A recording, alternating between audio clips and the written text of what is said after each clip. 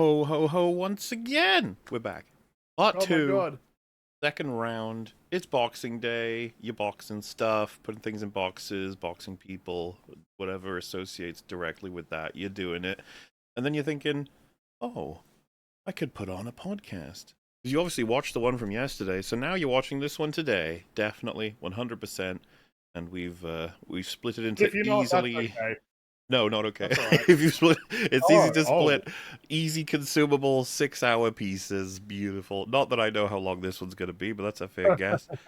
But yes, welcome everybody.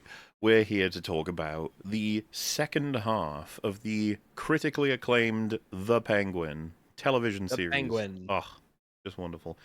Last boy. we Waddling left along. off to catch up. You got the criminal underworld has been shaken up by the death of Carmine Falcone, and we've got some major players making some moves that have now resulted in the death of basically the entire Falcone family, except for Sophia, and of course VT and Gia. I think that is it for the bloodline. Like, that's about the extent of it.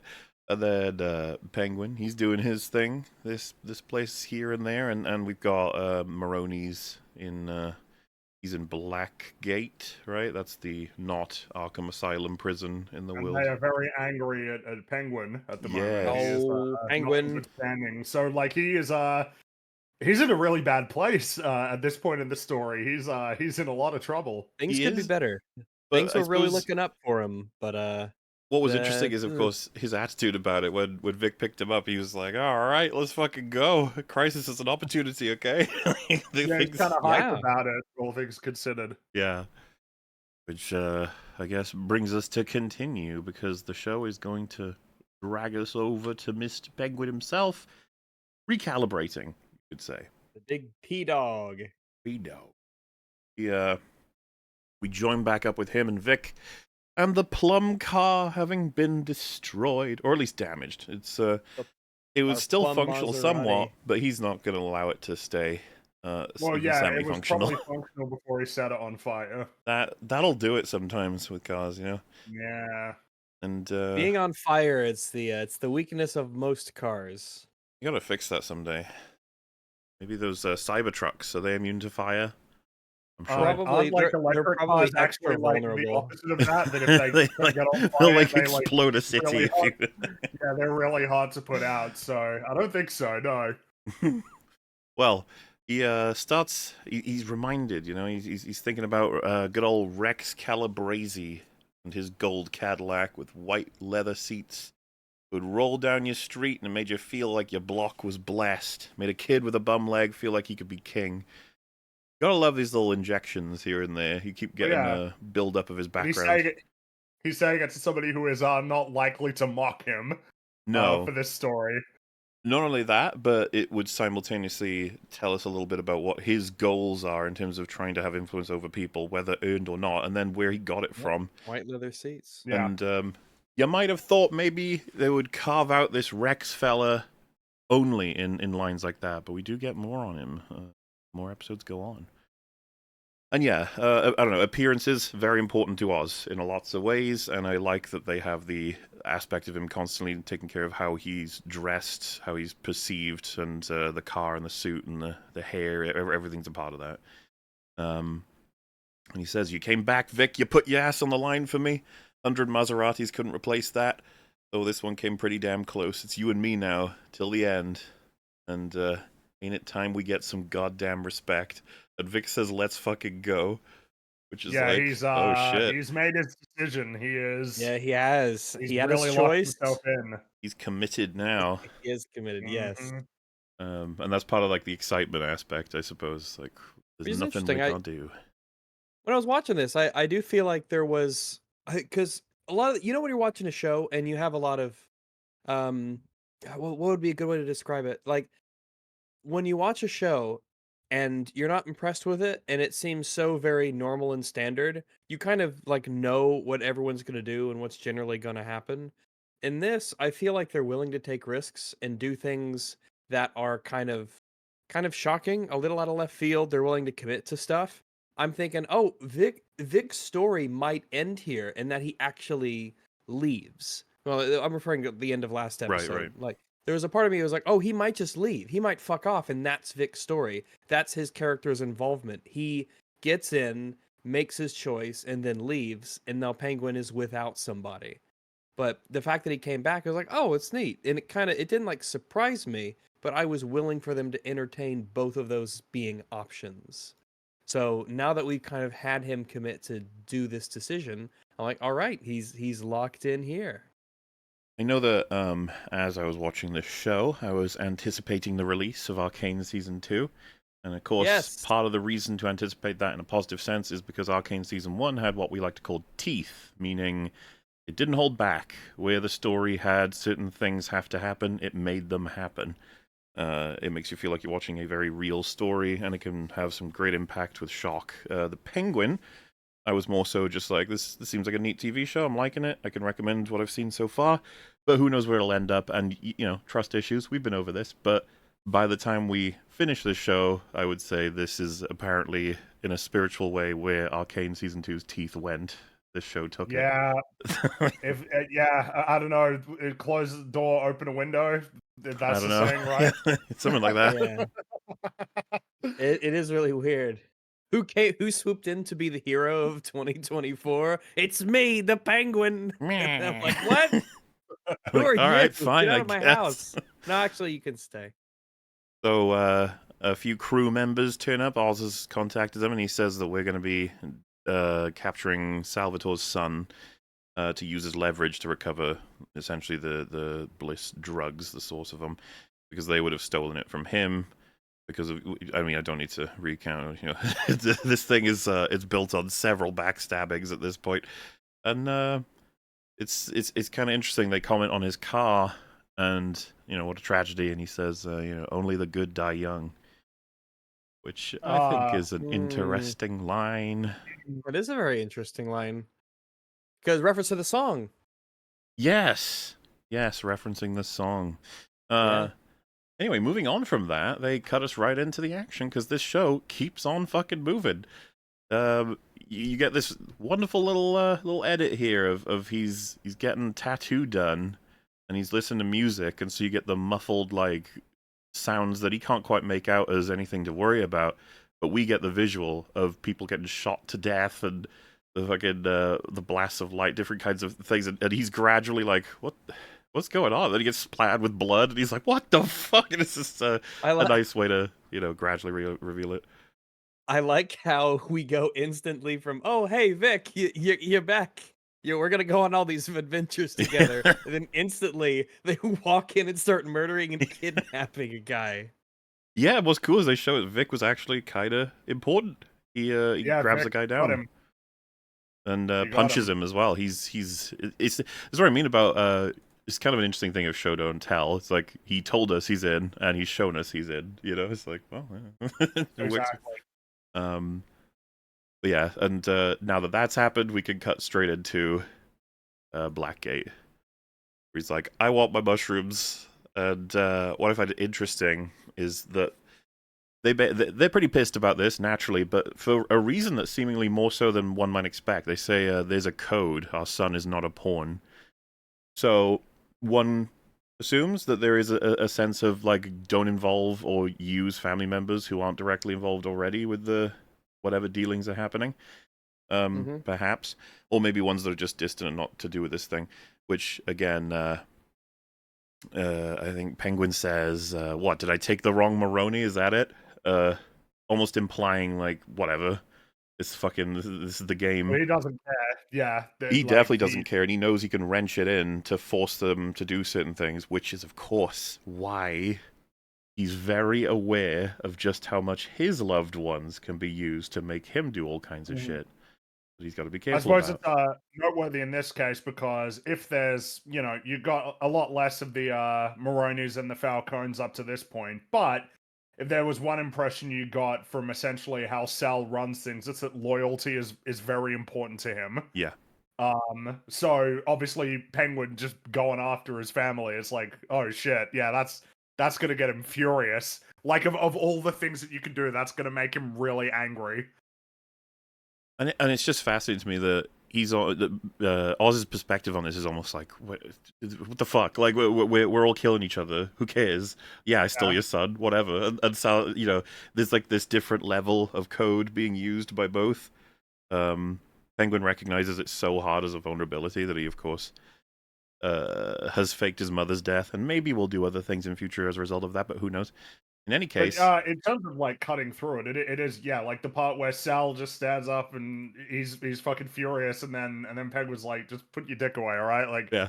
You know what I mean? It's just like, what are we doing here? Like, you can do that, but that doesn't change you can the be reality mad, of the situation. You have something I but want. I have something that you want. I have your Let's make son. a I deal. know you're gonna want him back. That's it. So we know how this works math-wise. Yeah.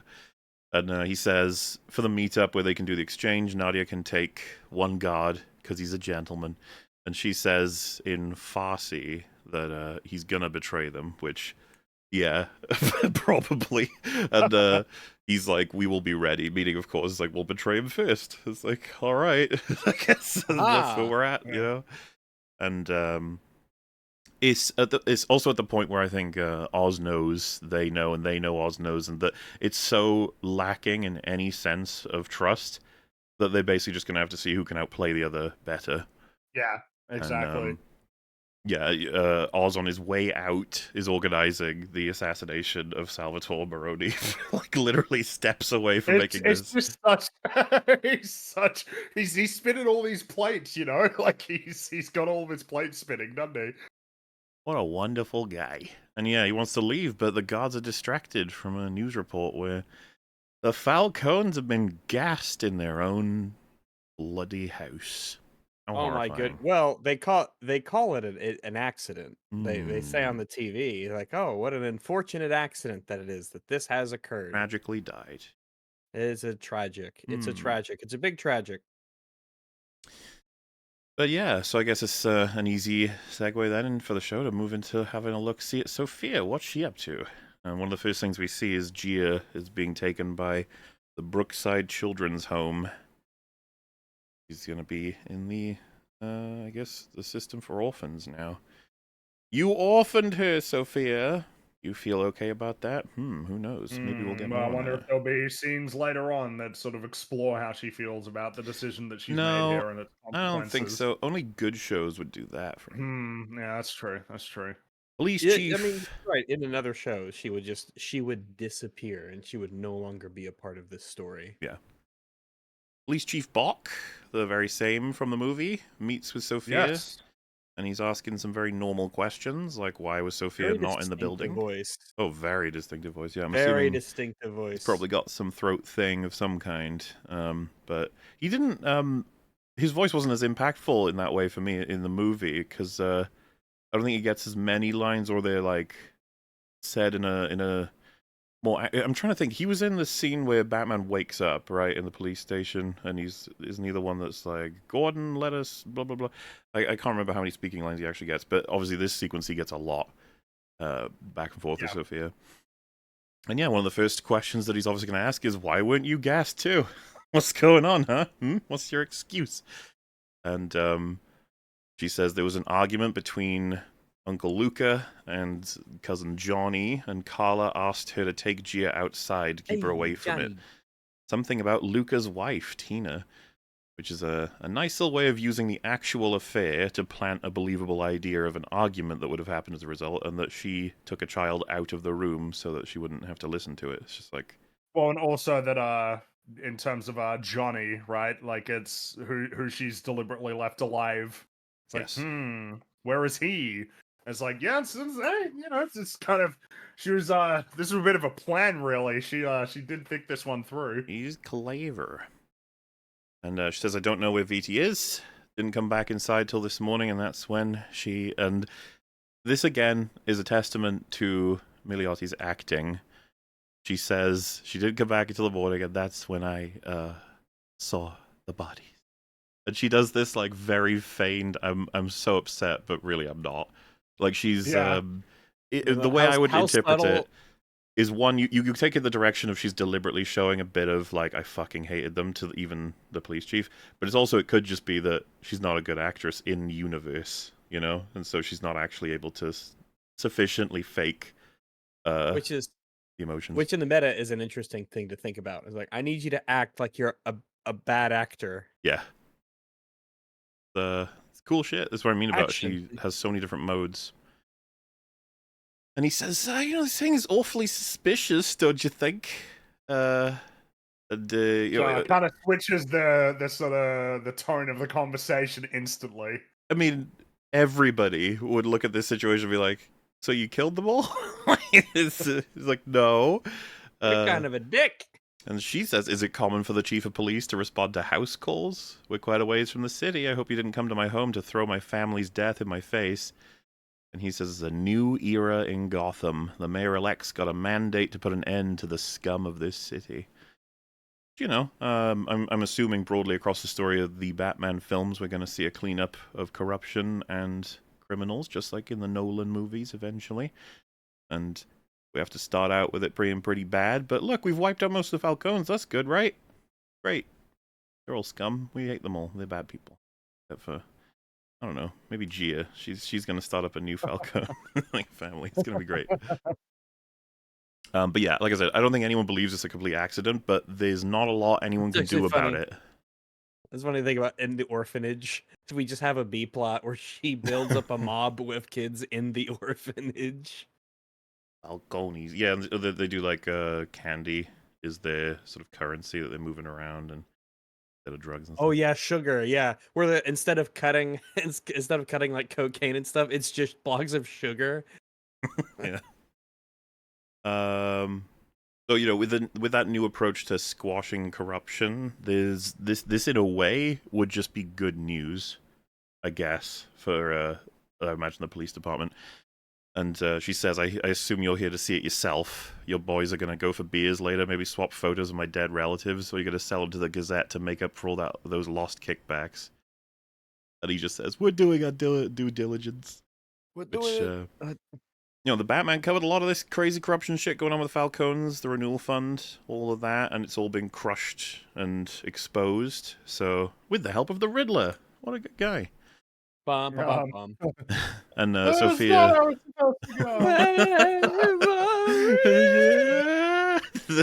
And Sophia's got more than enough awareness of it. Obviously, she would. And so it's just interesting that they keep us abreast of the police's angle with all of this. We do get a background storyline for them all the way through the season, what they're up to, which will be helpful for the Batman too, I'd imagine.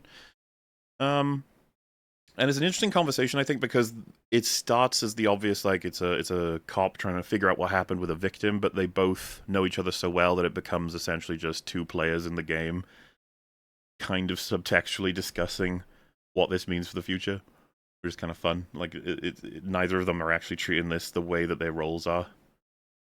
Yeah, they're talking bullshit, basically. Yeah. Like, it's just teeming with subtext. Good stuff. No, I mean, it's fun. It's fun when you can have those sorts of conversations where two characters are bullshitting each other, and they both kind of know it. And the show doesn't have to say there is subtext here. They are actually a mob family, and the police chief knows about it. I don't know. It feels like, in a sense, an ability to competently write subtext is just you're already at a certain level when it comes to storytelling. Like, it's that a show can only ever be so flawed if you are writing scenes where characters, on the one hand are saying these statements, but on the other hand, there's this underlying meaning or lies or deception agendas at play. And of course, this is one of many. I mean, so many conversations in this show involve characters lying to each other. Oh yeah, backstabbing, deception, lies, the whole lot. It's thorough and wonderful in the show. It's practically purpose built to show us just how good you can get with lies, even. So, speaking of that, she's got BT tied up in it's like a mausoleum for the Falcones. So Yeah. Very unlikely anyone's going to be checking for him down there at this point. And so she's just giving him a bit of good old standard torture, having him strung up in a very, very cold place and pouring what I assume isn't just water. It looks like there's some stuff in there. It looks like it's ice cold water, I think. I thought Yeah. it was just water, but it's I thought just it so was water with cold that ice in it. Yeah. Well, like I said, I thought it wasn't as chunky simple as water. water. That's all. But I mean, hey, water would still do it. I imagine in a place I think, that well, cold. it's the way that she I put it. It's that you're going to be really cold, which means your body has to work a lot harder to keep you alive. Yeah. And it's just not going to be very pleasant for you. Yeah, and she wants his cooperation. She wants untraceable cash, which would be stored somewhere in secret that he probably knows about. And with that, she should then be able to control what she wants. But Vito's convinced she'll kill him. He gives it up. So, you know, we're going to have to see how she's going to be able to convince him otherwise, if possible. Heading back over to Oz, the great and powerful. He's Oz. he's Oh talking my to God. Eve, and it's kind of insane, right? The Sophia's after him, and she's killed her whole family, and they have a significant Maroni captured in the room with them. Basically, this is absolute chaos, carnage, and horror. Well, and then when you add on top what she believes about Sophia, what she Yes, believes which actually she's is very done, important. That's fair. that will be really important for subsequent plot beats. But she's She's- particularly nervous because she believes that Sophia is a horrible monster who specifically targets women. enjoys hanging them. So yeah, there's nothing but worries. It's all the worst situation ever, and Oz is doing his usual, like, don't worry, everything's Hey, under look, control. right? It's You fine. gotta stick with me. It's gonna be great. We got it working. You know, I'm not gonna let anything happen to you. I promise. Just his standard sort of bullshit, basically.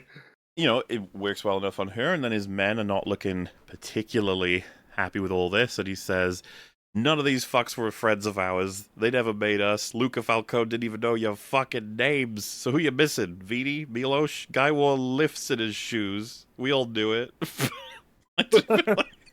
Well, it's just now that they're gone, he just feels free to just shit on them Yeah, relentlessly. he wore lifts in his shoes. Why should you care about him? It's a funny argument, isn't it? Yeah. But the didn't even know your fucking names is something he uses a few times in this season as a way to convince, let's call it lower level henchmen, that they're worth more than they realize. Because And it makes sense based on what he said about, Rex and like kind of that opening scene, like knowing someone's name, legacy, and connection with people. The idea, his love of the concept of being loved, that's his go-to to try and convince other people because it's important to him. And it's true in real life. If you remember people's names when you briefly interact with them, they will they'll only be like, just a nice little plus. But then people who are Right, working Kevin. for you, people who are doing jobs that are difficult for you, and you treat them as people instead of, pieces on a board, well, you might earn some extra loyalty, as he's familiar with. But yeah, one family down, one to go. Now let's get back what belongs to us, which is an interesting line considering he's stolen basically everything. It's all relative, right? What happens if you steal a thing from a person who's dead? I guess it's yours now. And he says, I know you want to get in the fight, but I've got no one else I can trust. This is to Vic, saying that Sophia's gonna come for him, and if it's today or tomorrow, whatever the fuck it takes, it's the mum. That's gonna be his huge weak spot, so he needs Vic to make sure she's okay, to look after her personally. Which isn't as fun of a job, but arguably it's safer, But right? it's a really important job, and it's safe. Yeah. And after everything, we're literally doing a thing of leverage with family members. It's probably more on his mind than ever. And he does say, she's what keeps me good. I gotta know she's all right. Very interesting to think about. She's what keeps me good. Anyway, we cut back to good old BT and Sophia. He's not doing well. No, you can imagine this is a pretty rough situation, and he's going to have to start thinking about alternatives. And he says he really loved Sophia's mother, and it was extremely wrong, the killing of her, and that it weighs on him quite a bit because he introduced her to Carmine, which sucks. Which this is actually a connection that Sophia brought up in episode 3 already. The BT having a lot of care for her mother. It's not like out of nowhere. And he says at this point he's got no reason to lie because everyone's dead. And he talks about like her laugh, her beauty, how she tried to leave before, but she had to come back because the kids were still left behind. And so basically, like, he felt bad that she obviously wanted to escape, and then he sort of accepted it was done. And he says, it's done. What's done is done. What he did is done. Like, I think the point of that getting repeated somewhat as well is that he's saying, because she does ask, like, why the hell did you keep working for him? You know, you loved her so much, you were his underboss for years. I think it's a matter of there's no going back, there's no undoing her being dead. And in the same vein, there's no undoing the Falcone family being dead. You know, like, VT like is he moving has to on. accept the new situation that he finds himself in. And he says, well, you need me now. You want to be boss, you want to win this war, the money's not enough, you're going to need respect, you need soldiers to win the fight for you. If you go it alone, you're not going to last a day, and I can get you respect. I couldn't help your mother, but I can help you. So, you know, it's which is sort of an interesting turn, considering how adversarial he was towards her throughout the preceding episodes. Yeah, and it's like, he really doesn't like her. It's an interesting turn in the sense that are we to believe that he truly is going to switch loyalties quite as significantly now because the rest of them are dead, the more significant players are gone. Yeah, that's always an alternative. And you know, you can interpret for sure that this is actually him paying back what he owes by helping her, by not having done anything for the mum. And it would seem that he's not exactly a huge fan of a lot of the people in the Falcone family anyway. But by comparison to the Maronis, why would you be? They don't seem very supportive or positive. They're actually quite brutal and cruel. No, I mean they'll betray one of their own, like, just because they got told to. Yeah. My guess would be they want to characterize VT as drawn to whoever's in power. Yeah. So in this case now, survival. And in a sense, there's a degree to which he's somewhat spineless. Yeah, but not when it comes to anyone below him.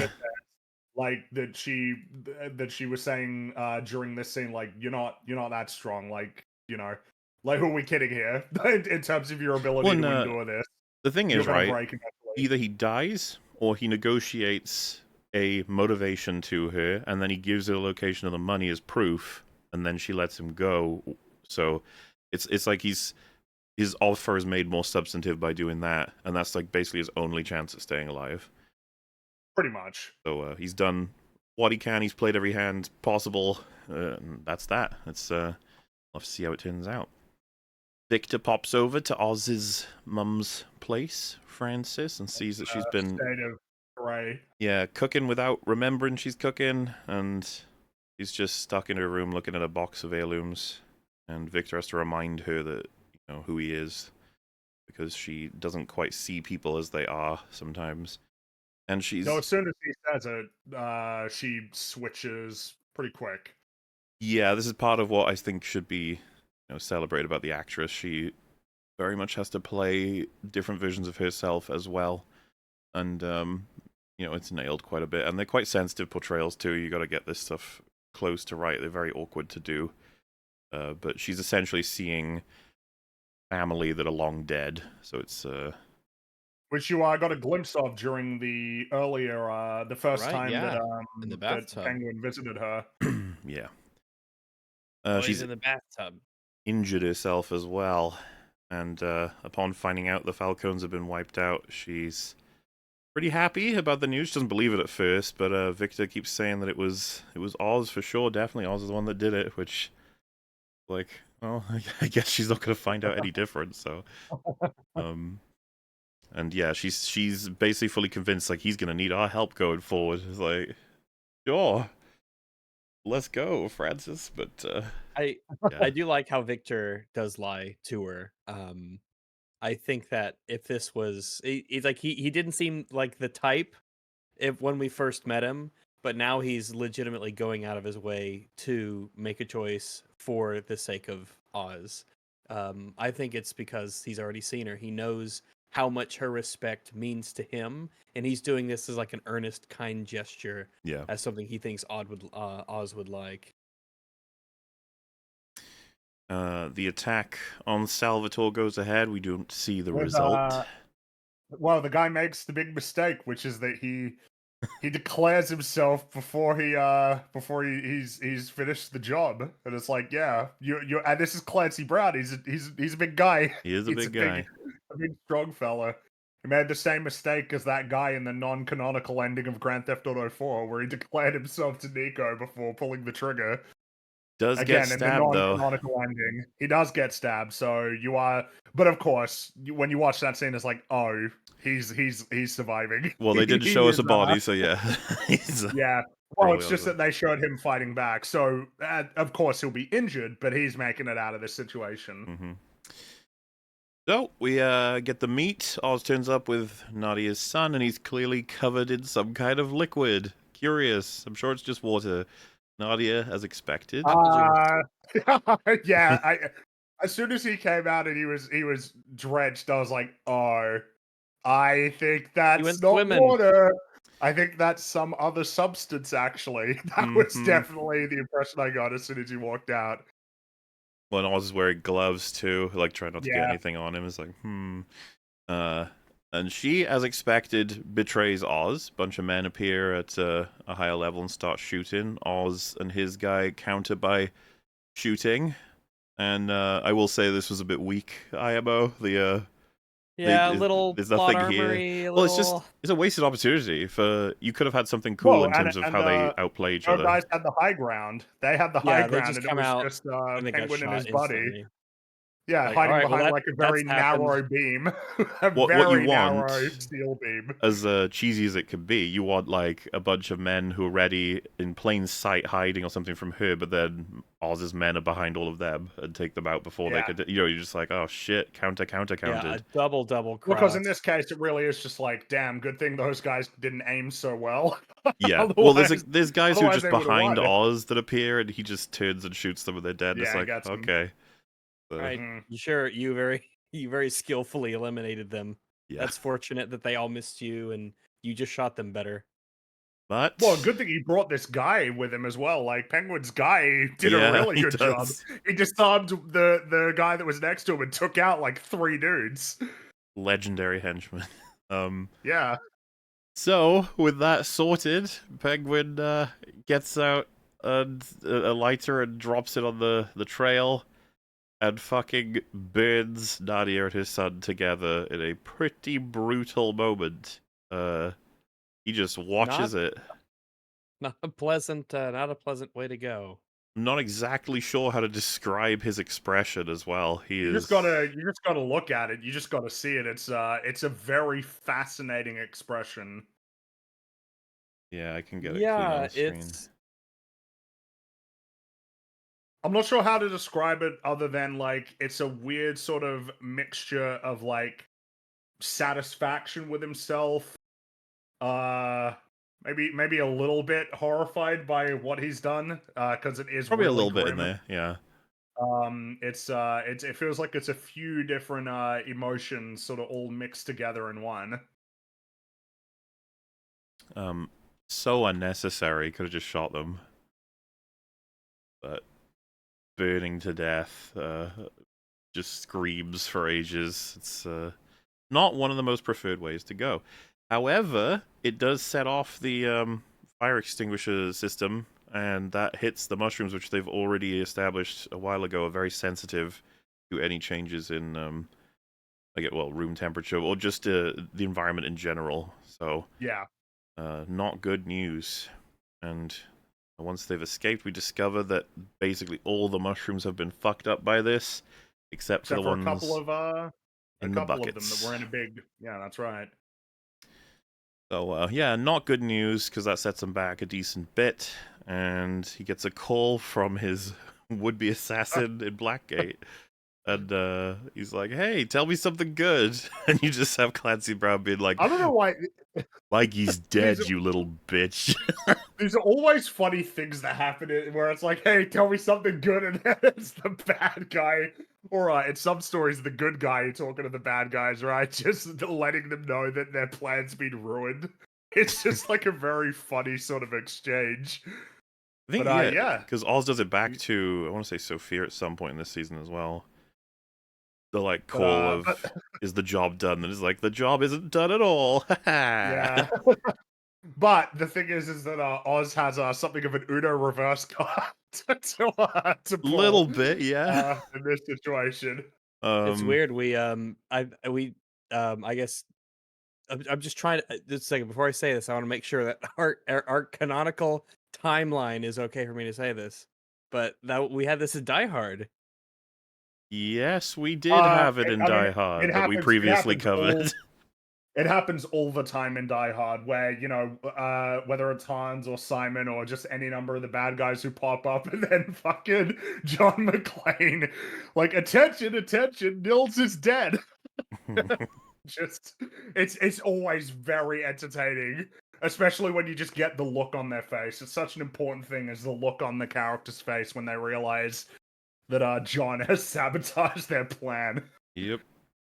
I mean, we Oh, always you- advocate for this in everything. Just get everyone's reactions to everything, and whatever happens that's important to them. It's always worth it. Stories. Mhm. I will say, feels like you'd think you'd need more than the guard getting killed by Sal and taking his keys to get out of Blackgate. One can Yeah, assume. it'd probably be a lot harder than that, but maybe he's got guys on the inside who helped him out. I think that's more than guaranteed. You know, a little bit of headcanon there for he's a Maroni. He's big into the everything. We don't need to be shown that necessarily, but I would have appreciated maybe something of a throwaway line just to let us know that it was the keys plus maybe something he'd been My cooking in the guy from the background inside. already. Yeah, like Mhm. And this was you go think that, time or you know, something. one who can hatch plans, create schemes. Like, Yeah. who do you think you're fucking with, or something like that? But yeah, with that in mind, he says, "There's no place I can't find you now. No place, Oz. You are cooked." Which I was like, why do you say you are cooked other than it being like a modern thing? And then it's because it prompts No, Oz to say something else. That's a thing, I guess. I mean, that is a thing. You know that when they wrote that down, they were smiling. Well, yeah, because Yeah, I was like, oh. cooked, huh? That's funny. Do me a favor, Sal. Call your wife. See if she answers. You stole from the wrong fucking guy. Which, yeah, she's been overcooked, you could say. So that's only going to make things better for him with Sal, I'm sure. Oh, that's gonna work Well, out I mean, great. the thing is that he screams like you fucked with the wrong guy, but of course, as will be revealed by the very next call that he makes, he is very nervous right now. Things Yeah. are not going well. This is bad. Because, of course, now, you know, he's in a position where it's like Sophia's obviously coming to get him. Sal is now in a position where he can come and get him, and he's barely even got any of the mushrooms that he needs for his operations. Yeah, his He link is, with the very triads low and stuff. point right now. And so he calls Vic to see how Francis is, and you have Vic being like, and he goes, Vic, how is she? Like, you know, because there's a concern of like, are you about to tell me that she's not okay? Like, I need to actually know. But his stuff is just Especially like, after that call okay. after that call with Sal, he's like, "Oh shit, Yeah. is he already? Is this Well, it's already just starting to bite me in the ass?" repeating again the balance of like he gets frustrated with the delays, but he simultaneously doesn't want to rip into him too much for something that he sort of links himself to, but wants him to be better at it. Which I do think they take effort to make Vic overcome a lot of his stutter as the season goes on. He gets a bit more able to get his words out. There's a as scene time I'm thinking of in progresses. particular where they really make that prominent, but gradual as well. But yes, Oz tells Vic to get his mum out of the house and go basically anywhere that's safer because the heat is at the top, and Vic says he's going to do the job, he's going to do it well, and he's going to find a place. Because that's what Vic's feeling right now. He's like, oh, you can give me a job and I'm going to complete it. That's who I am, that's what I'm going to do. Sophia's browsing some clothes. Safe to assume they're her mother's clothes. All kept safe for the years. And Julian says, it's not the control I miss in regard to Sophia. It's when he saw what happened on the news, he said I knew it was you, that you did what you had to do. I've seen it. It's given you a release, and I would like to feel that too if you'd have me. Which maybe now's the time to possibly discuss a little bit that I feel Julian is basically the most significant miss of the season. I agree. is- I feel like we were building him up to be something way more than what we kind of ended up getting. I think he's the closest character in this show that comes to being superfluous. Yeah. Where it's like, dude, you could like get rid of him, and I feel like we're not losing it compared to even some of the minor characters where it's like, no, I mean, if you get rid of them, you get rid of like really important and relevant plot threads. And of course, if you get rid of any of the more prominent characters, you lose all of their character. He's just kind of like this weird guy who's super loyal to Sophia. Also, he facilitates a really important payoff late in the That's season. true. That's true. But I don't know that it's enough to justify his screen time. And well, yeah, because it's not a small amount of screen time. I mean, compared to some of the other members of the Falcones, he, as the longer it goes on, he ends up eclipsing them in screen time. I don't know if you saw this, Fringy, but apparently in the original script, he was going to be Jonathan Crane. And they were happily going to be setting him up for the future of the Batman universe to be Scarecrow. And there is a remnant of this. If you look at his office, I think it could be episode 4, there's a shot where you can see the Scarecrow glove on his desk. Why would they change their minds? I mean, I guess I don't know exactly why they changed their mind. Maybe it's something to do with how linked he is with Sophia that they wanted to wait. They can't do a lot for him, so why not? You don't want to nail anyone too close to all of this for Scarecrow when you could have complete freedom in future if you just change the name of this person. Sure, but that's true. What I saw people speculating was, I guess they just forgot to take out the glove. So you could just see that as like a evidence that that's what his intention was. Well, then you could be like, that's an Easter egg. Then you can just be like, yeah, hey, but that's fine. I think with a redraft, we could not only make him way more interesting, but you could make him Jonathan Crane. Why not? That could be. Yeah, there's something to be said about because his role here was essentially he is the sympathetic doctor who was assigned to her for all that time in Arkham. And surely there's got to be something you could play on with like fear and being afraid and this like a psychologist, because I don't know much about the lore of the Scarecrow, but you'd think that a psychologist in a mental institution would be like a perfect idea to have like your spooky guy who preys on your fears and can get in your head.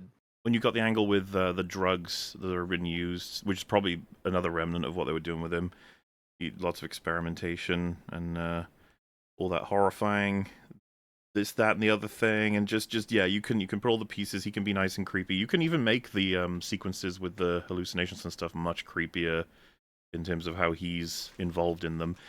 And then flesh out his lines to make him have his own interest in all of this. That's very clear and unique, so that he's ready to sort of become his own thing. But as it stands, he's very much like, oh, it's him again. There he is. It's there he goes. I'm sure they'll do something with him later that's really important. Yes. But, and, it's funny because like the summary of this scene is Julian is on board with Sophia now. You're like, okay, yeah, sure.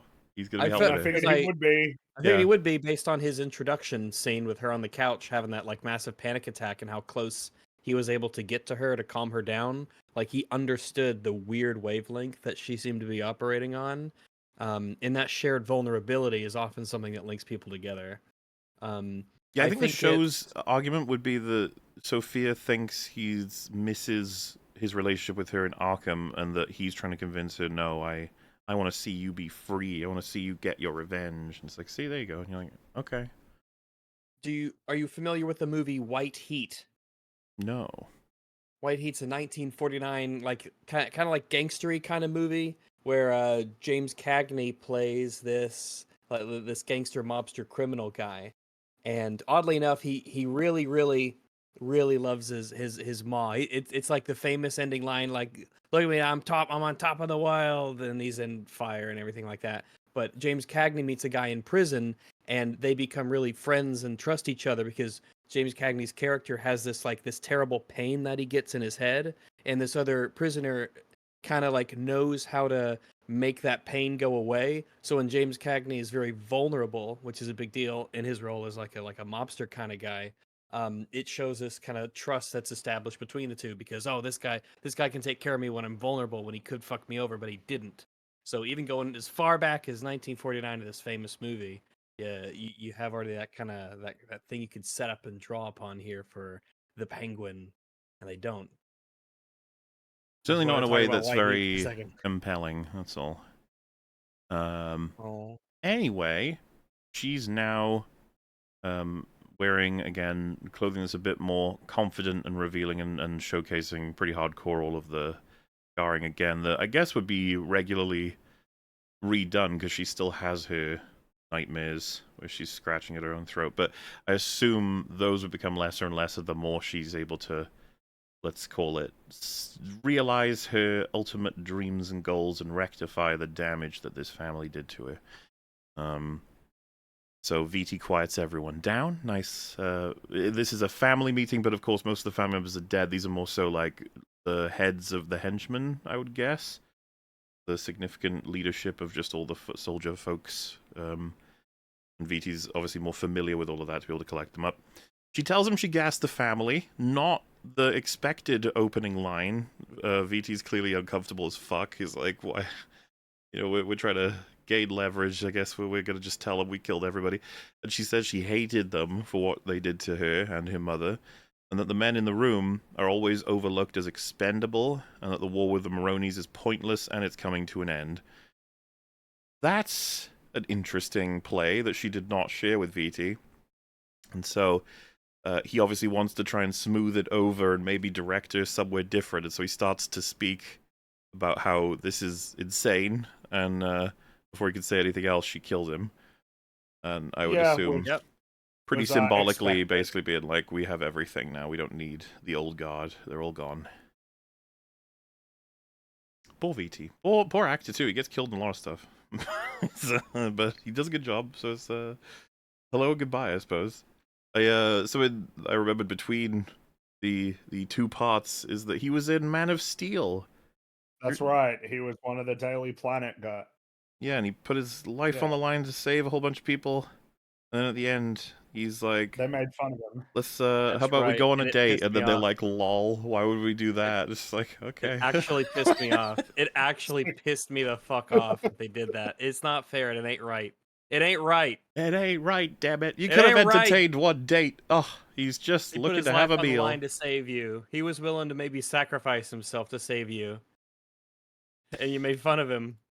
Oh, well. You're laughing at him. So then Sophia pours the untraceable cash onto the table, lets it drench a little in blood. It's like, oh, jeez. Gotta love that symbolism. I mean, yeah, symbolism, but goddamn. You can see the henchman being like, I get symbolism, but I gotta wash this shit out. I love a flair for the dramatic.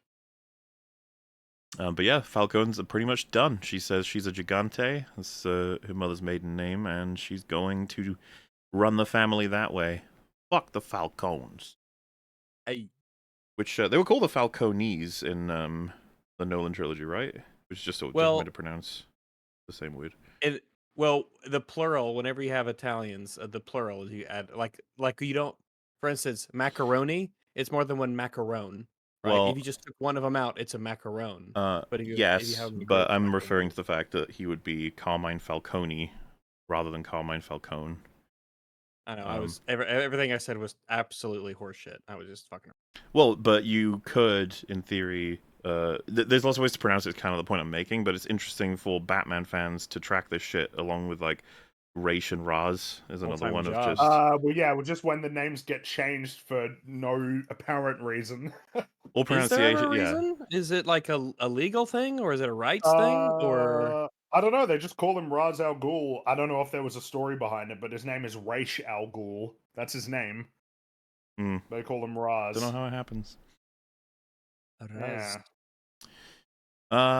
So we're with Vic and Francis, and he explains they got to lay low, and they're on their way to an apartment in Crown Point, and they see Squid, who's mentioned before. Remember when he was established? Squid. Squidman. That's right. He's essentially the boss. Chekhov's Squid. He's the big man of Crown Point. I would say kind of annoyingly coincidental that Squid is exactly where they need to be, and then I would say that Vic should make the decision here to recircle. Just don't go in right, like, this is a huge risk if Squid sees you, because he knows you, and there's going to be questions, and that's going to lead to a lot worse things. But instead he's like, no, we'll sneak in. And unfortunately for him, they do try, and they're spotted by Mr. Squid. And he will be talking to him about that in future, but not for now. It's all good, I suppose. And the apartment reminds Frances of her younger years with her kids. And then Vic says he lived pretty close by to here as well. And she says, the east side is cursed. It takes everything from you. Which, knowing both of their histories, once you've hit the... I mean, you know enough as it is for that to be meaningful, but I think it hits a little harder once you've seen episode 7. Absolutely. Anyway, Oz asks desperately that Eve come with him to Crown Point, since she's essentially a weakness of his. You know, like, we've definitely built that up, and that is definitely an avenue to him. And that they're in it together, and she refuses, but reassures him if he's successful, she's going to be there. But she's not going to leave for this, because you'd only hold him back, which, you know, it's up to you, really, if you buy that as the actual argument or not. You know, I get the sense from watching her that she's quite a clever lady in this show, and that she's only with Oz for as long as it can benefit. She's just careful. And this does not seem like a time to be with him. He's not reliable. He's kind of all over the place. Yeah, when she says that he's gonna be on top again, and that's when she'll be with him, he looks so fucking unhinged. He's like on the table. Like, oh, okay, so you'll come and collect at the end after I've done everything, and you didn't have to do all that stuff, and I'm gonna. Oh, okay, all right. It's just that it's kind of interesting to think about across the whole season. There are several points you could choose, but this is one of his like worst points. For everyone's against him, and he's got barely any resources left. Yeah, this would be a contender for as bad as it gets, but I mean, not quite. Not quite. Yeah. Well, I mean, first episode was pretty bad, but that was pretty bad. Yeah, no. But also, I guess it's probably worth mentioning that when I was watching this, I was like, "Uh-oh, she knows about Crown Point now. That's gonna be an avenue information." And it seems like an avenue that it's the only avenue, and it's drama. Right, it's like a route to really good drama, so that's probably gonna be relevant. So Sal, as we know, is out, and he's in a little what looks like safe house cabin-y type thing in the forest. A bunch of men. Unfortunately, they get killed because Sophia's got her own men, and she's come to get him, or at least one could interpret it that way. But she says, "My father always said you were too sentimental, and it made you weak. I don't think he understood why you cared so much about your family." And good old Clancy Brown says this because the Falcones eat their own, which we've really, I mean, yes, that's very true. Distinctly drawn that line because the scene opens with him just staring at a photo of his wife too. Like he's yeah, it's been pretty comprehensively established that he really cares about his family and he really values loyalty. It's one of the biggest things that made it basically impossible for him to work with Penguin. He could only ever essentially describing it as working with him is like not accurate. It's like, okay, your scheme can benefit me, so I guess I will tolerate it, but like they can't work together because he can't be trusted. And I'm very glad. That picture. He's thinking about Arcane season 1. Oh, what happened? What happened to you? I'm glad Clancy Brown has been able to perform as opposed to he's like a legendary actor we'll bring in just to have a scene or two. It's like he's been able to like in Ahsoka where he just shows up for just a scene, remember? Well, and he's also No, I don't remember. You're gonna have to actually jog my memory because I do not remember. Like a big episode 1, right? When they had that big mural, and you remember that Sabine, she was off. Oh, was he the MC? He was like the announcer. Yeah, he was. Okay. Well, it's because he's the voice of that character in the animated version, right? That's why they got him. Yeah, I guess so. So you could argue ceremonial at least, but yeah, you'd want him before that. But that's the second time he's been in a Disney Star Wars TV show. Oh, the first one was he was one of the guys in the Bill Burr Mando episode. He's a demon man. Yeah, that's right. Always pops up with his prosthetics. And also, I mean, he's Cortex. Dr. Neo Cortex. Oh yeah, I mean we'll be here all day if we talked about everything he's done. Clancy Brown is an incredibly accomplished actor.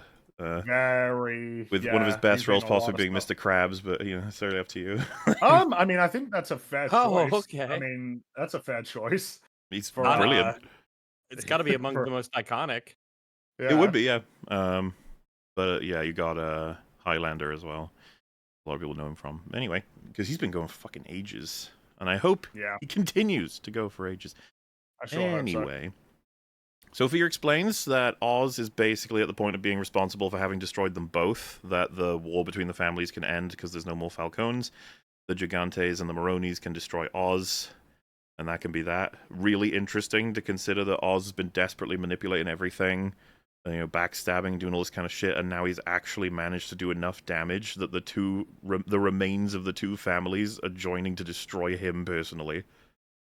Yeah, it's crazy. All of his crazy schemes essentially ended their conflict Yeah. by kicking off a string of events that would end the conflict and prompt them to work together to destroy So- Penguin, which interestingly switches. It will become more apparent in the subsequent episodes, but it creates a new dynamic between I don't know if I want to say the protagonist and the antagonist. I suppose if you would consider Penguin the protagonist of the story, certainly not the hero of the story. He's no. he's the protagonist. He's not you're rooting for him, Not but typically maybe not the way heroic. you don't root for him in the same way you root for Luke Skywalker, you know? It's a little different. Well, maybe TLJ Luke. Abandons the whole universe to die, to take care of himself. You're the Penguin of Star Wars, Jake. I will say, by the way, it is interesting here that we're arguably, certainly so far, we're probably at about the lowest that the Penguin's been, but even at his lowest, he has done enough damage to get him. So everyone's kind of at low points. Everyone's like, I mean, I guess Sal's out of prison, but, his family's dead, and that really bothers him. She has killed all the Falcones, but now she's trying to, get these age-old enemy families to get together, and Oz is where Oz is. So it's a very interesting dynamic, the shakeup that has happened over the last couple of episodes. I will say, I know, obviously, it's not really important in any way, but the end of this episode to me feels more so like the mid-season ending, because there's a big old time jump between the end of this one and the next one. And it feels like a sort of, we went through all that craziness. I mean, we can talk about it when we get there. We're pretty close, but you know what I mean. So anyway, Oz goes home. He says to his old mother that he's sorry, and then he feels like he let her down, and she just says, "You did."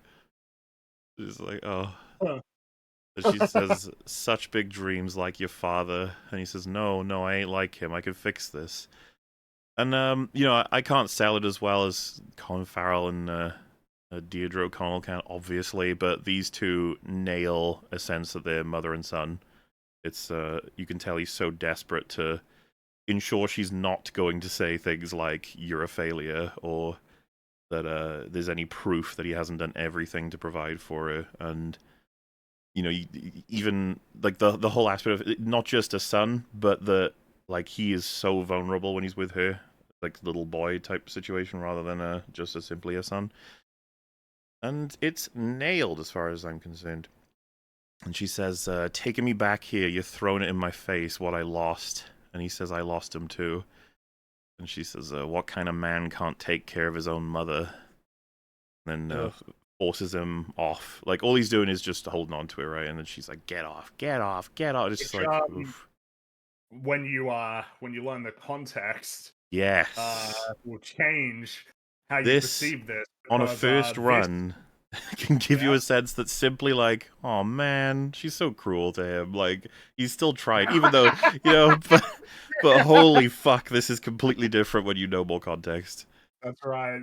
It totally changes the meaning of this, and her desperately telling him like, "Go away, get off, leave." Because you'd just be. Well, I mean, it's completely recontextualized as why she said that. What we would say is a key detail is after he says, "I lost him too," is when she gets real mad. That's right. Good stuff. Which I mean, if you're watching it first time around, you'd be like, "Why would that? Why?" Yeah. Why would, like, why would you be getting mad at him after he said that? You'll find out. So he says to Vic, who's a smart move, Crown Point, and he said that I told us.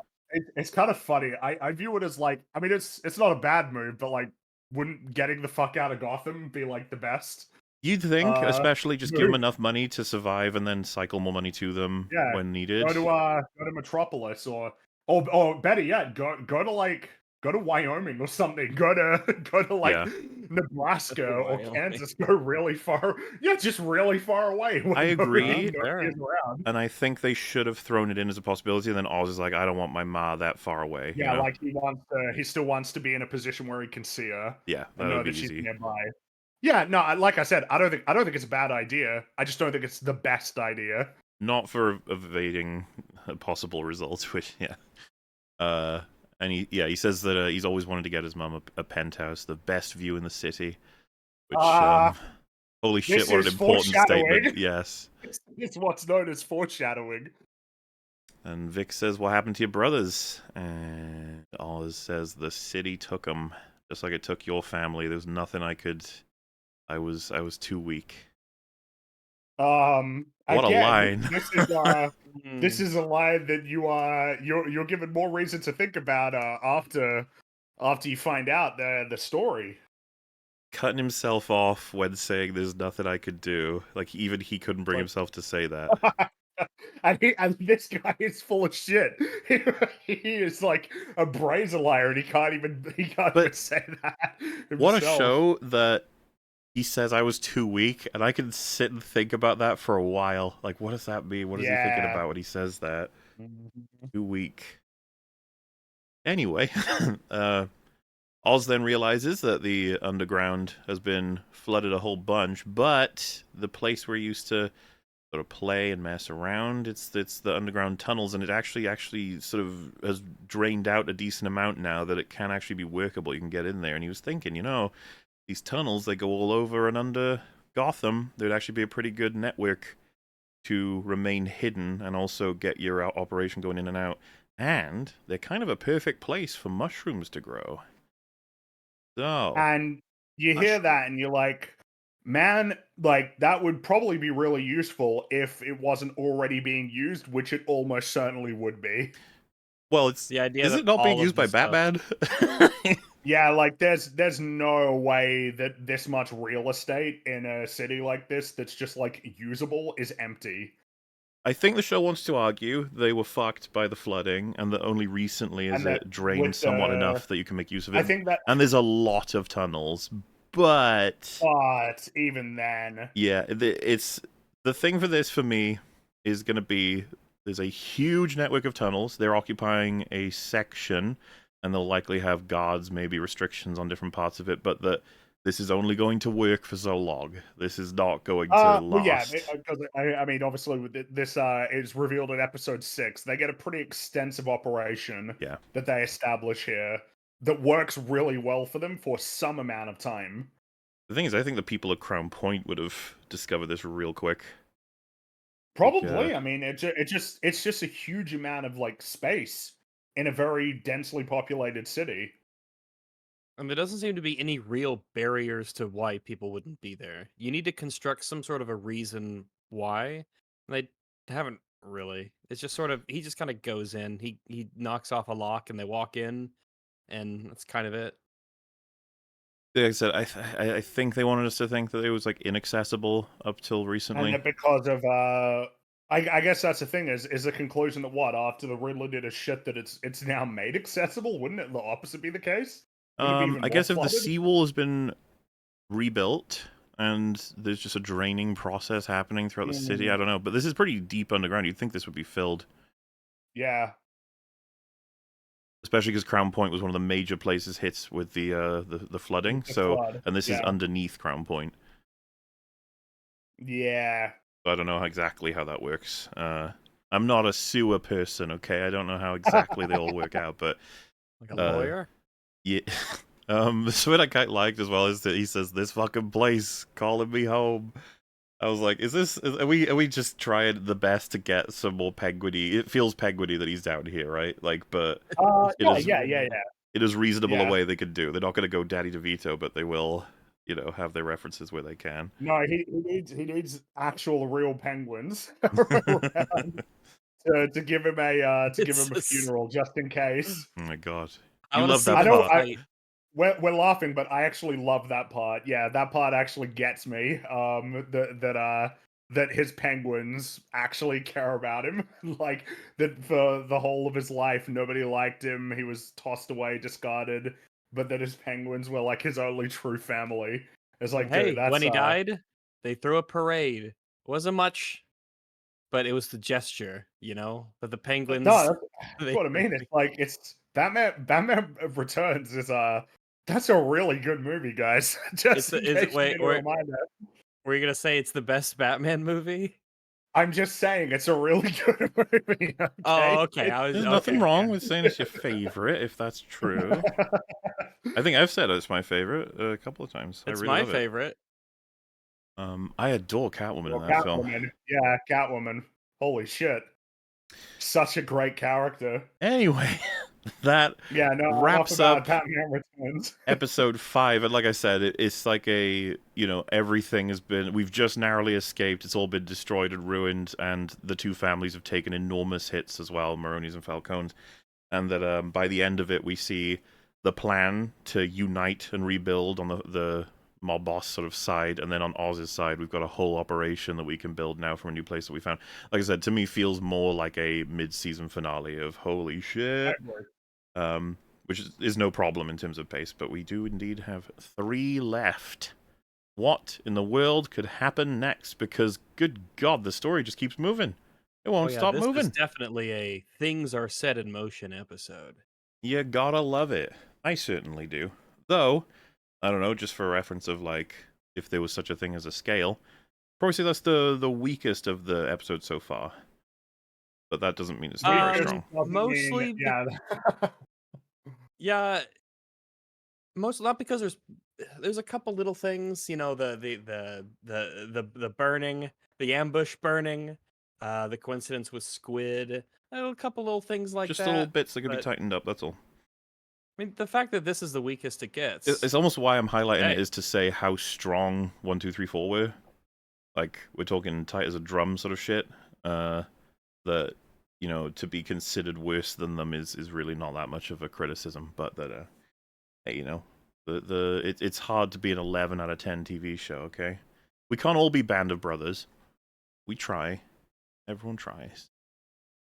But, Band of Penguins. and get on with episode 6. I don't know why. Now I'm just imagining a bunch of penguins like Operation Market Garden, but it's a bunch of penguins jumping out of planes and landing all around. And what's in funny the is Netherlands. penguins would have to use parachutes because they can't fly. That's right, because they can't fly. It's perfect. Exactly.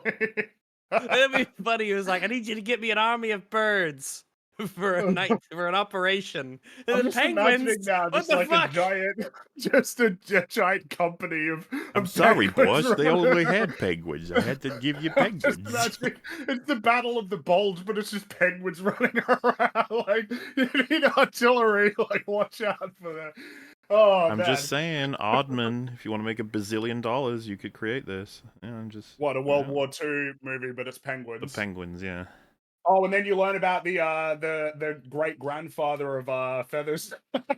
Feathers You can McGraw. learn about what he got up to, all of the adventures that he got on. So, we begin with what... I was wondering if it's deliberate or not, but remember in the Batman, they have shots of him going through these tunnels getting to his old base. I was wondering if they were trying to create a bit of a parallel with Vic is now motorcycling through as a drug runner in the very same tunnels that Batman may very well be operating in. I don't know if it's to create a sense of just like, oof, you're gonna be getting so close. You might be right. That's an interesting observation. And yes, 2 buckets to an entire empire. We've skipped some time, and things are going much better than they were at the end of the previous episode. As was mentioned, because I think when we were seeing this, I was like, don't know if this could have been kept a secret to even get to this degree. It'd be tough to keep it a secret tough. for as long as it appears they've kept it a secret, because Mm-hmm. it feels like you'd relatively quickly deduce, because you get conversations later where they're talking about like how hard it is to keep track of them, but you would think that somebody would be like, oh, there is like an extensive network of tunnels underneath Gotham. Yes. And they do try. This is not something they just throw away. He said the first line you see him with the guys he's giving money to says silence is gold and loose lips and all that shit. So Yeah, everyone is told to keep this as quiet and secret as possible. Obviously, the entrances and exits are all covered with some form of security, and that they're all aware when dealing that they need to be hidden, and if they're ever chased, they need to lose their leads. I think they specifically talk about how like just by like paying them well and giving them the best opportunities in Crown Point, that works as a big force to keep them all, I appreciate the effort from the up. writers. I just don't know that it's possible because it's such a big operation. Something to note though is Vic's got a gun. He does. He's got a gun. It'll be important. Mm-hmm. But yeah, he's talking about, it's a sort of expositionary catch-up for us, but that I think it works pretty well. He says that, God, they've achieved so much recently. They're at a good point now. They've recovered a lot of what they had lost in different sectors of Gotham. Different gang leaders are all on board, and the operation's trying to stay concealed with the hope of involving Zhao finally again. What's funny is how important this is. They've got electricity issues. They struggle to keep the power fully on, which might just seem like a casual thing, but that's going to be deathly important. Electricity is important. At some point, yes. But yeah, rich neighborhoods hogging all the power. Thanks, Riddler, for getting us in this situation. That bastard. But he's having a laugh with our Joker right now, so concocting their Batman 2 plans, if such a thing would even happen. This time it will be how it's supposed to go, and he will have it all figured out for real this time. Yeah, and Vic says when he made the last drop, someone had eyes on the Sullivans, probably one of Sal or Sophia's guys. He says, as long as we stay sharp, duck them in the tunnels, these Maroni, Gigante, whatever the fucks can sniff around all they want. They're so busy with their noses up, they'll never think to look down. The good people of Crown Point hard at work, protecting us, keeping this whole thing quiet. We got their loyalty, we got their love, and you know why? Because we pay them. Which is okay.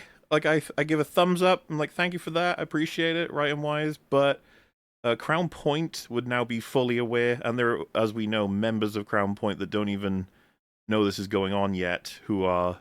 I mean, Squid is like the leader of Crown Point, somewhat. I don't really get how you could be employing this many people in Crown Point, even with paying them well, and Squid wouldn't know. He's got plenty of people to squeeze beyond fucking Vic. And then people who would probably be loyal to him out of fear, I'd imagine. And then, of course, they're working next door neighbors. You know, like, you could literally follow them to work in 5 minutes, and you'd be at where they are. It's, They do what they can. It's just, logistically speaking, I'm like, I don't think this pans out as well as you're saying it does, but you know what? We'll move on. It's all right. It's the current situation. You think this is a case of it's better to address it to poorly than it is to just act like there isn't? I think I prefer them. I like this attempt at explaining it. This is the best they can do, and it's a recognition of the need to address it, which just speaks to a better sort of writing philosophy that's going to yield better results elsewhere in the story. And they use it. I do agree. Yeah, that's the fact that they know to do it. I like what happens with Squid. I just think that it's not perfect. You know, it's a little bit wobbly. That's all. It's kind of like what you were mentioning earlier about subtext. The fact that they know to do it is like, oh, like you know to do that thing. That's good. It speaks. You probably know other things as well. Exactly. Yeah, he says, you know how meaningful all this is, Vic, to be the guy in the neighborhood who takes care of the people. They're going to tell stories about us one day, kid. Our names are going to live forever. Aw, that's nice. Vic and Oz, together forever. 100 years. The 1,000-year empire, indeed. So, Sophia and Julian doing some stuff, some role play, maybe sex stuff. I'm not exactly sure. They leave it kind of open exactly what. This is what sex looks like. They love doing. Smaller. Well, it looks like it involves. This is sex. This is sex stuff. BDSM. He's and got some wounds. He's tied down. You know, I assume it's something. I don't know if they're doing something that relates to her trauma / his interest in it. It's like, you know what, you guys do whatever you want. You're free to. This is America. You know, you get up to it, have fun, and that's the This is less what the interesting founding part of fathers this. died for. Exactly. Sophia walks into the kitchen and Sal's just in there making food, which I quite like. He's like that's the degree of their relationship at this point. And she even mentions, like, people are essentially under like house arrest. Not supposed to be just wobbling about the fucking house. You're kind of my Wobbling prisoner, he's somewhat, and he just doesn't give a shit. And I really get the sense from him that he just wants Oz dead, and that's about it now. Because a lot of the meaning for him was his family, if not all of it. Yeah. Well, even that, what he's cooking, right? It's something that his wife taught him.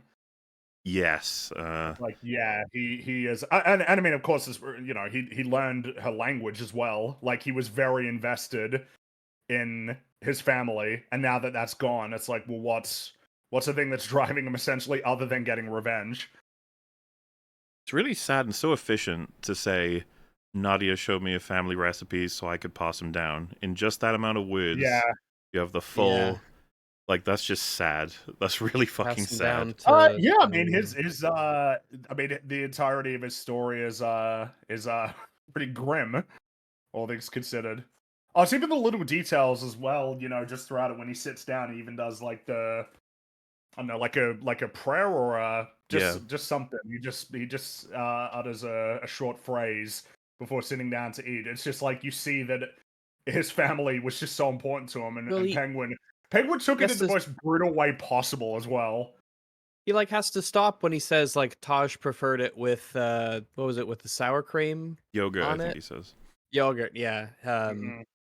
He's like because he's like, oh, this is how my son liked it. Yeah, and she takes all this information kind of in a somewhat neutral way, right? Because she's got her own goals, and these two are already poised against each other technically for years, but at the same time, what he's going through is so interesting for her, right? Because her whole family, other than Alberto, she just killed herself. It's like it's such an interesting dynamic to have these two together in terms of the trauma they've experienced. But Yeah, to be Well, looking at a guy so opposite to her in terms of how he looked at his family. He's like, yeah, this guy is like mourning the death of his family. I just killed mine, Meanwhile, and it was great. she did that because they all betrayed her on Yeah. behalf of her own father.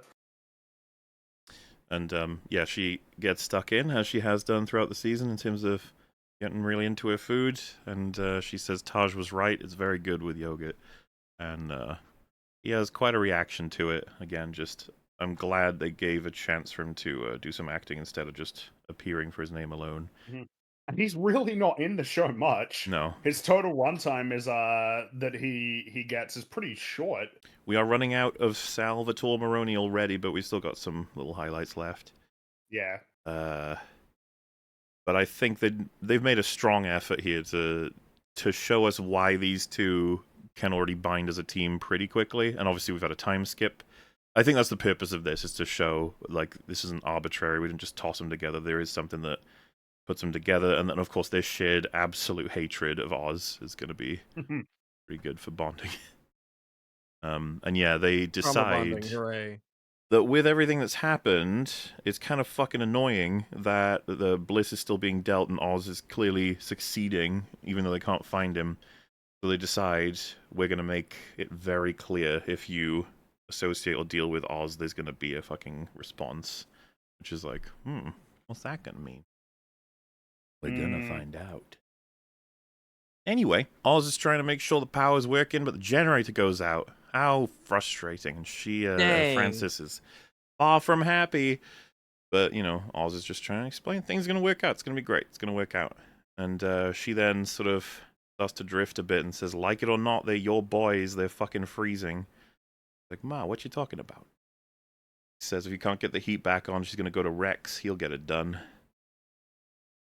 Yeah, so we already know, there's a couple of references now. She sees Oz as her husband a lot, and he hates being referenced that way.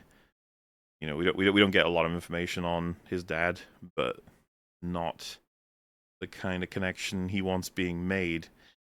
And Vic cuts in with like, don't worry about it. Okay, Jack went to pay the bill downtown. And she says, Jack's downtown?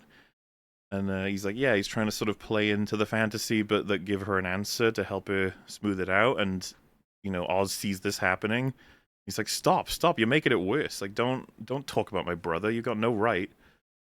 And it's such a awkward but totally kind of real thing of you can't decide how to treat my mother's illness. We already told me like that's something you do. And the idea that you're gonna feed her information about family members that aren't even alive, it's just so uncomfortable to Oz. He wants her to recognize that this is the here and now. It is him, and he's doing what he can for her. Because every time she has that, he like tells her what reality is. Yeah. Yeah, he doesn't He's want been her consistent with fantasizing that. or losing grip on everything as it is. There's none of them are here anymore. No Jack, no Rex. It's you and me. Got it? And then she very reluctantly and clearly frustrated says yes. Which, again, Yeah, with what gets revealed later. But yeah, I don't know. It's despite him being a monster, this is extremely tragic to have to deal with, and that Vic has spent a decent time with her, has tried to find a way to make it better that's only like completely at odds with what Oz would want. But it's totally genuine. I could totally see someone trying to do that. Learning gradually what they're fantasizing about and then trying to give them information that makes them happier regarding it. Which is something of an indication of how much time has probably passed. Yeah. That he's in a position where he can do this pretty effectively. Anyway, they find out 3 bodies have been found hanging in Sullivan territory. All appear to be young men, and each of them with a severed finger.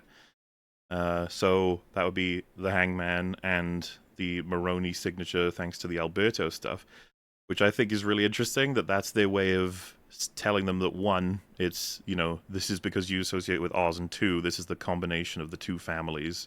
So be careful. And Oz's reaction to this is hanging and the pinky. Jesus, Sophia, pick a fucking lane. Pick a fucking lane. It's so funny. I like the little bits of dark humor. Yeah, it's good shit. But yeah, anyone caught with our product gets it. None of these lightweight assholes have the balls or the muscle to fight back. And he says, now I couldn't give Bliss away if I fucking tried. Unless, what if I did give it the fuck away? Oz has a plan. But, the Ozster. What exactly that's going to evolve into, I guess we'll see. But he says, anybody who wants Bliss gets it. Alright? Anybody. They've got to know that Bliss is in their hood whether they fucking like it or not. We're creating demand. Going to give every motherfucker in the city a free taste. This is an interesting idea because you don't exactly know what he's trying to force, but it does go somewhere, and we'll get to it. But he's got to find a way now to subvert, obviously, Sophia and Sal's new way of countering him. Which is interesting, right? It's like indirect warfare now. They have to go for other elements because they're both out of reach of each other, sort of thing. Well, yeah, it's like instead of direct, they need to do indirect strategies. Because I think the thing that you would assume here is it's just like he wants to get it out there and get people hooked on it, such that the demand is so high that like it can't be ignored. Well, and if these territory leaders are deciding we will not work with you, however, Bliss is clearly being dealt and used in their territories anyway, that's going to piss off Sal and Sophia. It'll make them look like they're dealing it even though they've agreed not to. So at that point it forces them to, well, you may as well fucking work with me. Mm-hmm. It's kind of, it's like, okay, yeah. Yeah, it's a decent plan. Vic is, he unfortunately encounters Squid. And he does the expected drugmen thing of, Victor, I want to know where you get your money from. Come on, it's going to get real fucking bad if you don't tell me, buddy, sort of thing. Do they ever explain why he's called Squid? Am I forgetting a line? I don't think. What he's called. I know he has a squid tattoo on his hands, I think. That's about all I got. Which came first? I don't know. Oh my god. Yeah. Maybe in season 2 they'll explain to us. You know what? I doubt it. I doubt it. I guess you're right. It's probably not, but we'll see if the old Squidster. What if he gets a flashback episode, yeah. What's funny is the aquarium when he was a kid. I feel like I've seen this scene 1,000 times, but I wouldn't even have one reference to throw out. Just the this scary drugman is interested in me, and I'm gonna have to deal with this at some point. Like it feels like it's in a lot of stuff, but Yeah, this will be interesting to see how Victor's gonna have to figure his way out of this Well, one. yeah, because I mean, obviously, the entire sort of the whole conversation is basically, hey, you got money and other people have got money. I want money. You're gonna help me, or else. It's just like, oh, Yeah, uh-oh. sure, I think we okay. know where this is going, especially with the trajectory that Vic is on as a character. The longer the story's been going on, the more it's been about him essentially being willing to take on more dramatic action. So there's a pretty clear direction that this is sort of leaning towards as a conclusion. But it'll be interesting to see how we get there. Yeah, now with their partnership fully fledged, Sal and Sophia start with Oz's apartment, and I'll be honest with you, when they burst through the door, I was like, they haven't done this already? I mean, this feels like... No, I guess not. Not for the last little while, even though a good amount of time has You passed. probably want to get here quick, you know, send Straight your men away. here just to, Yeah. But, alright, he says we gotta find someone he cares about, and then Sophia says he doesn't, it's his greatest asset. Which is interesting, isn't it? It's recognized by other people as being a really good asset of not having anyone you care about, because my god, having people you care about fucks everything up. It's almost like the theme of the show. Don't have people you care about, everyone. Bad. True. A man is strongest when he's alone. Yes. She picks up and keeps a cigar cutter. That'll be relevant way Yeah, later.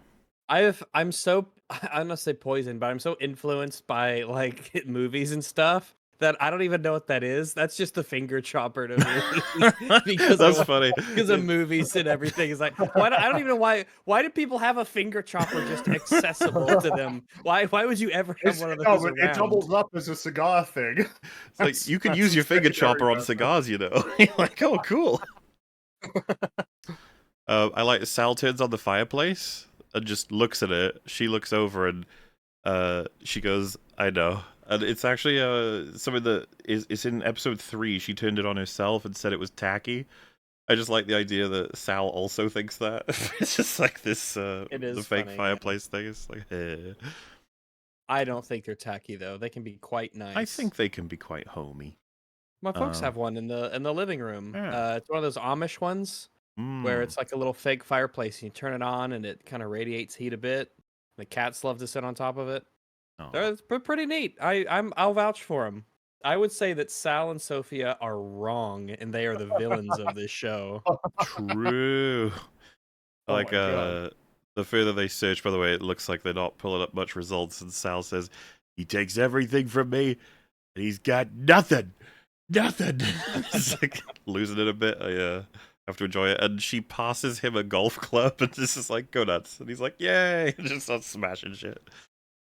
I enjoy him. But Sophia finds a photo of Eve with a message about how, I guess she was like singing a song for Oz or what have you, which is going to be a huge clue because it's going to send her to the girl that, as we mentioned, would now know about Crown Point.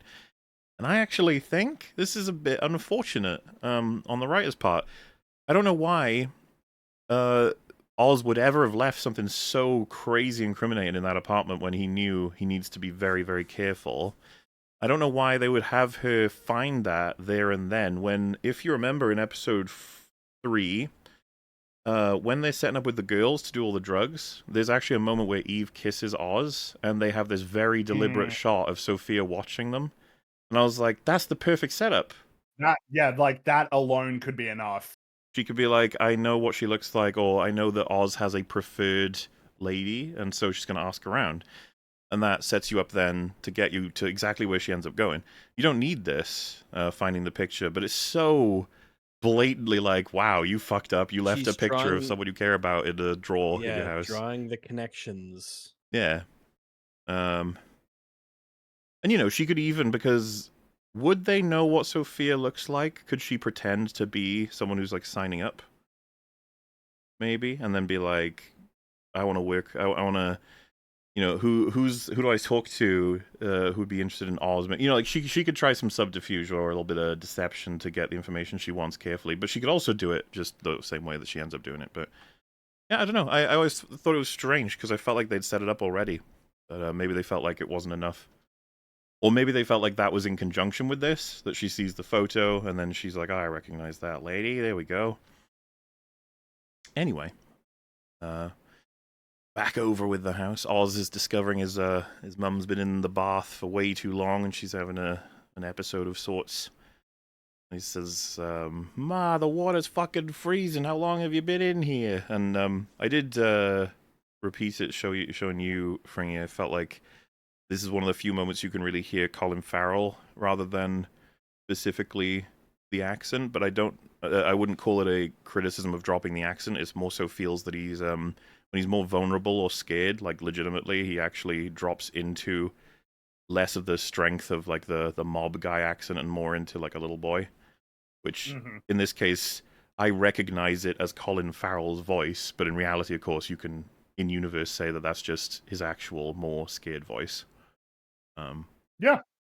Which I think is good shit. And she says, this is one of those moments where the show is like, ready or not, we're coming with a heavy scene for you. She says she can't do this. The goddamn thing I got, it's a dirty thief. It just keeps taking. I can't do numbers anymore. I'm seeing things that aren't real. The boys, sometimes I see them, and they look at me like I'm not theirs, and I ain't gonna be a goddamn vegetable. If my mind goes before my body's ready, I need you to help me. You've got to help me die. And obviously he doesn't take that very well at all, and says, you ain't thinking straight. And she says she's not gonna be a pathetic old broad, drooling, shitting themselves, staring out at nothing with no clue what's going on, knowing just enough to make it worse. If I lose my dignity, what else have I got? I can't do it. You're my brave boy. And he says, you're not a dog. And she says, don't pussy out on me. Say you're going to do it and mean it because you love me. Say it. And he agrees. Obviously, we'll talk more about this when perhaps somewhat of the time comes, but I just think this is a particularly rough, real, and heavy as fuck scene. This is a conversation that many people have had on Earth, unfortunately, with their loved ones. It comes up. This kind of disease is incredibly fucking rough. And when you know it's happening, which is the line I most appreciate about all of this, is she says, it's stealing everything from me, but it leaves just enough that I know it's happening. Like, that's even more cruel. Like, instead of just, wiping me out, it leaves enough that I know that I'm being destroyed from the inside out. Because they could have played this much simpler. It could have just been his mum is a bit weird in the head and he has to take care of it, blah, blah, blah. But they made it much more real and, like I said, much heavier. And this, I don't know that people realize when they're first going through, but you obviously do by the time you hit the end. This is a huge source of a lot of the substance of the show. Like, how much meaning comes from this for the characters' journeys, what decisions are made. And, of course, a chance for these performances, which are absolutely top-notch. Yep. It is rough. I mean, I agree. It's really good rough. scene. Very impactful. The Very thing is, humanizing for the both of man, them. the thing that I want to talk about the most is we can't talk about it yet. This would be this is a really important scene, especially in how it ties into the finale, and in particular one of the last scenes in the show. Because at this point in the story, I guess this is the most that could be said. At this point in the story, you're viewing this exchange through a certain understanding of the relationship that they have, and how they really feel about each other, and how they, and I suppose the way that you would describe it is it's more normal. Obviously, their situation is very abnormal in a lot of ways, but you would view it in the normal way of, yeah, Ozzy loves his mom and he's looking out for her and taking care of her, and she loves him. But their life has been tragic. She has an awareness of her deteriorating mental state, which is causing her a lot of anguish. And that she has asked him to do this incredibly difficult thing. That you assume has to be rooted in some kind of fundamental trust in one another. And so you look at it like that, and that gives you a whole range of emotional responses that are on their own really potent, but it's going to be recontextualized in a big way by the ending of this story, such that it goes from not just being potent on its face, but different. I feel like that's the only thing that should be said at this point. Though, again, we've already said you should have watched this show by now. Yeah. Don't, Yeah, you know, last watch the reminder, show, I suppose. All right, Watch the should be fucking show. watching the show. We'll probably say and this then one come more back time and at the we can beginning talk of about it. episode 8, but yes. Yes. Uh, But yeah, the performances are excellent. This is very much a show that is relying on a really talented cast of actors and actresses that if they weren't involved, man, it's just like, oh, you got the right people, the right direction, the right dialogue. You nailed it. You got it. You got the right people involved in this project. well, and for reference, first time going through, I was already speculating that Sophia, through Eve, would discover Crown Point and likely kill Oz's mum to prompt him to basically... To go unhinged. Yeah, to although he's already there, kind of, but he would just have no limits. He would be completely unrestricted. The big line that got me for that was the "she keeps me good." I was like, is the show saying that without her, he's gonna do stuff that we're not gonna be able to even recognize in terms of like a remotely good person could possibly do it? I think that's an interesting. I feel like they have to recognize that they'd be playing on people's expectations that way, because the normal way to look at this story is, yeah, Penguin really doesn't have many scruples and will betray most people, but there are some people who he has a strict loyalty to, that are his grounding. They're the reason why he's even motivated to do any of these things, and then if he lost those people, it would change him for the worse, even though he's already a really bad guy. Well, and for me, unfortunately, this scene, watching it, I didn't actually read this like I do oftentimes with shows as like a, oh, I see, so this is obviously going to happen and something's going to happen and blah, blah, blah. I actually just read it as a genuine thing that would be something that just happens. This is just something that happens. There's a conversation a lot of people have to go through, and that it was really excellently done, and it really helps see these two as definitively as people, as opposed to just writing tools or strictly a piece of shit villain that we don't care about. Like all this stuff is so important. So, like I said, my first time through, I had a perception of where this story was going, and this scene slips right in as just one of many that are excellent. But as we said, there's an element of more. Like mobsters, gangsters, all these people, they have lives outside of that. Yeah, they got family and stuff. So where they intersect is the kind of thing that you can make a story out of. Absolutely. And the following moment is he gets her dressed up, gets her makeup on, and he says, while looking in the mirror, "You look gorgeous, Ma. Powerful." A little shot of them together. She's even wearing the necklace he got from Alberto in the one. But it's just a moment of peace, I guess. It's the two of them together, happy, very, very briefly. Anyway, that's a lot for Oz to go through. I mean, yeah, dude, there's a particular shot I absolutely love. They've got like a wide of the room, and he's holding her, and you can see in one of the it's to the left of the vanity mirror. You can see them in the reflection of another mirror. Everything's so deliberate in this show. I quite love it. You can't when things are this good, as we also said on the live stream about Die Hard, nothing is on accident, okay? That's right. Yes. You are showing me things for a reason. You're not just fucking with me. Not a coincidence that something really awesome happened. It's probably someone working really hard. Which is funny, because there are plenty of times when you're watching something that's shit, you see something happy, you're like, oh, okay, because you're gonna do this bullshit. You're putting this here because you need it so that you can do this shit later on that you want to do. I see right through you, compared to, oh, I see what you're doing. And then when they do something good, you're like, wait, was that an accident? You say, how the fuck that happened? I don't know. Unfortunately, too frequently, the answer seems to be yes. Yeah. Yeah. Unfortunately, you lucked into some good writing. So Vic says, "There's a guy from the neighborhood. Everyone calls him Squid. He's the guy I boosted your rims from, and I thought I could avoid him, but he's on me, asking questions about us, and I don't think he's gonna stop." And then Oz is like, "This fucking generator is so cold. It's too cold for her."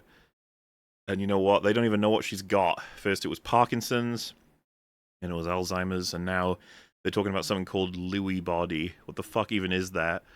All these geniuses. They got the diplomas, the machines. They don't even fucking know. How am I supposed to protect her from something like that? Which again, is just real as fuck. It's a real whole bit of dialogue, and yeah, it's all he's thinking about.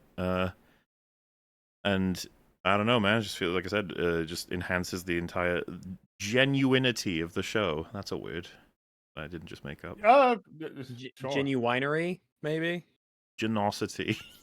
Well, this is clearly so into his mind, and Vic, seeing all of that, understanding all of that, I have to imagine is encouraged from this to be like, I should probably, because he's already done this before prior in the season, right? Talked about how he needs to stand up, he needs to do shit, and so considering just how heavy Oz's role is right now on top of everything else, his mum and all that stuff, he says, you're doing the best you can. It's good that she's here with you.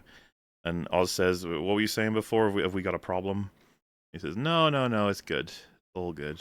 And Oz is already on his next mission, which he says, City Hall shining bright. Keep an eye out, all right? He's going to go and do side quest, and Vic's got to do his own side quest. That's right. I go get some XP real quick. I'll be right Yeah, back. they're in a position where the main quest is on pause. They can't really advance that so much at the moment. Yeah, and it's a neat scene for. There's this, I guess you could call it subtextual like recognition. Vic is no longer any of the roles he's played before. He's even more significantly involved in this now, to the point where he's kind of partial leadership. Like, you need to be. Yeah, like he doesn't need to be here because Oz is going to punish him. Like the relationship has changed from one of they are together by pure necessity to Vic is sort of there to just help Oz with like the smaller tasks to now Vic needs to be able to deal with big problems on his own. Because I know we've talked about this before, Mauler, about like the nature of whether or not Oz was essentially trying to convey to Vic like this is something that you need to deal with, or whether or not it genuinely was a case of wait, what were you saying?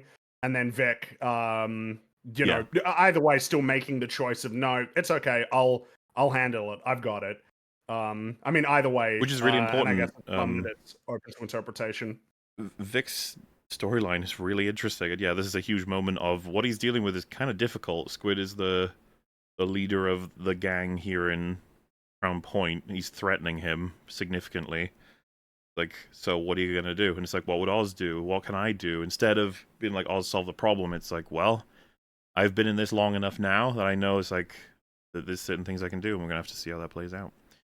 Well, I see it as well as this kind of reminds me of when Vic lied to Oz's mom about Oz being responsible for killing all the Falcones, where he was doing this sort of kindness for Oz when he didn't need to, even taking a little bit of risk of being discovered of it being a lie. But hearing Oz kind of pour out his heart in a way, like lament about the state of his mother, I think Vic like legitimately doesn't want to have more things weighing on him, especially because he's like fixing a generator as he's doing this. Mm-hmm. So it's just, I don't want to give him another thing to worry about. He already does so much. There's already so much on his mind. I can do this and not have him worry about it. Well, and just tying into Vic overall, I think he wants to be able to do these things too. He wants to be able to have a problem come up and fix it himself instead of relying on Oz all the time. But you're definitely right. This is the way that they put this right after the scene with his mum and then the generator and everything that he says. Oz does a lot, which is kind of a cool element of the show. Oz is a hard worker, just by doing horrible, monstrous things. You know what I mean? Like he's still he gets stuck he's in. got that grind set. That's right. Yeah. Anyway, we catch up with Sophia, and she's asking around with that photo to see if she can find the girl, which I guess would be the angle for why the writers really wanted to put the photo in the drawer, but again, you can move around that just by having her ask around at who was Oz's girl, because we know that he was quite specifically with Eve a lot of the time. And I actually really like the loyalty that's shown here for a lot of the girls, that they not only are saying no in general, but they're offered significant bribe and they say no again. But a girl we recognize from the drug sequence in episode 3 basically just gives up the information for money pretty quickly, but we discover exactly why that's happening as well. And she says, "You're a real buzzkill around here, but we met at Apex, so she might be able to help." But before we see the results of that, we see Oz meeting up with Councilman Haiti, the guy we know that he's got the dirt on. He says, "I bet the Gazette would love to see how you paid your gambling debts with city funds. You think you can just raw dog the people of Gotham with an invisible dick? Is that it? The city's diverting power from Crown Point. Families are living in the dark. They're freezing. Meanwhile, you go home to your warm fuckpad mansion. It ain't right." And I was struck again by just how, like, they don't have to do this, but he made some really good... This is just a good take in terms of, like, his point of view. He's not simply gonna threaten because he puts tweezers into his nose, which I can imagine is excruciatingly painful as a simple way to get someone to start doing what you want. But he actually, like, just rolls out, "I've got the dirt on you. What you're doing isn't even fucking remotely right. There's families that are suffering as a result of this, and you, like, have all the benefits of the world when technically you're simple actions away from losing all of it." You know, he never loses the angle that he's going to use every single possible angle he has to convince, to persuade, and to force anyone to do anything. He's a good speaker in that sense. Like, even when torturing someone to get what he wants, he's making persuasive arguments, I'd say. He's a character in a video game who has a lot of abilities, and he uses all of them. Which is the right thing to do if you want to win. But yes, the idea is to get the power back on in Crown Point. And I like how he cleans the tweezers with the guy's tie as well. As if, like, getting stupid nose blood on my precious tool. Oh my! How could you have done this? Why did you choose to do Of this all the to blood me? that could be on this, your nose blood. How rude. And I like as well as he's leaving, he says, "You got till sunup, and I ain't someone's guy. Name's Oswald Cobb. Next time you won't forget." Which I think is just neat, as it's the general movement he's been making throughout this whole season of, I'm not working for people, I am the people. Which is becoming much more real with each passing episode. Yeah. And we find out that the gangs are mad at Oz for having done what he did with Bliss, and so he's like, all right, let's solve this. We'll all meet up and we'll figure this out. Which obviously, because of the leverage he's kind of given himself by forcing the drug everywhere, that should make for an interesting conversation. But do you see how Sophia's plotline? Pretty interesting. Oz's pretty interesting. Mhm. Victor's pretty interesting. And we're just bouncing between them. It's a TV show. I thought you were gonna say, and Julian, he's around. He's Sophia DLC. It's fine. There's no time to waste. You know, they've got the runtime that is afforded to them by being a television show, particularly on HBO, where they seem to be a lot more generous sometimes with the amount of runtime that you can get. And they're actually taking advantage of... Dude, this is what television is. You're meant to actually take advantage of being long form. Mm-hmm. Give me a long-ass movie in little segments. So, Victor says to Squid, "Hey, this is your neighborhood. They respect you. You know, it's all good. I can get you money, and I can get you even more money next week. But you know, nothing's open right now. There's no way to bring you in. So, you know, maybe in the future it'll be great. But for now, we're just gonna take things slow," which is a good attempt from Vic. You know, a bit of bribery, grease them wheels somewhat. Hopefully, Squid will leave you alone. Last time he tried that, you know, it worked. But this time, I don't think so. Yeah, and Squid's like, "You think you're big, don't you? You think you can just pay me off? You're just a kid from the bricks who can't even steal some ribs, thinking he's a fucking big-time tough guy." And it's just like, uh-oh. Oh, no. And, There is a Squid, kind of... You're saying the wrong things. There is a kind of chaotic element to Squid that makes him kind of threatening in a stupid sort of way. oh yeah, you must Yeah, have come you across know people what like I this in mean? real life. They don't necessarily have a huge physical presence, but the way that they talk and the way that they move, you're like, oh, Yeah, like, fuck, you're so unpredictable, are you you could just do like anything. yeah, are you just like a psycho who could do anything? Yeah. No matter how, like, dangerous or weird? Well, it's like he's not. It's just he's one of these. He's this guy who is not going to be in any way doing anything like what Penguin's doing in terms of like climbing his way all the way up to the top, creating this like massive sort of network. It's just like he's this chaotic guy who, like, if he doesn't like you, could just cause real problems for you, like really difficult problems. Mm-hmm. Like, he's saying all the wrong things, and it really is because he's underestimating Victor. Like, he doesn't realize that the Victor that he was aware of, prior to the Riddler Yep. doing what he did. Like, he's talking to somebody who at this point has been essentially Penguin's right-hand man for some amount of time. So he just It's figures that he changed him, can yeah. bully Vic. Well, And you could see, like, the whole time during that conversation that Vic he's thinking, like, you can see this sort of thought of, like, oh shit, I'm gonna have to, for fuck's sake, Squid, like, shut the fuck up, like, don't He gives them push out. me in this Yeah. direction. yeah, he digs his grave. I'll go Squid. talk to him, and I'll go do all this stuff, and I'll get back to you, and I'll da-da-da, and here's a bunch of Well, money. he tries just to, go back yeah, because down. it's like, hey, here's some money, He can't help tries. you, and then he's like, nah, fuck you, and it's like, all right, Squid, like, this guy, he's dangerous, okay, you don't want Well, to he do says this. It's like, a bunch of heavy hitters are looking for your boss, and maybe if I help him out, I'll get some real money.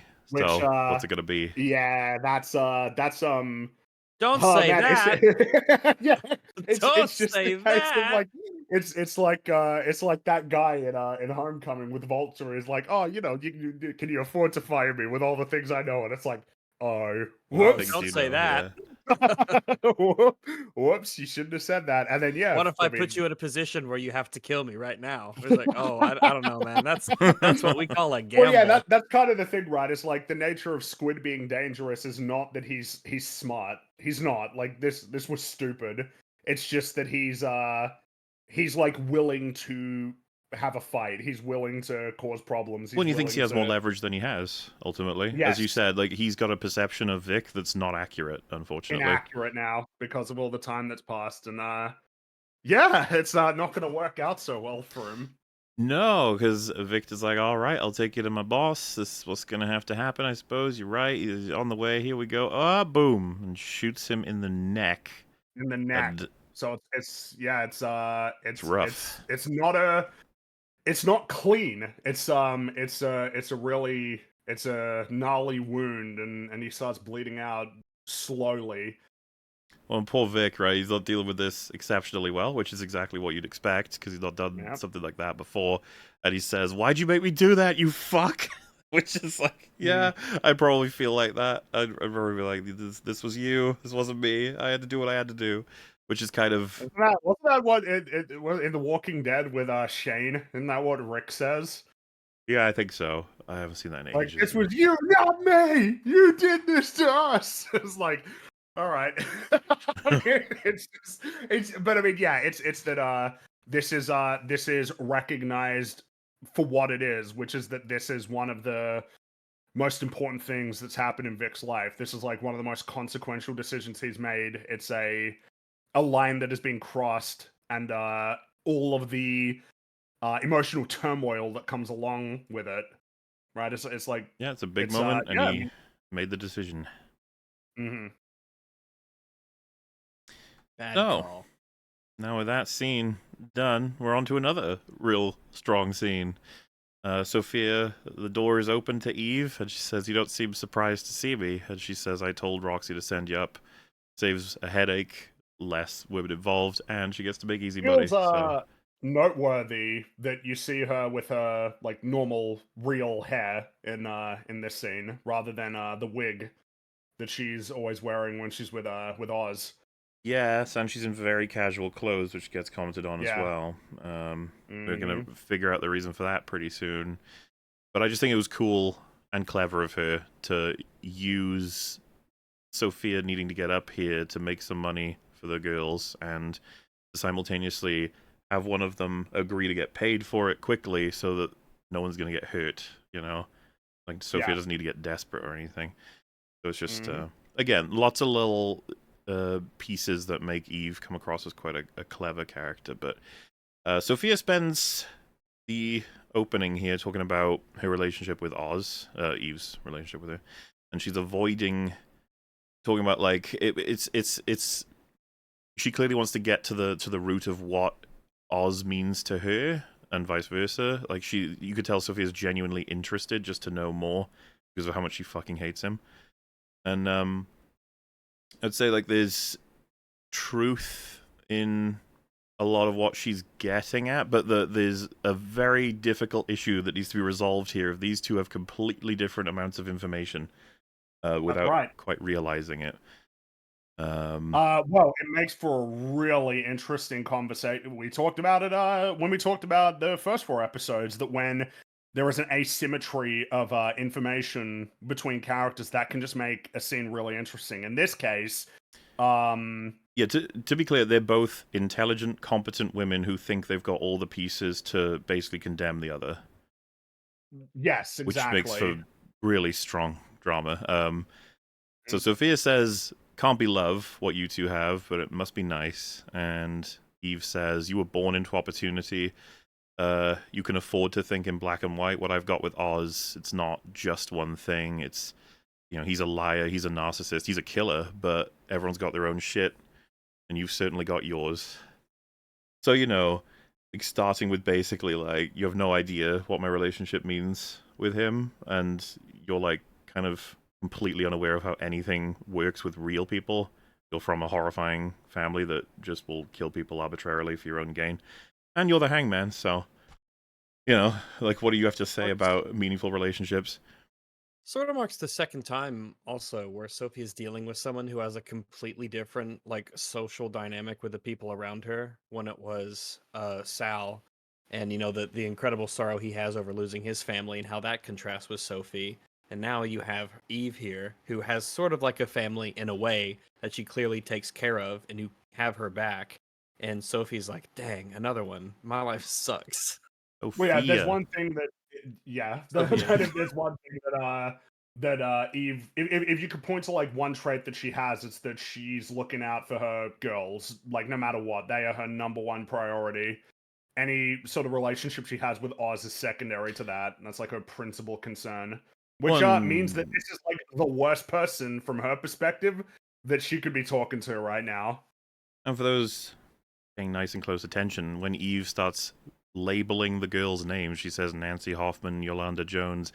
These women meant nothing to you. We're already like, oh. Well, that as we know, Sophia knows their She names. recites their names better than anybody. She knows yeah, she actually she cared to remember who they were and what happened to them. Yeah, and Eve says, you know, they were family to me, and Sophia says, my father killed those women, killed my mother. Oz helped cover it up. He helped, he let me rot in Arkham so he could move up. I guess if he hadn't kept you in the dark, you'd have asked questions about all of that, you know, like, why would he work for a man that murdered your friends? Oz would never risk that. It's better for him, so better for him if you fear me. Basically, in the course of about 3 sentences, she rocks her entire world, which is... And at this point, as you're watching, you should be thinking, "Oh shit, Oz, you're in fucking trouble now.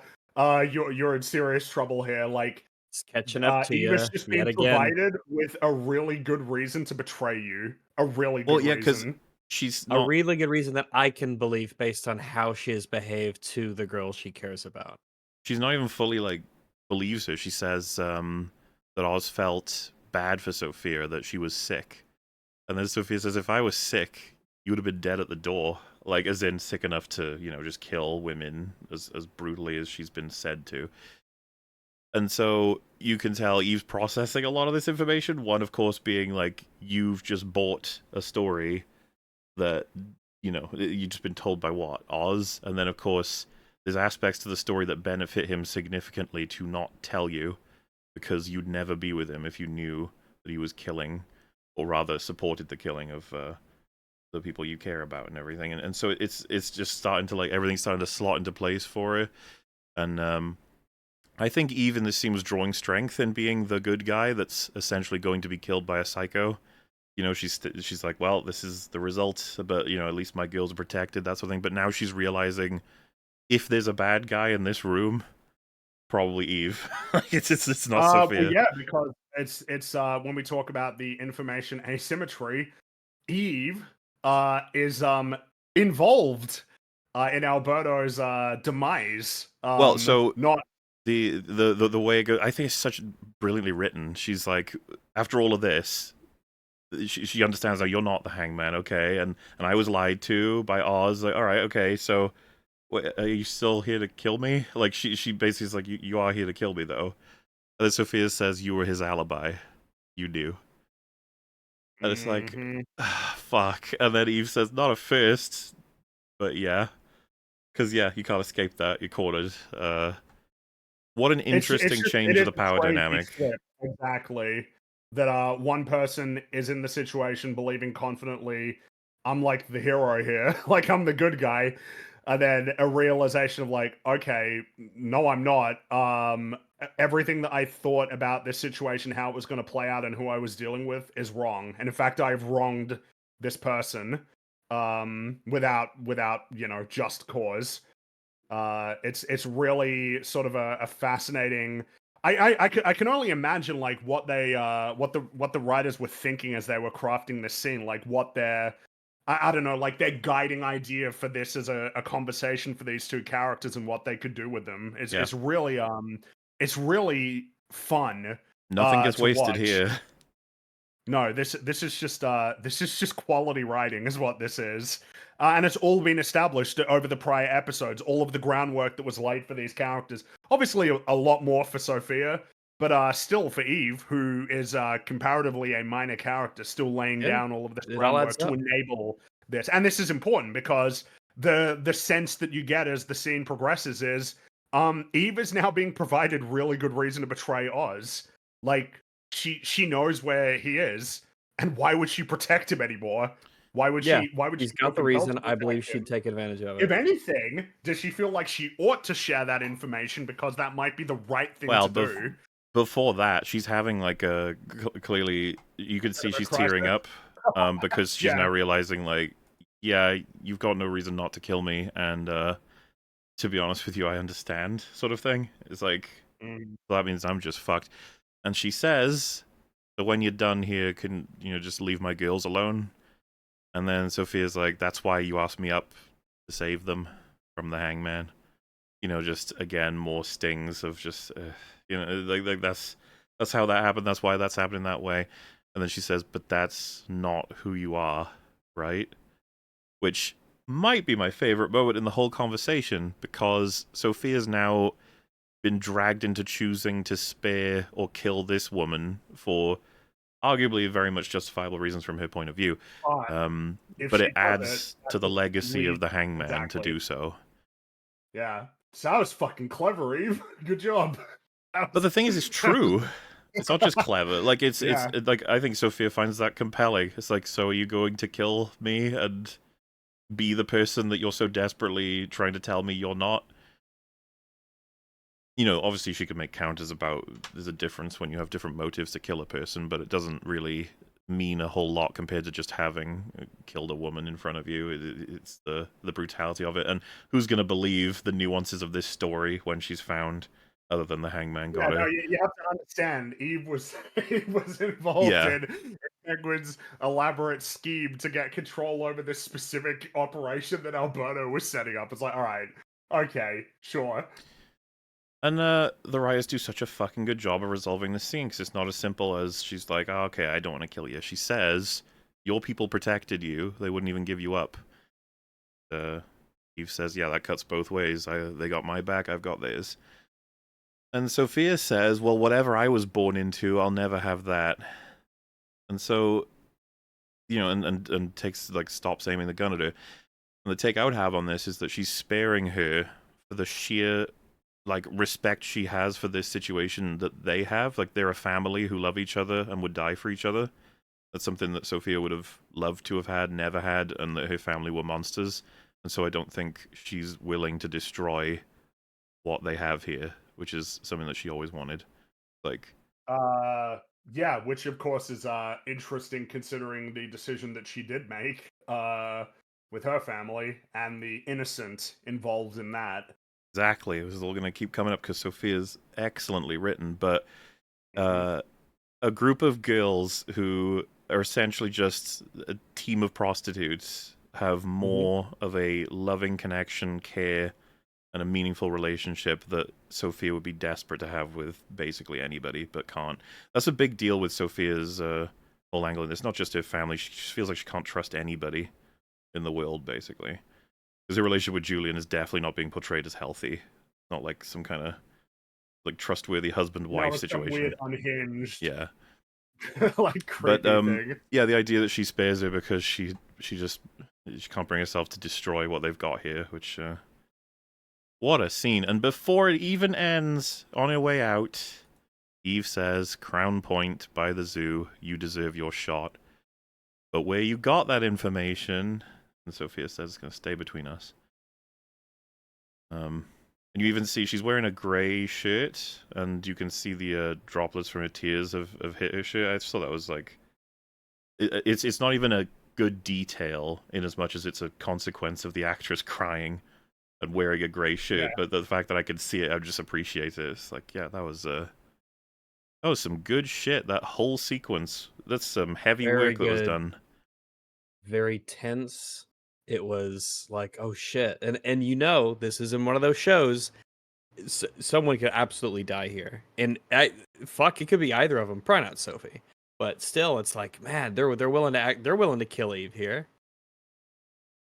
I mean, I could have bought that Eve would die here, yeah, possible, but 100%, yeah. nope. So, moving on, we have a Vic and Oz scene. As if we didn't already have too many good scenes in a row. We're getting some more, okay? So, he notices that Vic is not at 100%. He seems a bit off. He says, "What's up? Was it something with that guy? Did you get away clean?" He says, "Yeah, I think so."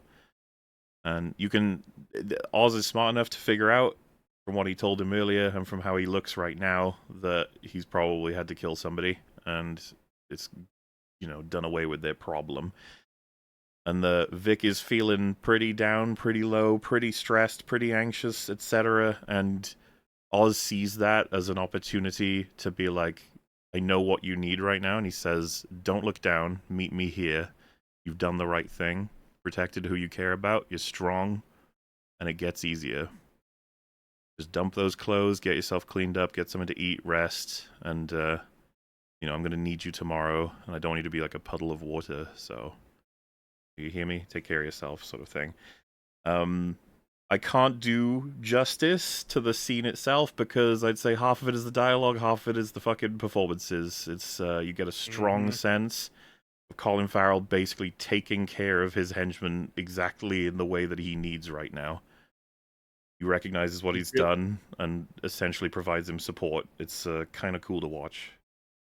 You get the feeling they've come a long way as a pair.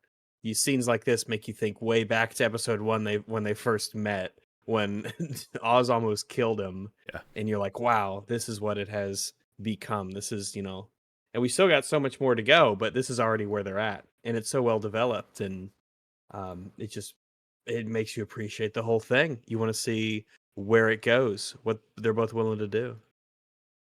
And I mean, it's his superpowers telling someone exactly what they need to hear when they need to hear it to get them back to where he needs them to be.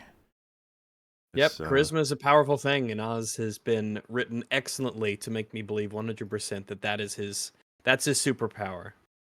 I like the meet me here, the look at me, so he can really get to him sort of thing, make him strong. He doesn't want him to feel as though this is something to be ashamed of or to move away from. He's like, "Nope, you've done the right thing. It was a strong thing, and you're moving on, and I'm rooting for you," sort of thing.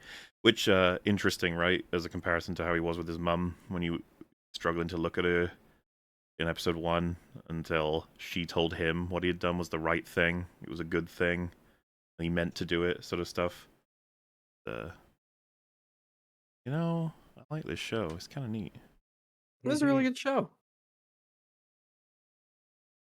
So anyway, Oz arrives at the meeting with the Triads, and you can see they have a shot. Well, actually, I feel the last thing probably to be mentioned is he gives him a hug.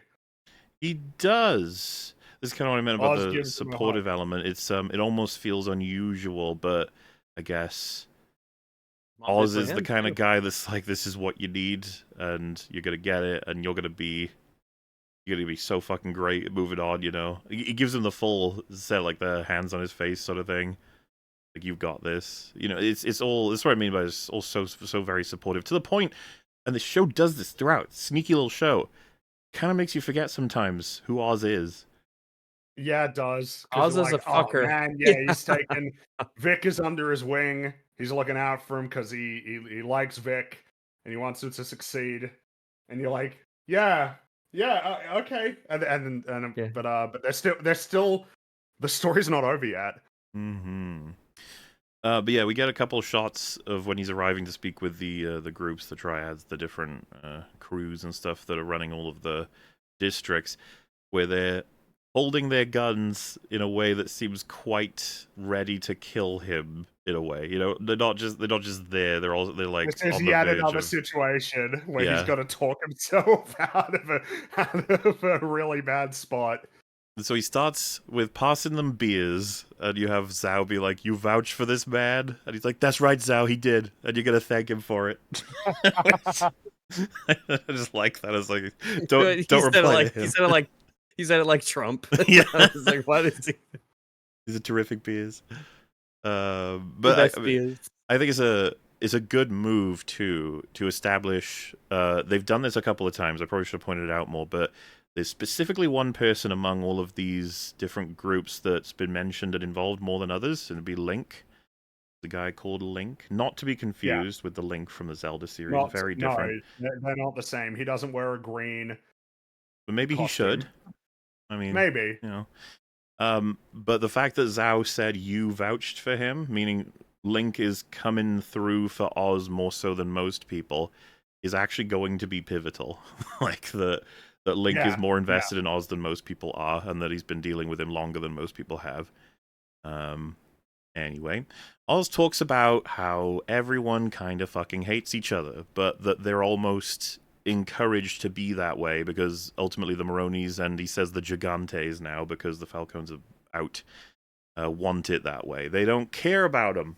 They don't even know them. They're going to take everything from them, even though in the history of Gotham it would be these guys' families that have essentially built everything. He says the corrupt politicians. Like, they're across the bridge that you guys built. Basically, like he's presenting the story of where like the actual scrappy underdogs, and they're like the. And how is it fair that these families are on top? They shouldn't be.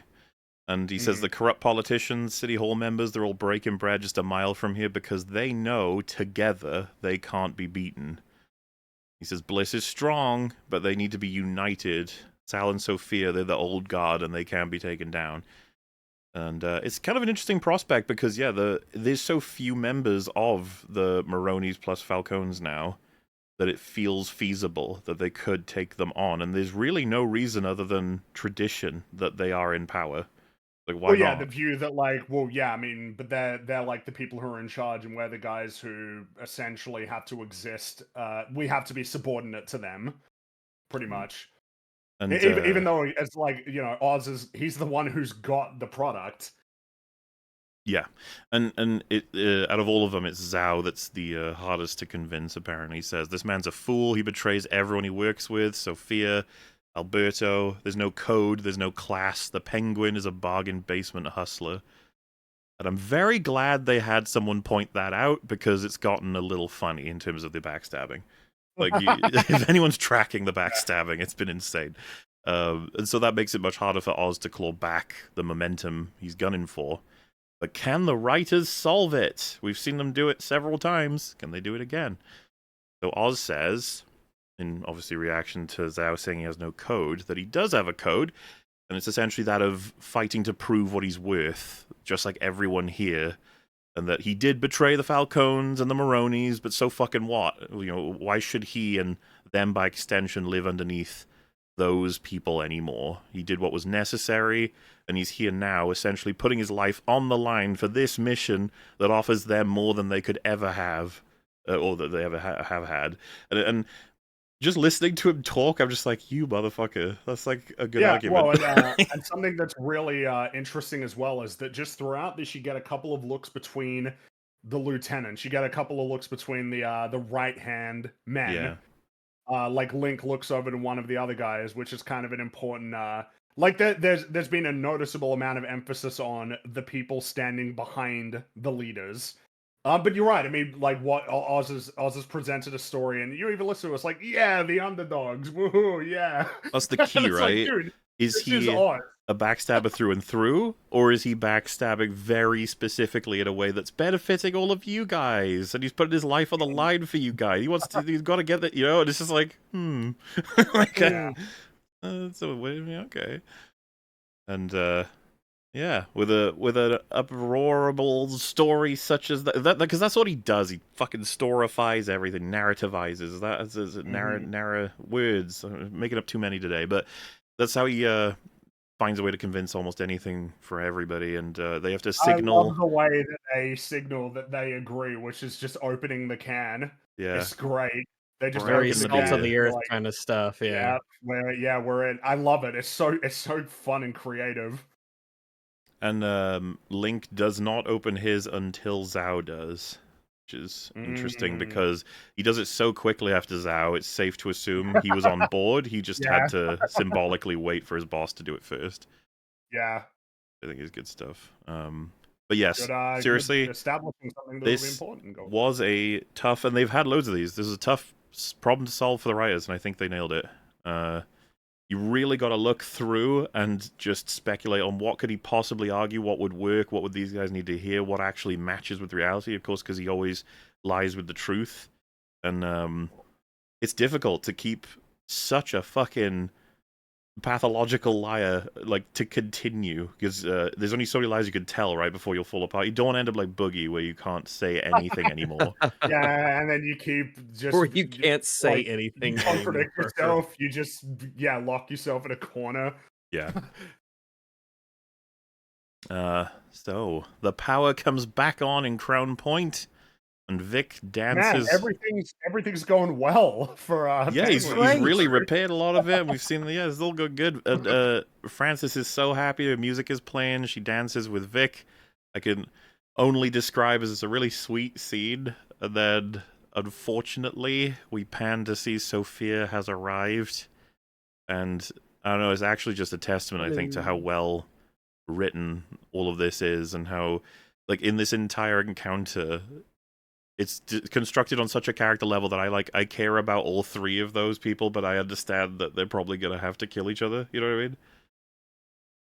I mean? Kind of sad. But good drama, of course, to see what will happen. What will Sophia decide to do? And you even hear Francis says, "You did it, my boy. My boy did it. Oswald did it." Enough to obviously let Sophia know she's in the right place as well. She has everything she needs, but what will she do? Dun, dun, dun. Which completes episode 6. Only 2 remaining. We said it before and say it again. It's just funny now that we've only got 2 episodes left. Holy shit, how they've used their time. Yeah, man, Effective. these are densely packed. It's kind of amazing how much you can get in just 8 episodes, isn't it, when you compare to some other shows? It's remarkable, impressive. And it makes me very happy because there's so much to chew on, so much to think about. Even if you get the one good scene per episode of a TV show, you know, that can be enough for me to keep me going, but you get a whole bunch. Like I said, we had like a combo meter in that one. It was going up and up and up. And I don't know that anybody would have expected a scene with Eve and Sophia to be that good. You know what I mean? Yeah, not just the fact that they're meeting, period, which is interesting to see how these characters like get set up, go on their journeys, and then end up meeting. And then you look back and you're like, oh wow, these two people will eventually meet. But there's just so many layers. You go in with the, that dramatic irony aspect of, we know that the characters don't know that they don't know what the other person knows. Yeah. And just the give and take, how the power sort of in that conversation shifts.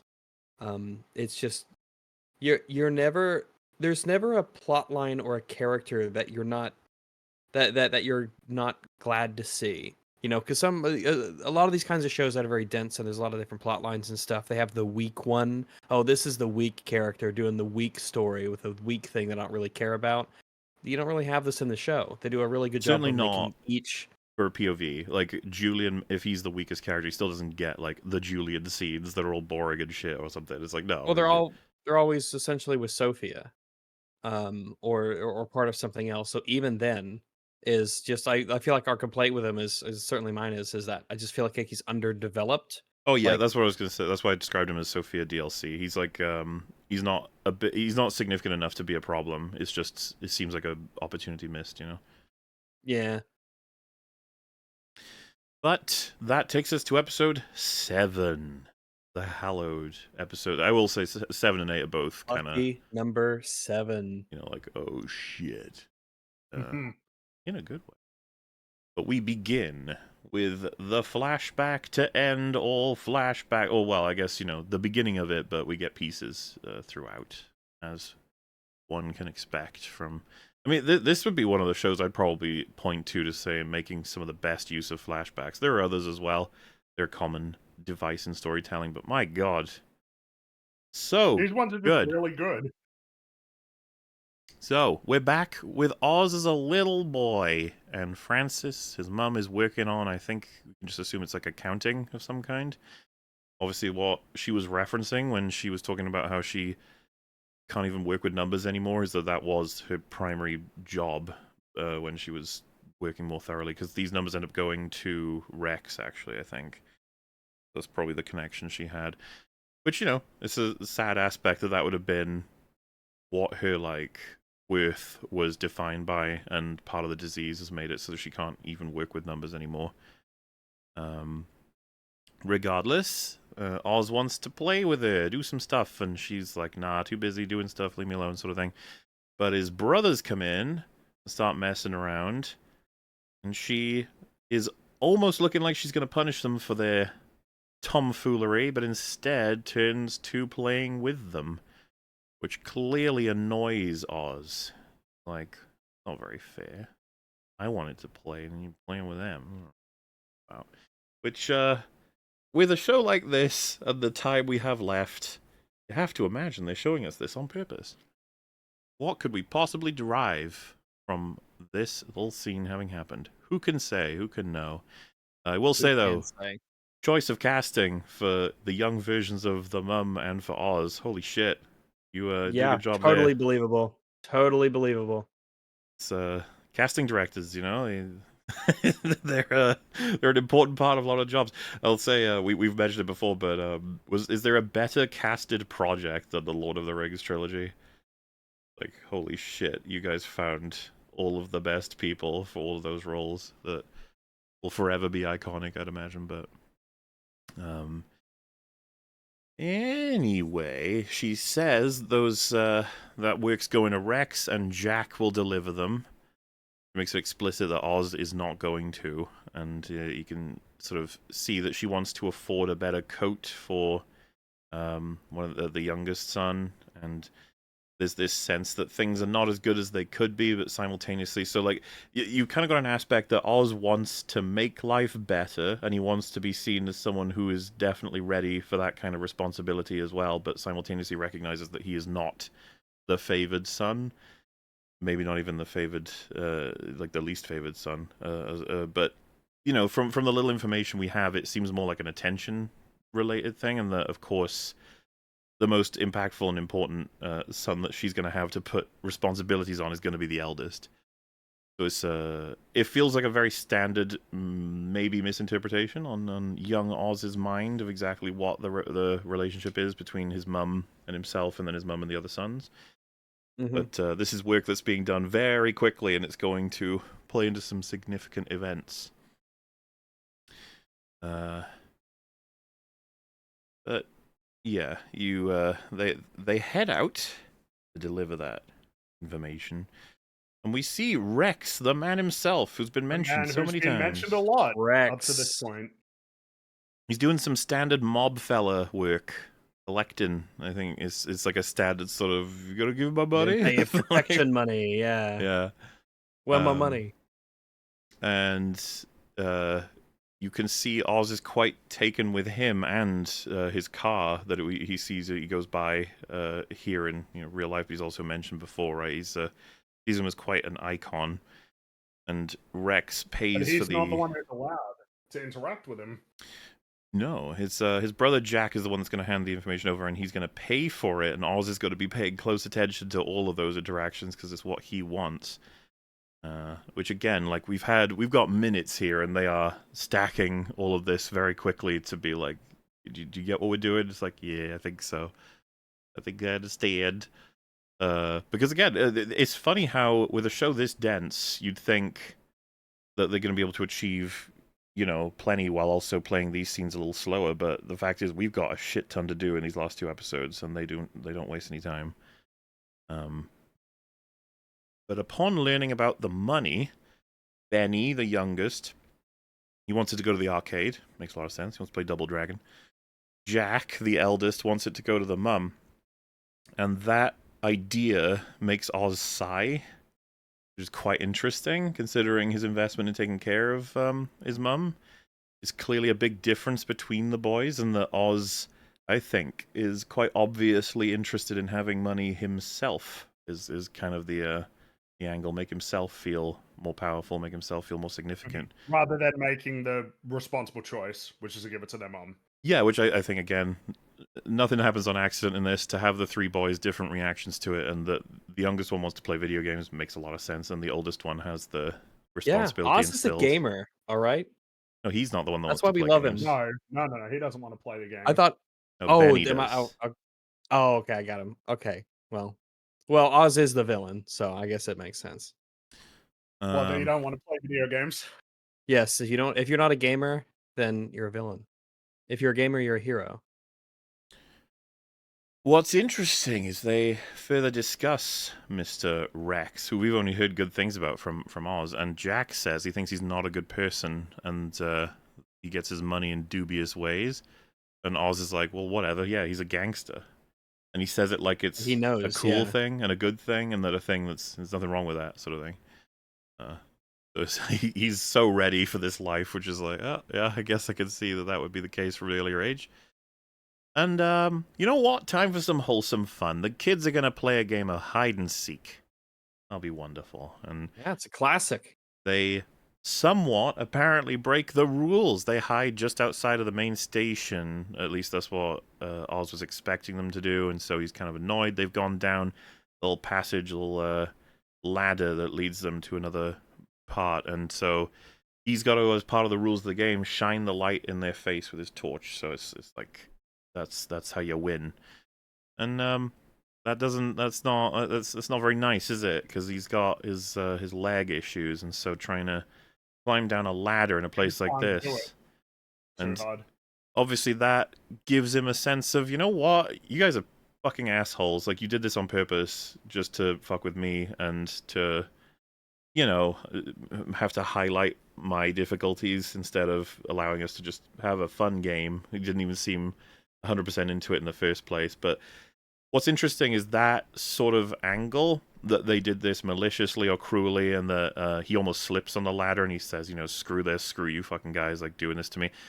But you hear a couple of times Jack basically says sorry, that wasn't the intention at all, and that they're just goofing her off, just being kids. They didn't mean to do it that way to him. But he closes the door while they're still down there, very angrily, and it's raining. It's which they'll be fine.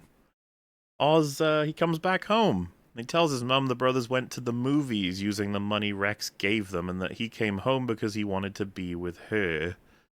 When the truth is, one, he didn't even want her to have the money that Jack did, and now he's spun the lie that Jack wants to spend it on movies. He was way more interested in Rex than he was in her, like, at that sort of juncture. And then, the idea that he's, like, selling this story about them, when Jack did what he did, the eldest brother, to entertain his youngest brother. Like, he said he wanted to do the hide and seek stuff. It's all very... It's such an unfair telling of the events, Like, I think deliberately, because we've had it all now for the character of Jack, the eldest brother, but he seems like a very... kind and normal boy. He's a good older brother. But I feel like, especially, and it kind of matches with the idea of There's no father around. There are younger kids to take care of. He's kind of had to. He's probably had a lot of responsibilities, taking care of his, younger brothers. He would be, he would sort of find himself in that role. Well, so an angle I got from this is proto-Oz. He's taken a situation, he's been made how he feels to be like made small in that situation, so he's told a shit ton of lies with some pieces of truth to make him the hero and victim of the story, while his brothers are kind of the assholes. The thing is that as you're watching it, you're like, okay, now this is not good, but like there's still time, right? Like how much you're like, oh, they're in a perilous situation. How aware is he that he has put them in a perilous position? But then you see that some time has passed and it's still raining, and he's looking out the window, and you're like, oh, I feel like at this point that they're probably in some danger right now. Well, he says, Like, I don't need Jack's help to have come home, because his mom is like, oh shit, you shouldn't have, you're all wet and all this stuff. And then she says, because you don't need help because you're tough. You're getting stronger every goddamn day, which is exactly what he wants to hear. And almost by accident, by giving him that, he's like, it was a good decision to come home alone. It was a good decision to keep them away, because I get to have mum all to myself, telling me I'm a really, really good boy, strong boy, who knows what he's doing. And, yes, they make sure to show us he doesn't just look out the window one time. A couple of times. Because of course, up to this point, you can be like, oh shit, so like what happened was he did that because he was mad, but like he didn't recognize the consequences of that action to, oh no, he knew. No, he knew. Yeah, I mean, he knew what he was doing. It's you can go the angle of he's coldly making that decision again and again and again, that he is not going to save them, even though they desperately need help. I suppose you could have the interpretation that he has genuinely no idea why they haven't returned yet, but I guess that would be based on his understanding of the mechanism, and I don't know, the way that they edit this, it makes me feel like he knows. To get out of there. Like he said, have fun getting out of there. Like he knows it's not going to be easy to get out. I think that's that it's not likely that anybody's going to encounter them without any intervention. Like they went somewhere that they weren't supposed to go. Like I said, I think that the read initially, because of course your assumption up to this point, based on the relationship that he has with his mother and the way that you think about it at this point is, oh, maybe this is like the tragedy that he unwittingly did this. But like you said, I think it is that he makes the decision over and over and over again, because he believes that it's given him an outcome which is positive, which is that he gets his mum all to himself. And so it's like it changes from a tragedy to something much more sinister. Feels deliberate to show us a little toy that's in a like a jar that's being filled up to the top. Yeah. It's nothing happens by accident, right? And so yeah, my interpretation would be that he knew exactly what was happening and he was just too happy with the current situation which matches, I think, a lot to do with him. He will do some crazy shit if it comes to threaten what he wants the most, which is to feel strong, to feel happy, to feel important, and to feel not restricted in any way. And that is kind of, this is a foundational sequence, I think you could foundational. Say. He's watching what she describes as his favorite movie. I think it's Top Hat, White Tie, and Tails, which is an interesting choice from the writers, being the way that they're dressed probably will now inspire the way he wants to dress, and he clearly likes how much they're dancing, which is a huge thing to do with him and his mum, but also just the fantasy, I would assume, of, man, I wish I had that kind of free flow movement with my legs, sort of thing. It's fun for him to watch and just be comfortable with, I would imagine, because that leg is going to be as mentioned in episode 1.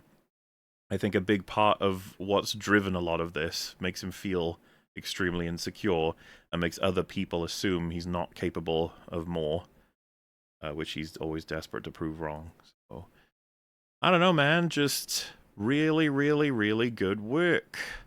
What else can you say? And I mean, and in terms of talking about teeth, right? A story that has teeth. It's like, man, this is dark.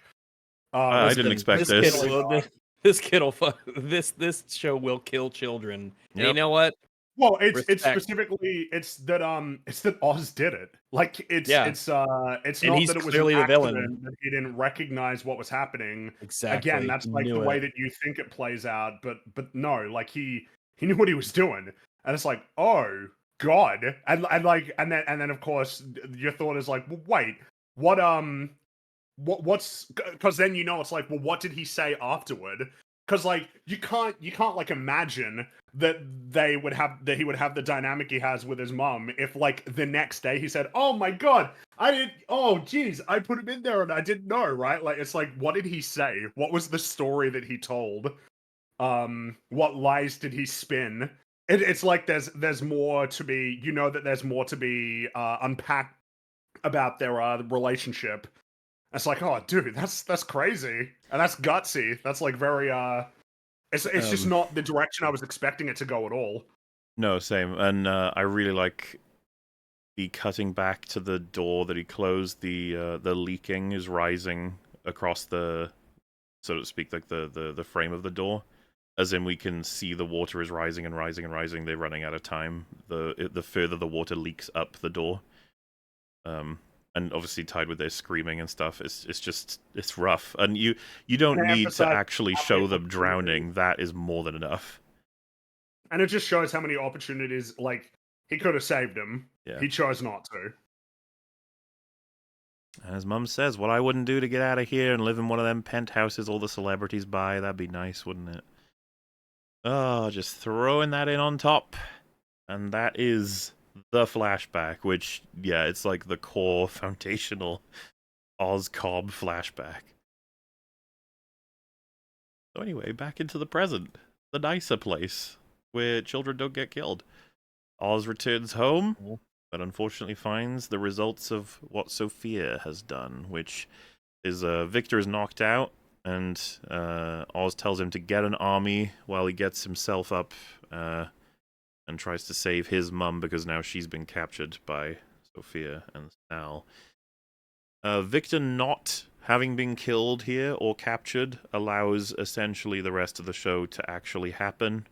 It is incredibly unusual, I would say, for Sal and Sophia not to either capture him or kill him. He is so lucky he got knocked out. Yeah. It's you'd think with how ruthless they are, they would have just executed him, or they would have thought since he's with the mum that he's probably important, so we'll take him too. You'd think so. What I would have done if I were them. I mean, Sophia took out like Sal's personal guys that were guarding him. Yeah. She's willing to do that when she wants to she actually wants to work with forge him, a yeah. relationship with him. Yeah. And I would also say not having someone waiting here for Oz is incredibly lucky for him as well. Mm-hmm. You might be like, think, well, oh, this is where his mom is. He'll be here. He'll probably come back. well, the thing is, there's people on the way right now, so it's like, so why weren't they just in there waiting for him? And it's like, well, because he needs to have that conversation with Vic. It's not fantastic, this little sequence, in terms of what the writers needed to accomplish. Took a few shortcuts. Regardless, I would have thought that Oz should probably have something set up to emergency call in people to help him, and that he would have done that immediately. I would have thought, because this is a catastrophe, but he opts instead for essentially give himself up and see what he can do, which is not entirely out of his character. He is that efficient and that effective at sort of escaping horrible situations that he does put himself into them a lot. That's kind of what happened in episode 2, and well, in episode 1 in a way. Like, these are things that he takes head on all the time. But anyway, Sal starts to beat the fuck out of him with a golf club. Which, I'm getting flashbacks. I was going to Oh say, it's my PTSD God. whenever we see a golf club. Go away. I don't like you anymore. You're a boring sport. All I want to do is watch the highlights at the end of every year, and then you could leave my life again. And he says, they were my blood, my wife, my son, my heart, you filthy piece of shit. Which is just, yeah, he should probably take a few swings. I know I would. And he says, Sophia's got you on a tight leash, huh, Sal? Which is amazing that he is trying to drive a wedge between them, even as he's being beaten by a golf club for having burned this man's family to death. It's bold, but it's Oz. He says, I ain't gonna do anything until I know my ma's all right, so let me talk to her. And Sal says, are you trying to make a deal, Oz, with me? Nothing personal, remember? You look me right in the eye like a gentleman. Guess what? I'm a gentleman too. Which, like I said, just fun. I like seeing him do his thing, and I like the fact that he's pointing it out too. It's like, are you seriously trying to use any fucking leverage right now, you piece of shit? It's like Sal's is as aware of Oz's bullshit as the audience is. A lot of characters can get suckered in. But yeah, which is good that we need to have that awareness, and the show has that a couple, more than a couple times. But you need to have that awareness that of the kind of person he is, or else people will start going like, "Oh, is everyone stupid in this show?" Gotta recognize it, and they do, but they account for it. So good on you, show. So then we get a thing of like, I remember when I first saw this, I was like, "Ooh, this could be good." We got Francis and Sophia having a chat. Where could this go? And what's neat to see is, at first, Francis is putting on a pretty strong front. She says, you don't know shit about my boy. He's going to roast Sal like he did his wife and their bastard son, and then he's coming for you. And Sophia's just fascinated. You could tell. Again, both of them top-notch performances in this scene, if you just grab up all those little micro-expressions at different places. But Sophia's fascinated. She just wants to know more about how Oz became the man that he did and who this woman is and how that plays into all of it. And so everything she says doesn't quite, I think, hit her in the way that Francis would intend until Sophia gets to process more of it and just see the entire dynamic at play. Because she's just a sponge. She wants to know how all this is supposed to work this way. And Francis says, "Oh yeah, you're a gigante now. What are you gonna do next? Dye your hair pink? Get an ass tattoo? That'll teach your daddy a lesson."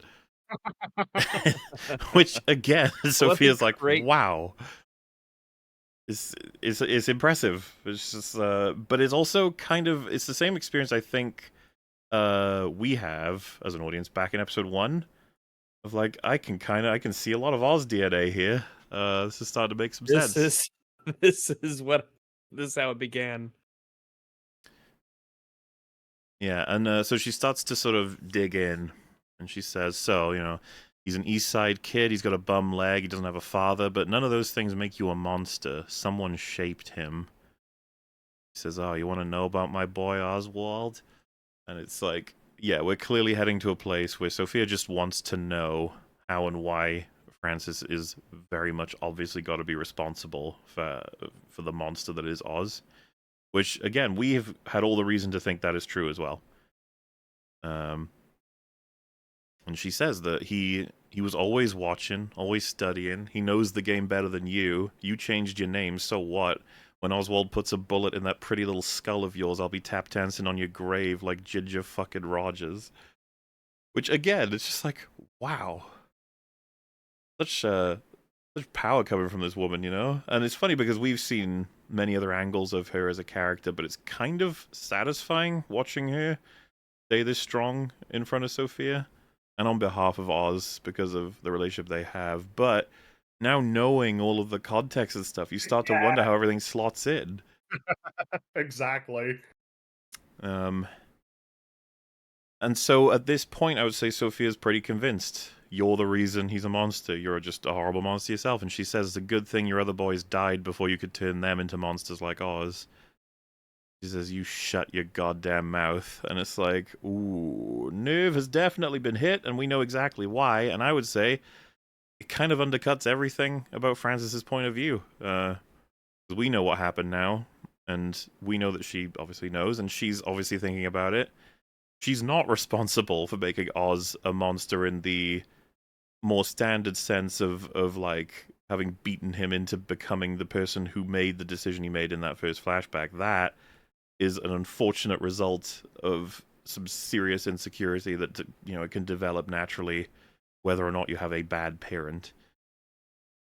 Sometimes it's not the parents' fault. Sometimes, well, and we saw the other sons; they were kind.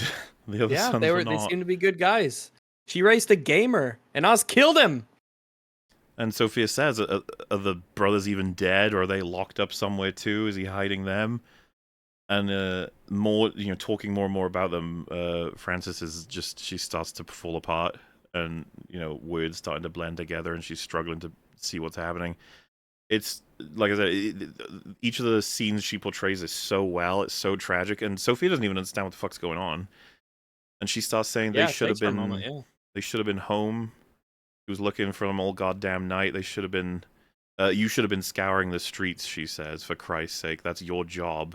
No one's seen him at the movies. The arcade's closed. They didn't have their umbrellas. It's been raining all night. You've got to find him. It's been too long. And of course, Sophia's just like, what the fuck? She says, where do you think you are right now? And she slaps her and says, get the fuck away from me. And you can see, again, Sophia's already doing this as like an interest in discovering more about this person, but seeing all of that play out, she's just utterly fascinated. And how it all plays into Oz, what's their connection, and obviously what are we uncovering here regarding his brothers? What happened to them? Yeah. She's not, like, I wouldn't describe Sophia as fundamentally cruel, but she's certainly vengeful. And so... Yeah, I think that's pretty obvious. Vengeful. And so this is If like... you wrong her. Opportunity is what she's noticing here for sure. And again, both of them just doing exceptional in the scene.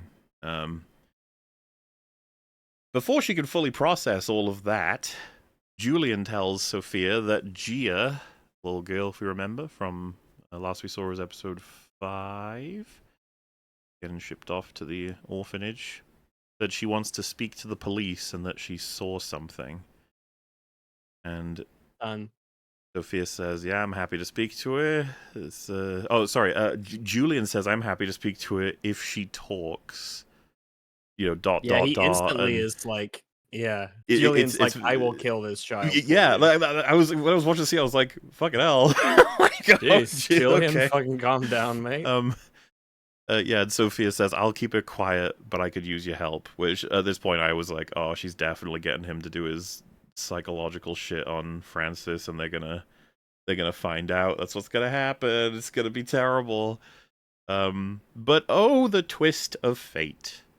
Absolutely wrecking this woman and her newfound worldview by forcing everything she's trying to build, being Sophia, against causing the kind of trauma that brought her here, is now possibly generating that exact same experience for another innocent little girl. I can't not love the writers for this choice. You can see it coming. They have a as Julian's explaining the situation, they have the kettle is getting louder and louder and louder in the background, because you can tell it's fucking driving her nuts to think that all of the effort she's made, she's essentially become the thing that created her in the first place, that she considers a complete injustice, of course, and cruel. What an excellent choice to take advantage of. And she's a smart enough character to realize this pretty quickly, and it's like, are you gonna destroy what few principles you currently have left, i.e. kill that kid, in order to protect the new world you've tried to create for yourself? Which, would that not just be the complete destruction of your entire point of view in terms of what justice you deserve? Excellent choice, writer people. Good job. It's the willingness to not let her get away with it cleanly, so to speak. It's just potential they noticed, took advantage of, and it doesn't even take that many scenes, that many lines, but good gosh, it's good to have it in there. Anyway, Absolutely. while she's dealing with that, Sal's with Oz, and they've entered his underground mushroom palace, you could call it. Underground Mushroom Palace. That sounds like a band name. Or a level in Mario. Underground Mushroom Palace. Yeah, it does. Maybe. So, yes, underground, and he says, as of now, you all work for the Gigante and Barodi families, so I want you to pack up this product quickly and quietly. And, he's like, listen, Sal, you got some hate out. That's good. I gave you what you want. The whole thing is yours now. Start of a whole new empire. Why you gotta share it with Carmine's daughter, huh? After everything the Falcones took from you. So fucking entertaining. It's like, are you serious right now? It's so in character. It's like, yeah, He will never not try to talk his way out of a situation, even when he's lost. he's annihilated, and he's like, I give you the operation. Look at you, so strong. New empire, yes. Let's work together. Get rid of Sophia. It's like, fucking hell, man. What's the worst he's gonna say? No. You almost have to give him credit. And yeah, obviously seeing there's just no options right now, really. And I love that Sal completely ignores that and instead just calls him a rat who's gonna die soon once they get back to Sophia. It's like, yeah, you're not getting through to Salvatore this way. It's never gonna happen. You're not making a fucking deal with him ever again. So he tries something else, which is obviously kind of a better angle in a way. He says, you know what I'll never forget? The smell. The burning flesh, the muscle, the fat, the shit, the smell of hair. I didn't anticipate that. Really distinct. Did your beautiful wife, Nadia, did she wear some kind of special hairspray? Because, man, she went up like a tinderbox. Just like...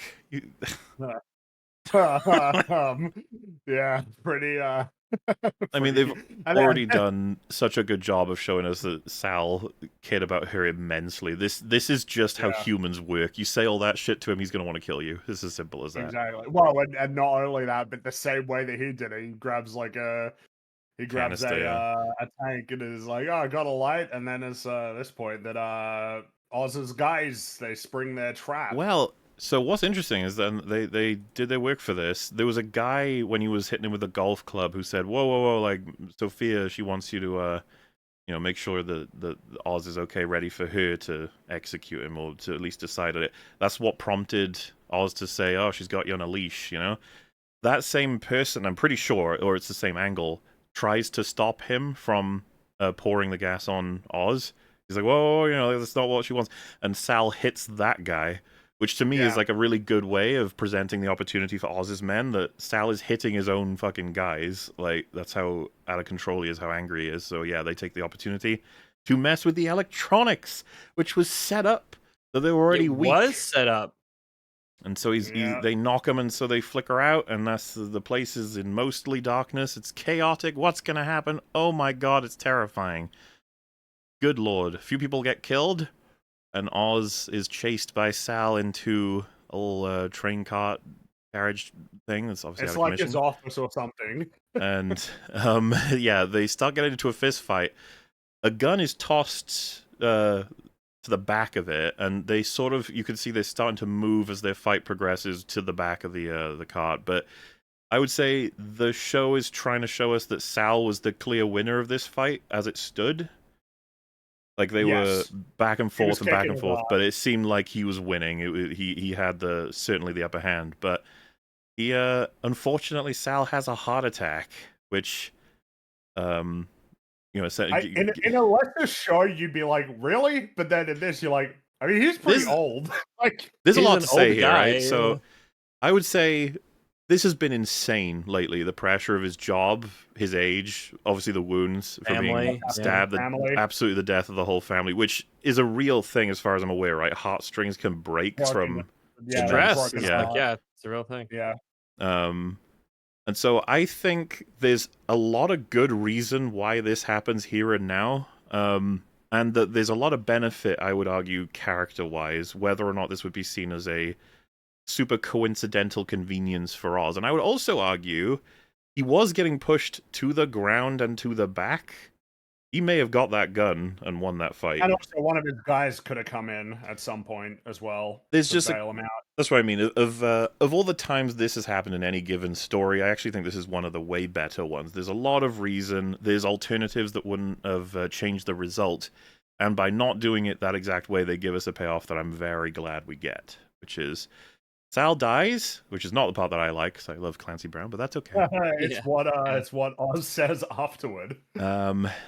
Yes, he says, oh, no, hell, no, Sal, look at me, I beat you, Sal, you hear me, I beat you, I win, you were supposed to destroy me, Sal, show me what a big man you are, what a fucking big man you are, huh, well, I got you, I fucking got you, you filthy, stupid prick, I beat you, Salvatore Maroni, which, I said this on, I think... He's just yelling this. I think The on dead open guy. bar, but this when Sal died of a heart attack, I was kind of like, oh, and then when he did this, I was like, oh, that's great, actually, Yeah. because of course this banks on the one of the best sequences in the Batman for the Penguin in terms of what he contributes to the story as a character, that he's so obsessively wants to like win that he thinks And like he wants them to know that he won. yeah, so when he causes the insane fucking pile up in the highway or whatever in Batman, and he thinks the Batman's been taken out by it, he's just like, I got Woo! He's you. floating in the rearview mirror. Yeah. Like, Yeah. like it's chaotic nonsense that he couldn't possibly have, orchestrated specifically, but it's good enough that he fucked up one of the cars that led to that. He's like, yeah, I beat the Batman.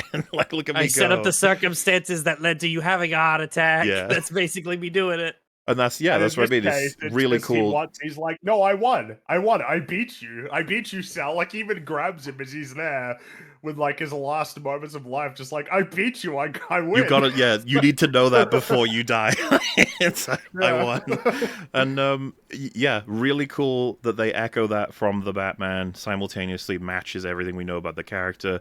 And at this point, if you had written the Batman, and specifically the parts of it that involve the Penguin, and then you saw this show and hadn't written any of it, let's just say, God, you must be so fucking thankful that they handled the Penguin so well, Just like, this is some great development considering how little he's in the Batman.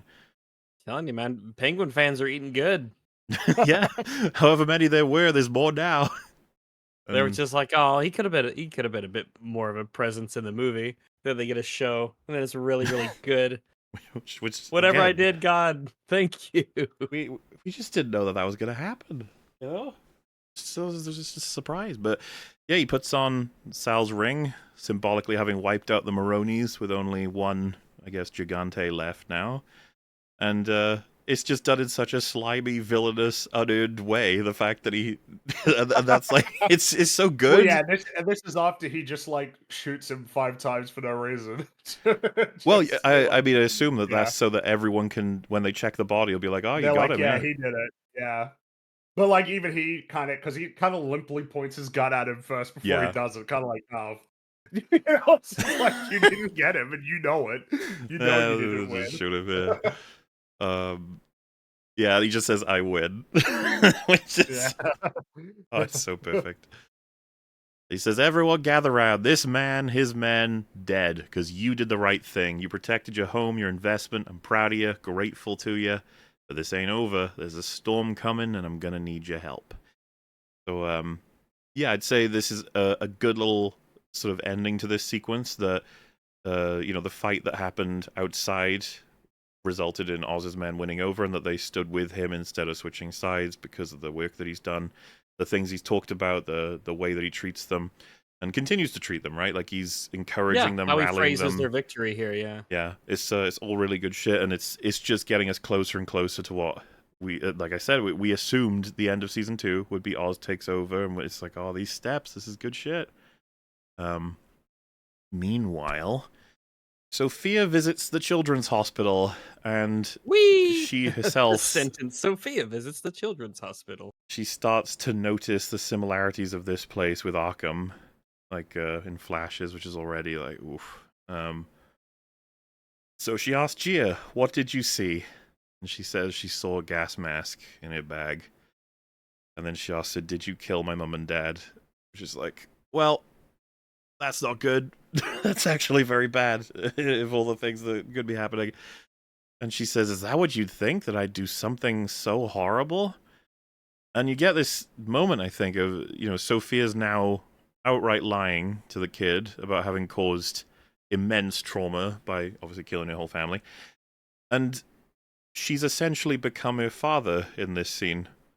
And she's perfectly creating the next Sophia. I cannot express just how much I was impressed by this. I was like, this is brilliant. She is playing the role of Carmine, and she's considering either killing or forcing this girl into a situation where she cannot speak up about what's happened. Just brilliant. And she notices Gia's actually started to scram her own arms. So, like, she's got self-inflicted wounds. Yeah, and this is... Sophia caused this. Yep. She chose to do this. She could have left. She could have done that. She He had a could lot have of gone to Italy. options. Yeah. She could have started a new life in Italy and probably been out of it for good. She would have been out. So, yeah, with all of that, Sophia says, your mum and dad, everyone in our family, they were bad people, and they deserved it. I'm glad they're gone. Don't hurt yourself because of them. This is a gift, and you're going to get out of here, and you're going to find a new home, and whatever woman you become, you deserve better than what this family could have offered. And I think this is essentially Sophia telling this girl what she thinks she would have needed to hear to have better results than to simply repeat everything, even at the risk to what could happen to her now. But I mean, you know, this child is traumatized, obviously. Yeah, like it's not gonna work. This is not gonna be she's not gonna be like, oh, that's okay. You make an interesting point. it's the damage is done. And I think And that's what's so and even she knows this. it's She what's so perfect recognizes about the that. scene. It's just like it's done. I did to you because of what was done to me, and that's that. It's just over. And I couldn't help but think, man, reminds me of Arcade Season 1. Like, good times. Yeah, not Good season two times. though. No, not Season season one. 2. Less so season 2. And yeah, and then Sophia stumbles out and is like fucking having like a panic attack, or like she's she is really struggling. And she As grabs at her she throat again as well. would and should, because yeah, like this is her recognizing that she has become her father, Which is exactly what he wanted. which is what he it's wanted so in the first fucking place. good. Exactly. Yeah, that's it. Because she was going to be in charge, and now she is in charge. Actual And, nightmare fuel. yeah. Obviously for her existential crisis and the struggling to breathe. I couldn't help but just be like, man, what a character! Like, good Mhm. job. They're Yeah, making and, her. I- They're putting her through the ringer. yeah. It's just that this was an opportunity to extract some real potency from the story for the character that they didn't just leave on the table because it's like, well, you can't have her being too upset now. It's like, what do you mean? That's like the range of extreme emotions is like that's where the juice is in terms of Yes. storytelling. And it's poetic, right? And I mean, Arcane, right? Parallels, in season 2, parallels were considered really good. Parallelograms. But yeah, no, when you could tie things back and you could have it that self-fulfilling prophecies or characters becoming who they didn't want to be, these sorts of things are just really like make for compelling drama. It's really rich storytelling. Absolutely. Oz then calls her through Sal's phone. Yeah, if only to make her day even worse. Yep. And just basically makes it simple. Give me my mum, and I'll give you the operation. And we know, he knows, she knows, you're a lying sack of shit. There's no way that's the fucking deal. That's never going to be the fucking deal. But what's going to happen? How's it going to turn out? Sophia explains the situation somewhat and says that because like you've got now, this is a complicated situation. You've got Julian is working on Francis already with what we're going to see as a payoff for that, but all the pressure of everything she just went through with Gia combined with everything that she's already done, and now the Maronis are out. There's no like building the coalition of families there anymore. It's definitely a moment of what are you gonna do? What's the decision to be made exactly? And Sophia's got a lot to think about. And what's interesting is part of what was said by Francis to her has made her start to think about the situation. Specifically, the line about how she changed her name or how she's trying to change the way she dresses, or all these different efforts to essentially move herself away from and reinvent herself away from the Falcones. But is that like petty and meaningless compared to the more substantive elements of the character, what's happened to you? And she says this, she has this sequence with Julian where she's like, I escaped one institution, I'm just in another one. Which is now, I'm doing all these things, playing this game. I don't like. She's like, I don't even fucking want to play this. I don't want to be on these rules even. And it's exactly what Carmine would have wanted as the person to inherit his empire, to be this good at playing the game, to make the decision like what she was on the verge of doing with Gia. You know, we kind of went over it, but like this is her really coming to realize it. And I will say, Julian is just kind of superfluous, like we said. He's just not necessary, and it sort of works out that she's able to express this point of view to him, and that's his worth in the scene, sort of thing. But again, I'm just I don't want to undermine. Just sort of talk her up, like he's just this almost like weirdly super loyal to her, gassing her up kind of character. Yeah, it's just like, it's just not necessary. Really, or rather, well, he could have been anybody in a way. Like like it would be better suited to have somebody who comes into this conversation with a different purpose and different goals. And so, yeah, she despises her family for what they did to her, her father especially, and her response to all of it isn't to have burned it all down, but to become the person that would have been the best to lead the family, despite the fact that she's fucking killed all of them, which is obviously not what Carmine would have wanted. But, there's still a really good meaning there of like a ruthless leader that will destroy anything and everything to make sure her family is at the highest point, that she always comes out on top. And I would say that even without the Falcone name, like doing Gigante, she still feels trapped in the world her father created. And it all goes back, right, to I own you, you're mine, and I will make of you whatever I want, basically, which she's always wanted to escape. And it's really cool to watch her escape it in episode 1-ish, escape again significantly and definitively in episode 4, and then now realize, no, I still haven't escaped. Like, I still haven't actually gotten out of this yet. No, it's cool. It's interesting. It's a really interesting idea for a character that she just fails to recognize at several occasions that she is not that she is doing exactly what was hoped of her, with the asterisk, of course, of the annihilating the entire family. That wasn't part of the that wasn't what he wanted. Yeah, and the fact is, like, this realization is super important because it's like, yeah, you have the money and the means to just go.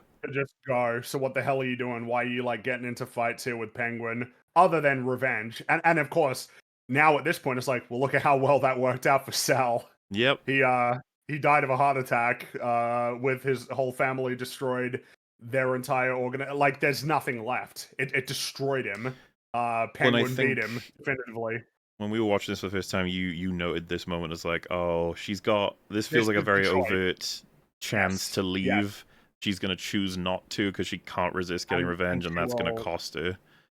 Yeah, we're in a really straightforward position to set up a really compelling tragedy that there's a fork in the road. The two choices are that she can leave it all. I mean, hell, right? This is kind of like the nature of the cycle of violence, right? Is another storyline in terms of dealing with the idea that you can just let it go and go on. Leave the past behind. I mean, God, in my mind is jumping to a million stories in terms of, I mean, hell, like Kung Fu Panda 2, right? Like, even that was a story dealing with the idea of letting the past go, but Shen can't do it, and then it destroys him. It's just so common in storytelling, and here it's like she's gonna be presented pretty clearly with the choice to leave or to pursue Penguin, and when she goes after Penguin, she's gonna lose. How that comes about, you don't know, but she'll lose. We saw this recently in Arcane Season 2, but they did a very bad job of it. The idea of, oh, just walk away, leave it all behind, you can go and live a life. That was done poorly because the character in question being told that was a terrible, horrible psycho killer who is doing it to escape justice and is truly getting away with all of her evil deeds. Whereas if you talk about like episode 4, Sophia, she actually did have an opportunity to truly walk away, leave it all behind, start anew. What you've highlighted there, Rags, I suppose, as a point of difference would be, we talk about it sometimes. It's really complicated to deal with it, but like, it's the idea of what does the story think of its characters, and consequently, what kind of point is this story making? This is a show about bad people, and it's a show that sort of treads forward and creates a storyline with a recognition that whoever you're rooting for, like the idea that there's anybody you're rooting for or any sympathy that you feel for them, it's still couched in the context of there's a bunch of bad people fighting each other. In the case of Arcane, it's clear that they want it to be in the direction of, no, Jinx is good. No, she is good. And this is a lesson that should be meaningful to like you as a regular normal person. The idea of letting go of the past and moving forward. It's like, no, you don't understand. In this case, it's more of a case of just genuine interest. The idea of like, dude, you could have walked away and won. But you couldn't help yourself, and then it'll be interesting to see how that plays out compared to a story that's actually trying to make some lesson that is something that you can take forward as like a regular person in the real world. With someone like Jinx forgetting what she did, forgetting her history, forgetting how she has wronged other named characters, and then them just forgetting about it. It's it's the cycle of violence or like revenge and the cost of revenge. These are all like worthwhile themes to explore, but you gotta actually write it well. But also, on top of that, I would just say like it's created so many interpretations from people who even like the show that they don't like, which is that, you know, Jinx had a support system that remained, people who figure their lives would be made better by her presence remaining, even though she's decided not, and that she has to leave to stop everything bad happening, which doesn't even get supported really unless she just wants to kill people, which she's already, remember, she was like, I'm sorry I killed your mom to Caitlyn, which was pathetic. But so, you know, point B is like, what do we draw from the show? It's like, well, she could never be happy with her sister, she could never enter normal society again, there is no repaying, she should just run away. It's like, that's terrible, fuck that. And you know, there's another show that we'll talk about several years from now, probably, that has a whole episode dedicated to the notion of like the difference between a monster and a victim, and what the interplay is between those things.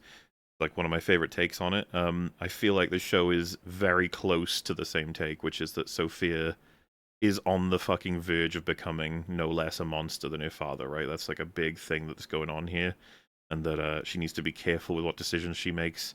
And it's like driving her insane because of all the horrible things we saw happen to her. Doesn't mean she now has like pure capability in a moral sense to just dish out these horrors to other people. Now, you know, Oz is more complicated in terms of like what should be done to him, but there are repercussions that Sophie is not necessarily seeing, and that it's not good for her necessarily either. So her staying in Gotham, there's a way that she could do that, I guess, somewhat healthily, but she, as you mentioned, Rags, is like, you could leave, and you especially could have left in episode 4 before killing your entire family in a way that would make you completely clean. You could start a new life, you could become a better person, but man, that need to balance the scales, and that damage that gets done to you from other people that can just fuck with your brain, like what happened in Arkham, is gonna... It cycles of violence is going to turn her into a monster, and then she's going to victimize other people that could in turn end up monsters themselves. It's just, what a crazy set of references, you know, of like how to do it horribly, how to do it really well. Yeah.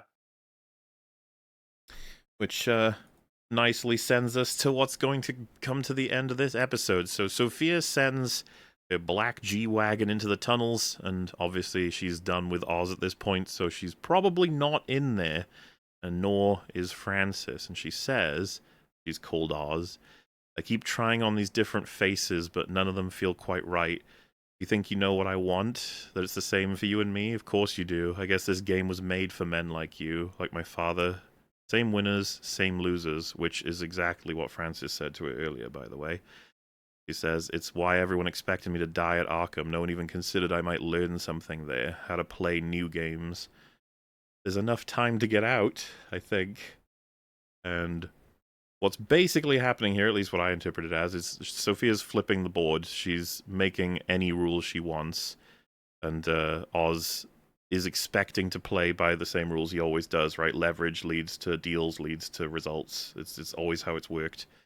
But she's just basically, like, you know, like I said, flipping the board, burning it all down. That's what she wants to do now. Which would have been inspired, I think, by a time in Arkham that her father essentially broke the fucking world to create the Hangman being real and being her. Like, there was no rule he had to follow. He could do whatever the fuck he wanted. Everything worked the way that he wanted. And, so why can't she do the same thing? Why can't she just undo everything that Oz was trying to build here, and even herself trying to build. Why does she want to get that operation? Why don't she just fucking blow it up? Which is not something he was expecting she would do, considering how valuable it is. And so he tries to run away, and he ends up running for safety to the very place he trapped his brothers all those years ago. This is, Poetic. the fact that he used that knowledge to save himself, I don't know, man. Like, that's something. Yeah. What else can you say? But yes, we see another flashback, and they deliberately have left out a chunk we're going to be getting. Go ahead. Can you imagine a show where he gets down to the bottom of that ladder and he looks around and there's two little skeletons on the floor? And the Oh my show's like, God. oh, look, you see? Look. What? As a way to be like, make sure the audience get it. We wouldn't want Yeah, them to yeah. miss it. It's like two conspicuously placed skeletons with the little They're hats like, with they're the like propellers on cartoony. them. Yeah. Yeah, yeah. So you know. Yeah, so we get a flashback piece that is meant to intrigue, I think. It's Francis has taken Oz out for a dance. Whoa, the story that he mentioned much earlier in the season. He It's, mentioned this. Yeah, what I'm getting at, though, is that I think to a conventional viewing, you'd be like, I feel like what happened between this and the other flashback? It's like, oh, Yeah. we'll find out. And she says, I can't do this no more. You have to promise me you're going to make something of yourself, that you'll get me every goddamn thing I deserve, or I'm not going to make it. I don't know how else I can live with this, Oswald, but you'll make me happy because I deserve a happy life, don't I? Tell me. He says, you deserve the best life, and I'm going to get it for you, and I ain't going to quit till I do. Which is, oh fuck! It's the strategy of releasing these pieces to us in the way that they do. Yeah. The fact that she said, you know, like, this is the only way I'm gonna be able to carry on is if you make it worth it. Like, you've got to give us the best life ever. The only way I could like contextualize what's happened in a way that doesn't leave me completely broken. Pretty heavy on both their ends. And there's, like I said, there's a bit more context to grab that would make that scene hit even harder. And I like the idea that the flashback was prompted after the explosion, and he probably took a hit somewhat to the head, and I could imagine that he's thinking about what is fundamental, right? Yeah, this is the motivation. Everything that he did was because his mom asked for it. He's like, yeah, of course I'm going to do that, Ma. I'm going to take care of you. He was so and close. Yeah, at this point, you still look at it like, see, yeah, he's just trying to help out. It's just nuts, right? Because if she turned up with the mum, he would have betrayed her or done whatever he usually does, and then she would be out, Maroney's would be out, Falcones are out. He's in, he's got the drops, he's got the trusts, he's got the men. That would have been that. He was so fucking close. But she detonated the entire operation, which, like I said, it's just a cool thing that she came to say that she learned from Arkham or experiences there. That like, you got to think outside the box sometimes in terms of what moves you can make. Which, by the way, I feel like sums up Oz perfectly throughout the season. You'll do things that people are just like, you fucking what? What move is this? This is insane. And it's like, yeah. And then it will work because not like perfectly and not every time, but yeah, a lot of them are real crazy moves that actually do work out. And he climbs out. He climbs up and out of where he trapped them. He emerges. Which I mean, feels indicative of the nature of the accumulation of his strength. Obviously, he is a man, and before he was a child, but still feels like it's indicating the same point that he did get a lot stronger to where he can do this and climb out. You know, Yeah. like that's the accumulation of all of these years and years of fighting. And then you see all of the destruction, which is like, yeah, just remember, just in case, because like my assumption is that everybody who is watching and enjoying the show is essentially recognizing the nature of the storytelling. Sophia is also very, very, very bad. Yes. And what she's done here is really, really bad. There's a lot of innocent people who were harmed because of this. The destruction is immense. Well, and this made a lot of people ask, like, how is Batman not on the radar at this point? Yeah, this is too big a deal. This is huge. Like the amount of, because you even get a big wide shot that shows the amount of destruction. It's like, yeah, it's like a whole block has just like caved in from a massive explosion. That's It's a bit huge. too much. Yeah, we have now Now, successfully made this big enough to. I mean, I guess you could say the maybe he got bliss, there the after, you know, like he got there later. maybe because they don't linger. They Yeah, they go off to other places, but I think it's Well, yeah. less so that Batman should be involved in any given scene, more so. it has Show to be you need to accounted account for later. Batman. Yeah, you got to tell me what's going on there because it just makes me, But I think the next time we see him / scenes that relate to any of this, be it in the Batman 2 or whatever have you, they're probably going to have some throwaway line about what he was doing during this. At least I would probably push for it if I were the one who'd written this. I'd be like, "Do you mind?" I would. We need a. Yeah, we crossed the line where it needs to be accounted for. Yeah. Yeah. Arguably, the bliss thing might even be something that it's like, oh, there's this crazy new street drug sweeping the streets and Whipping the Gotham nation. and all that. I feel like Batman should be, should know about that. But yeah, the corrupt cop they had on with the drops, he turns up and he says Sophia wants to see you and knocks Oz out to be collected up. So closes episode 7. They were in a pretty good place this show, huh? Very Yes, good indeed. place. And As I will long as they say, I had such nail trust the landing. issues. Yeah, that I was like, I still don't quite want to recommend this yet. Give me a sec, okay? Just let me see that last episode and I'll tell I you. think that's just totally reasonable at this point. Like it's once it's done, feels like that's the place where you can be like, okay, all good. All right, we're good. We made it, everyone. It's clean. We're safe now. But Well, it's just the ending is difficult. The ending is hard. It's often hard. Part of what makes endings hard though is that sometimes writers aren't willing to follow through on the Mhm. story that they've created. Mm. They would rather go in a different. I mean, it feels like Hill House is a pretty Yeah. prime example of this. You wrote an ending, Midnight Mass. or you wrote a story that necessitated what would have been something of an unhappy ending at best, and even just an outright tragedy at worst. But because you liked your characters so much, you didn't want to do it, and the show suffers because of it. There is an importance of you've set it up, it leads in a certain direction, your characters are going to make certain decisions or events are going to play out in such a way that this is what ought to happen. Do you have the guts to follow through on what you've written? Let's find out. Are you going to be a little pussy boy? Well, I was obviously quite anticipating this because I figure with any finale for any story, especially what is this? It's like, oh shit, big things are going to be happening in this one.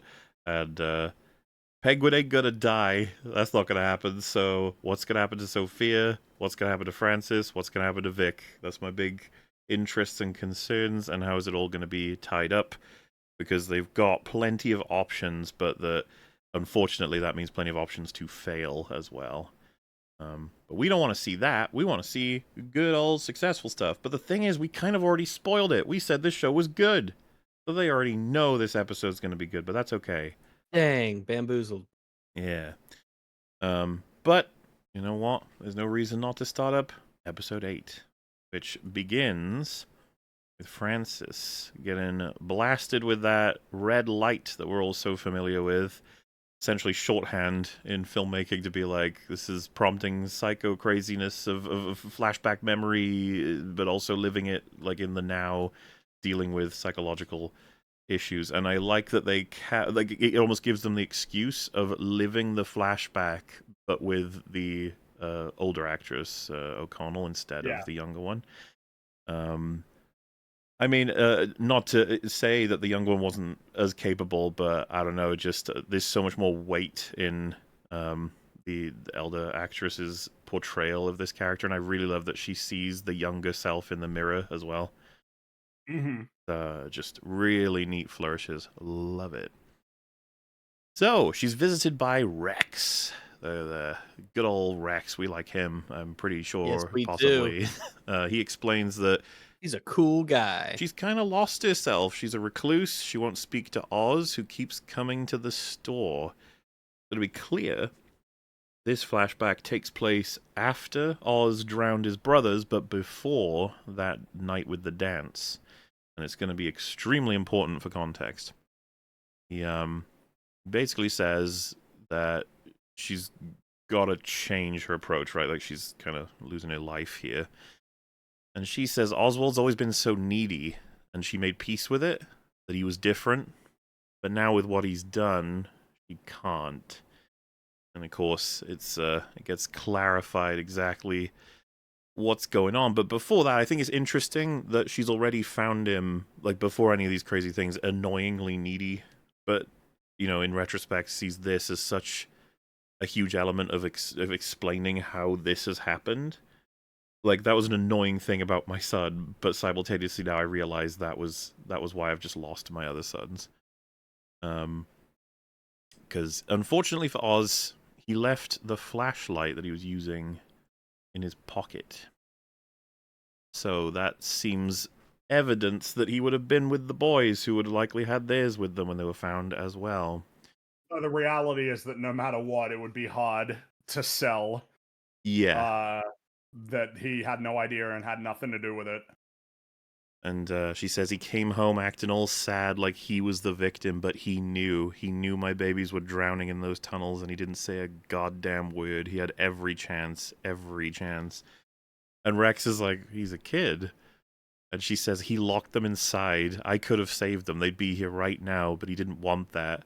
He wanted me all to himself. It's once again a moment where I am not this woman. I cannot give you the performance that she gives, but my God, is it excellent. She's doing a top-notch performance to the point of kind of, I think, surprising a couple people with this, because you don't expect her to do such, like, heavy scenes, but they've been stacking up, a lot of them. They have been. It's the second half of the season is where her scenes have really started to sort of build up in terms of their number and their significance. And yet, the thing you have to keep in mind, because they've already implied it, but we're going to get pretty explicit with it, is that this is all really great context for us to understand the story, but Sophia and Julian are seeing all of this. They're acknowledging all of this. The story is being told essentially to them as well, which is super important.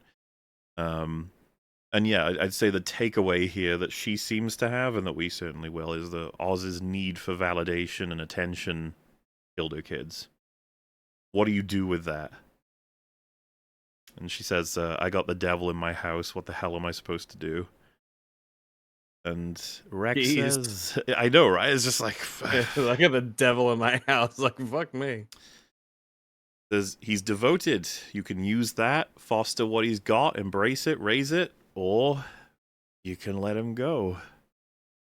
And the offer here, or the understanding of the situation, is basically that your son can be an incredible asset to you, or you can kill him.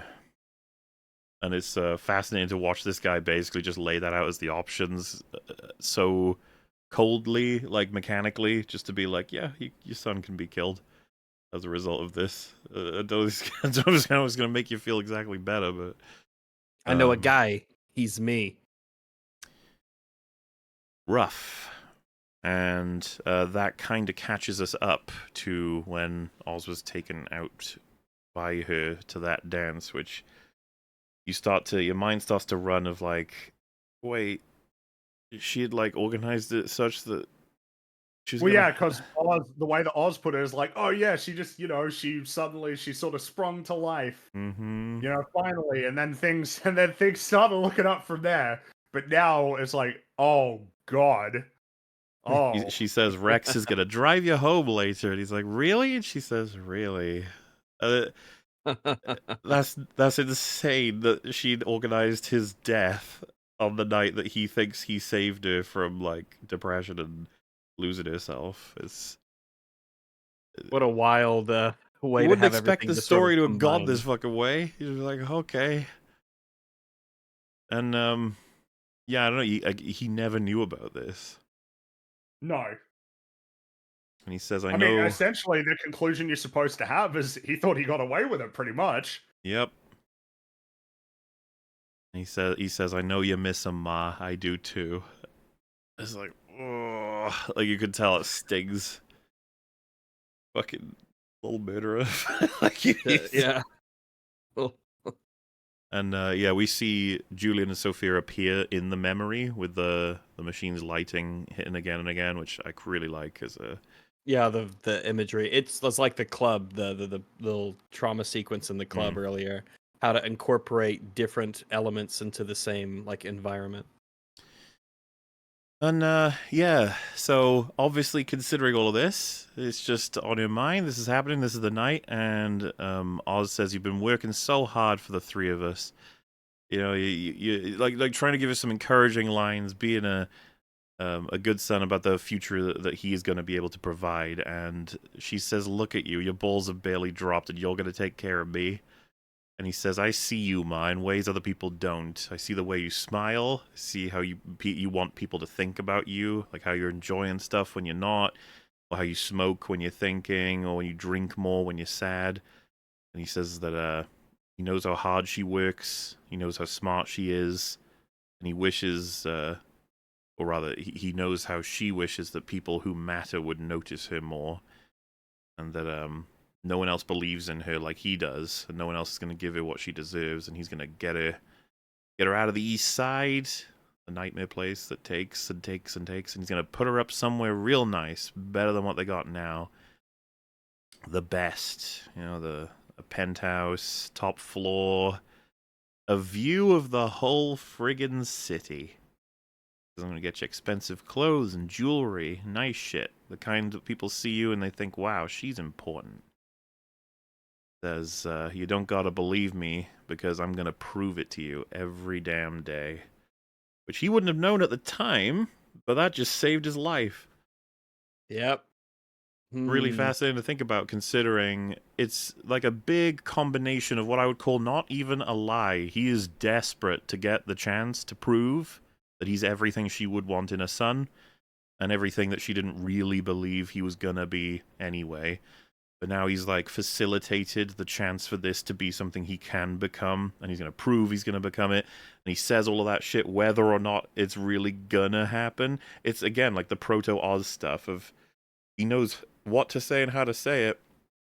And yeah, now we know that was probably what changed the tune. Then you get the dance together where she basically says to him like, you have to make that happen. If you don't make it happen, that's going to destroy me. And it'll make you, nothing, essentially, just like me. Because as she said earlier in the season, what is the worth of like a man who can't even take care of his mother? Not lines that are gonna hit in any other way than making him more and more determined to lead him to make decisions that are probably going to be horrifying, as we've seen before. Certainly capable. But man, what a boatload of context. How incredibly impressive it is. Just How keeps well on getting added constructed to, and changing angles, the dimensions will alter, and the layers keep increasing. It's just like, good job.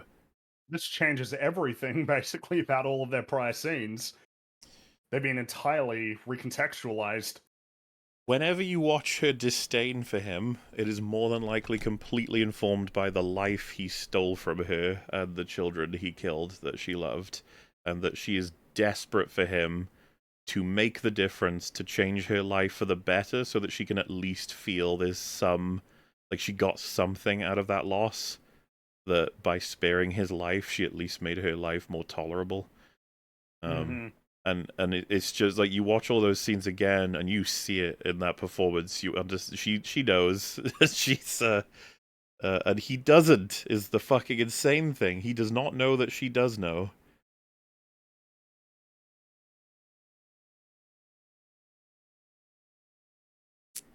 A lot to think about. it is a lot to think yeah. about. You had mentioned it earlier, the way that the show paces out the reveals of this information, and how on a second watch through and talking about these scenes, after the fact with all of the knowledge that you get later. I think the show is really one of the best examples of how to pace out that information in those reveals, all the flashbacks and things of that nature. Mm-hmm. It goes to show if you had all of the same information presented in another show, but you didn't pace it as well, it wouldn't hit as well. By just choosing when and where to have these sequences and in which episodes to have this information, it's like you're just working with so much more. Like all of that same stuff goes so much further and can just create more drama, create more of a well interconnected story. Yeah, as I was saying, this might be one of the best for use of flashbacks. It's just a good approach to it, but honestly, it's not easy at all to get it this good. Yeah, I No, it's mean, not. A obviously lot you of have stories get it wrong. yeah.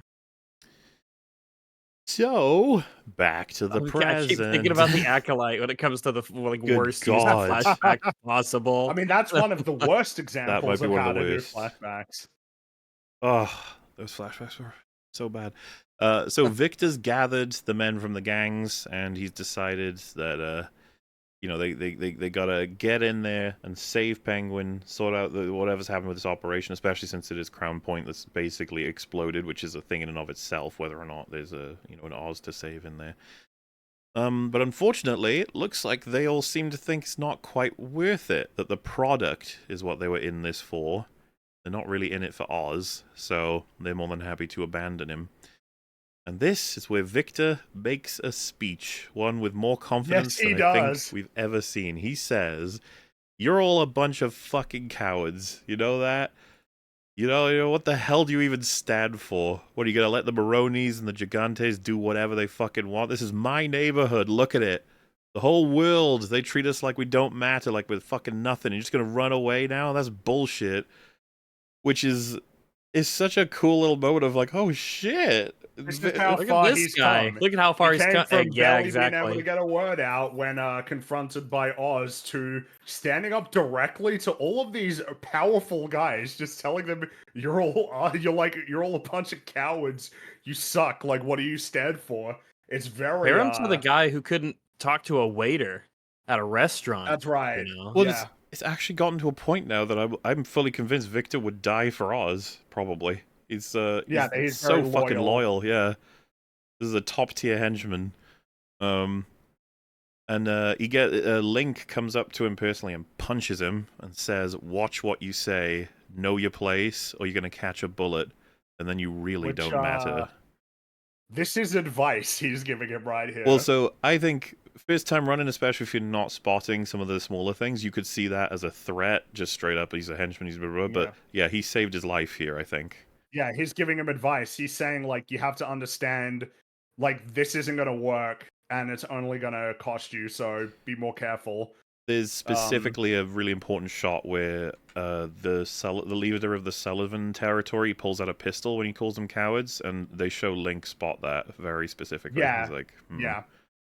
Well, and even when they were initially walking away, when they were all like, yeah, we're here for the product, not Penguin, he kind of has a look on his face like, oh, for fuck's sake. mm-hmm. You know, like, it's they've been sort of sowing seeds with Link. They really have. They have, yeah. And yeah, he clearly likes Victor, clearly likes what he has to say. He was even probably kind of inspired somewhat by the speech here, but there's a time and place. And what I really like about it, right, part of the speech is we're treated like we're fucking nothing. Like, we can't let that continue. That he's like, you're gonna be nothing if you get shot in the head, okay? So, like, let's regroup, rethink this. Let's channel that energy Yeah. a little bit more intelligently. But still, good job, Vic. Hell yeah. Nice.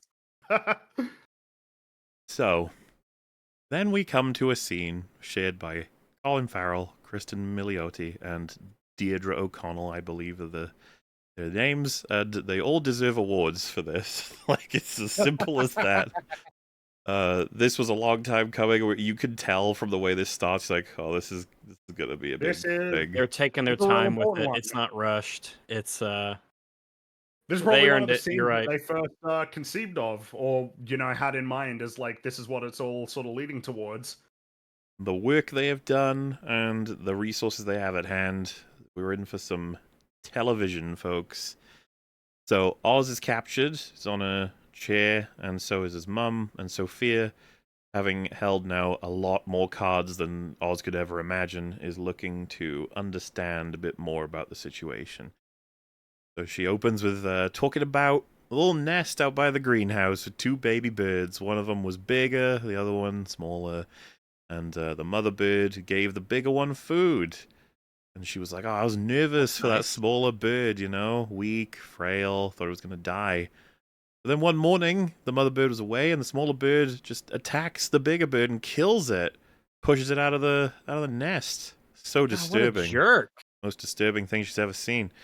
And she said, could you imagine doing something so terrible to your own brother? But that's not even the wildest part. When the mum comes back and she sees that that's happened, she didn't do anything. She just kept feeding the baby that was still there, caring for it like nothing ever happened.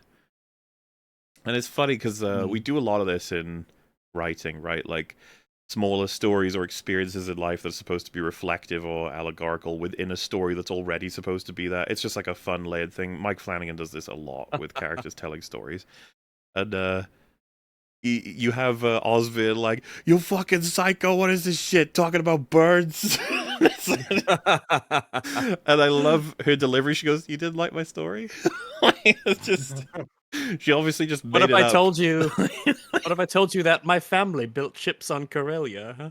Oh, it's like I got a strong sense that she was anticipating this moment for such a long time that she was like, what if I open with like a story that relates to the situation to get us started? And then she sort of realizes with his reactions, like, that was fucking pointless, wasn't it? Like, I guess we just talk like for real about what I it was is. really gonna enjoy that. I rehearsed that in many showers. Okay. Yeah. But yeah, it obviously didn't happen, but it's like, how else do we start peeling back the fucking insanity that is your life with your mother? Like, how else do I introduce this as a topic? Because she says, do you think the mother knew? And he says, all of that's almost as sick as asking the man asking a man to kill your son, Rex, right? That was his name. And you can tell Oz is gradually being like, why the fuck does she know these things? Like, or saying these things. This is getting like actually disturbing. And he says, what kind of weird fucking games you trying to play? Which, obviously, we're getting a bit further and further along in terms of accessing the things that the audience is waiting to be uncovered. It's like it reminds me of the ticking clock underneath the table that the audience is aware of somewhat with the Hitchcock stuff, but in terms of generating tension, the fact that we know what she knows and the fact that we know that she wants it confronted, it's like inevitably getting to the point of having Oz and his mother have to talk about the event. It's like, oh, getting there. And she could just kill him, by the way. she could just execute him, but that's not what Sophia wants at all. At least not yet. And she says, is that where Oz made you the promise? Because they're in the hall where that actually happened. She says, was it worth it? Did he give you everything you wanted? Did you fulfill your promise?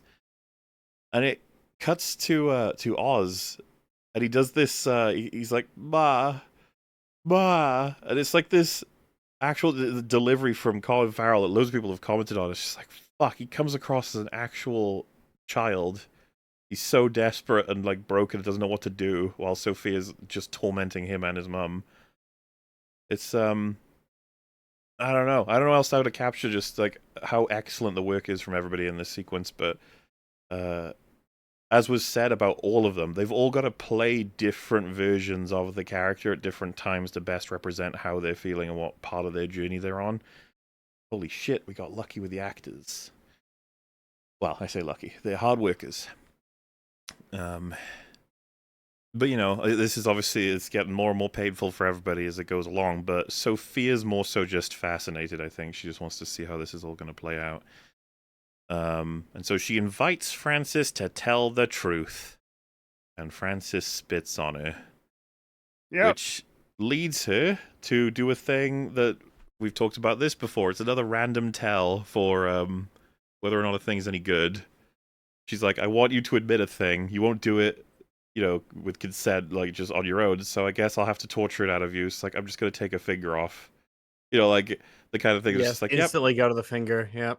And of course, it's symbolic too, because a finger was chopped off Alberto, and it's that very same cigar cutter she picked up in Oz's place.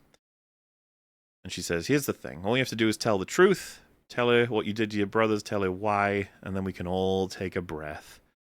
And Oz is like, I wasn't even with him. I didn't do shit. It's like, And, he's getting more back and forth. Tensions raising and raising. And he's, then Francis says, I already fucking know. I know what you did to Jack and Benny. I always known. And he says, lies. Lies, you're getting things confused. It's your disease talking. So, already it's just like, oh, fuck, here we go. Because he's going to have to play on that, right? Like, what other option does he have? He can't really... What would it mean for him to admit that he drowned her two sons, his brothers? And there's something that I think that's just worth commenting on before those two, of like why Sophia's so intent on this coming out. And I think if you combine it with the information we've had earlier about her interest in discovering what makes Oz who he is, I think she, much like the audience as a result of the history and the flashbacks, has basically come to the point of wondering, is Oz just like a demon child? And what does Frances have to say about that? Does she think that? Or did she help carve something worse out of something bad? And with all the family dynamics happening, I think she's just desperate for this to be dealt with before she's going to do any kind of like actual blood vengeance. But the fact is, he's still telling whatever the story he had made up desperately years ago right now. Definitely a lot more like... He's finding it a lot harder to spin his lies. Like, a lot of this scene is spent with him looking really confused. And it's an odd kind of confusion. It's like his mind is broken, almost like I don't know. So, it's almost like the meme of like a robot that gets like presented with a paradox and it doesn't compute and then it explodes. Well, yeah, I mean, he tries you're just crazy for a little bit at first, but that's not going to work. Like, yeah, gotta move on from that. He's just stuck. He actually isn't like able to formulate any stories. None of them work. But or rather, it's like, well, there's one thing he can do, but that's incompatible. Like that's something that he can't do. Something's got to give in this scene. Something is going to break at some point. What is it going to be? Is it going to be chopping off her finger? Is it going to be her saying something, or is it going to be Oz saying something? And so we've come to understand about him, but this will be almost a proof of concept in this scene.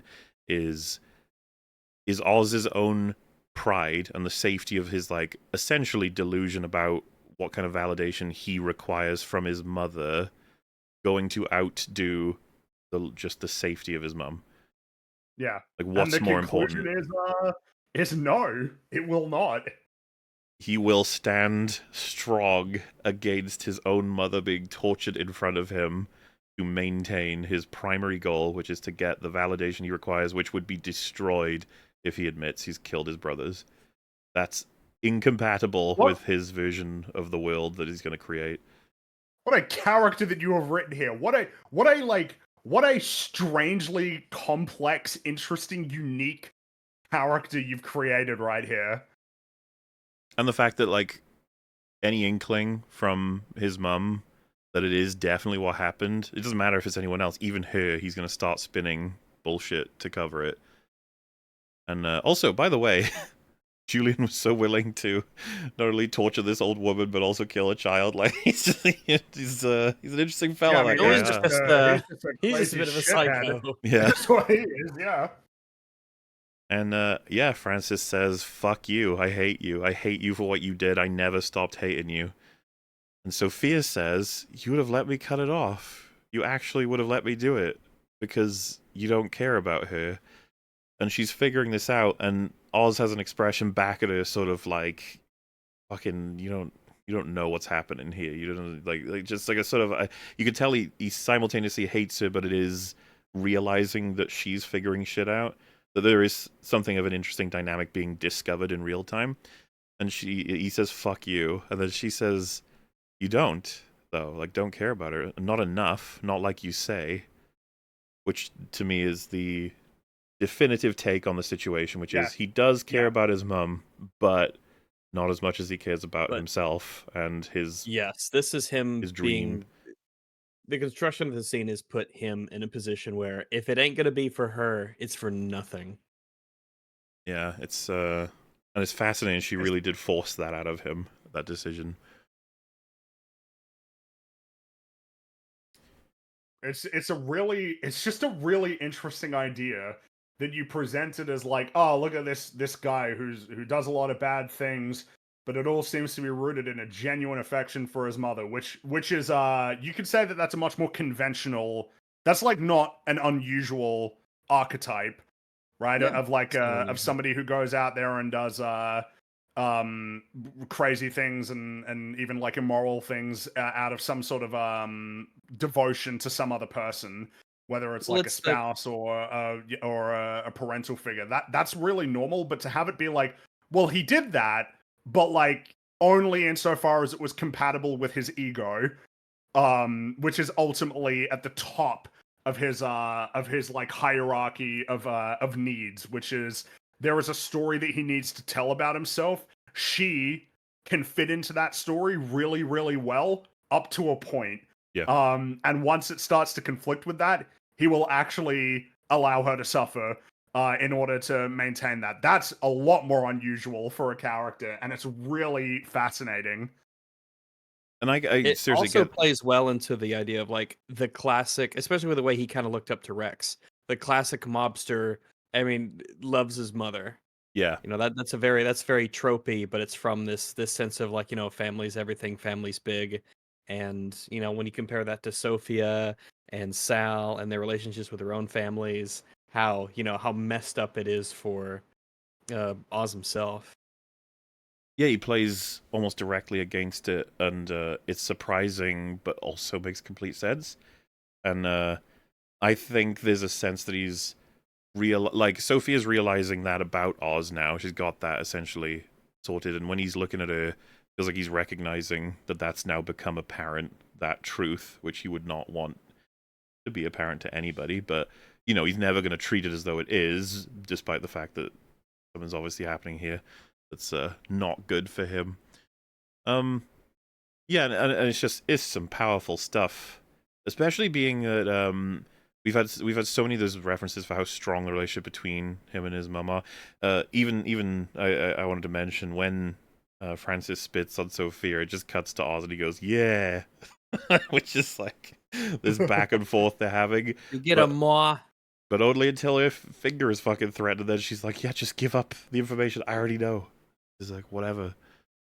Um, we knew he was willing to kill people, willing to sacrifice alliances, backstab, lie, betray, all of the stuff you could imagine. And you'd even try and categorize it as like, yeah, I only betray certain people, and then, it's gone to the point where it's just basically anybody and everybody. But he would let his own men die. We've seen him kill men that trusted him, sort of thing, and believe him to be on their side. You'll sacrifice anything, but like the most beloved family member to protect a lie. And we got our answer. It's yes. He would do it. He would. Which there was a discussion online. I'll see what Rags has to say about this. Was Yeah, I'll there? be quiet. I'll be quiet. Well, Okay. would you describe these actions in this scene that would then tell you, as Francis does claim, that Oz is spineless? I don't think that I think a lot of the times people jump to the idea that, oh, look at how incredibly they see that as it's pure selfishness and that is a spineless thing, like intrinsically, but I don't think that's necessarily the case. You can't be in this business if you're. I just think the idea that if he's actually a spineless guy, he wouldn't have made it this far. He couldn't have gotten into this position if he was a spineless guy. All the stuff that he's done, who he's willing to betray. I mean, just the fact that betraying people is often seen as being intrinsically spineless as well, but I don't think that's necessarily the case. I think it takes a lot of, I don't want to say courage and bravery because those are extremely like positively, there's a lot of positive connotation to those things, but it takes a lot of, let's like call it guts. It takes a lot of guts to do a lot of the stuff that he's done to be willing to do that sort of thing. But I wouldn't call us spineless. What's your take, Friggy? I think that you could say that being spineless is a strictly negative trait. Having a spine doesn't like necessarily tell that doesn't necessarily indicate that you're a good or bad person. You can have like having a spine doesn't mean that that's not strictly necessarily a positive thing. You could have a spine and stand up for good things, or you could have a spine and do really dangerous, reckless, Yeah. stupid things. It's like If you would, determination. yeah, like the idea that like if you said is Oz spineless, it's like from his perspective, he's actually got a lot of fortitude. But it's from his perspective, and his perspective is bizarre and weird. like that is not if you ask me to find a word to describe him negatively, the first word that would come to mind would not be spineless, it would be something else. Yeah. Like Well, a weasel, a snake, he doesn't stand for anybody or anything except for himself. Selfish would be what I would choose over spineless to describe Oz. if perhaps this could be a little dark, but it's the only way I can really think to describe a way to compare this. If someone had a code that they needed to protect above all else to prevent a lot of people from dying, and they were being tortured to get the code out of them, and someone brings their mother into the room and starts torturing them until they give it up, and they refuse all the way up till that person dying, I feel like everybody would say, holy shit, the spine on that guy, to be able to watch that happen and still refuse to give up that number in order to save all of those people. Now, the reason why that's much easier to see as like a, spineful thing is because it's for a greater good. And I do think that what Fring was touching on there is very true about how people rate characters. It's like saying he has a spine feels gross because he's a bad person doing bad things. It's like we should, it's like we like to save that for people who like stay in the line of doing a difficult thing for the greater good. But he has a dream. He's had it since he was a kid.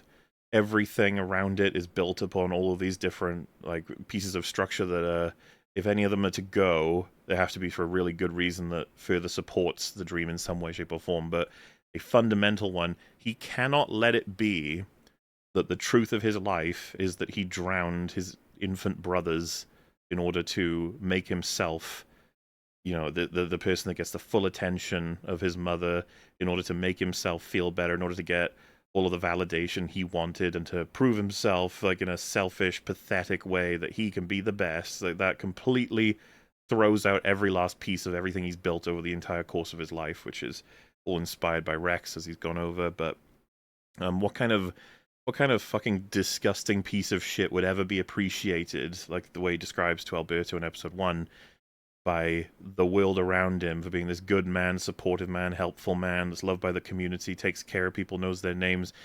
He killed his own family. Like that can't compute. That doesn't match. That can't coexist. Like Fring was saying, the paradox in his head is like that dream has to be saved above all else. And then the question would become, even the cost of the health of your mother? And the answer is yes. He's gonna put up with watching his mum suffer horrifically in order to maintain that thing that he cannot give up above all else, which takes spine. In a sense, well, does. it's interesting. In a sense, you could say that, but there's also like, well, what that this guy he like refuses to essentially allow his ego to be wounded. That doesn't sound very that's spineless, and it's like, okay, but the point would be that it's a little bit more nuanced than like the reality is he does crazy shit like that takes courage essentially. These schemes that he's been pulling are fucking insane and put him in like tremendous peril, and like he does these things essentially because he's so committed to like his crazy like dream and realizing it. And so it's like, so what does that mean? It's like, oh, he's a piece of shit. Like I don't even but the wound again, to the I would ego thing. I mean, you can whittle anything down in a direction that way, in a sense, because everything is down to like what a person would want to have happen and makes them feel better about the world if their thing they wanted to have happen above everything else happens. But this is a literal like the whole dream is dead if he acknowledges and accepts that as part of his history. Can't work, so it's over. Everything he's worked for is and the thing over. is that he's not his psychology like forbids him from essentially like it's actually impossible for his brain to allow that to happen. It's impossible. It's like there's no way that you could convince him to go like, no, that you got a good point there. Like it's and so in that sense, it's like, well, no, this is kind of like you're getting to like his core programming almost. That you cannot move him away from. This is just how his brain works. It's insane and it's crazy. For the record, he is a hyper monster through and through, but it took a Yeah, he's hell a of piece a of lot shit. from him to be able to tolerate what's happened in this room without saying something that would get him out of it pretty easily.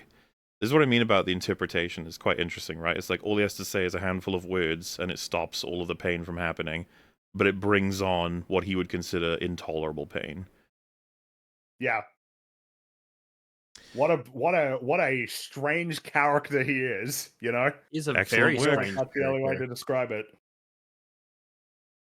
So it you mentioned there was like discourse about it online that I guess you were like referring to. What exactly were people saying that had it seemed like you were frustrated with some of the discourse and the way that you framed the question? So the nature of it was, as you can imagine, most if not everybody is happy with this show. It's just considered very, very, very, very good. But obviously everybody has different interpretations of why it's good, what about it works, what about it is strong, and you get different people with different opinions. And some people, in fact, it was one of the guys that we've come across before. It's one of the people that you're not sure is a person.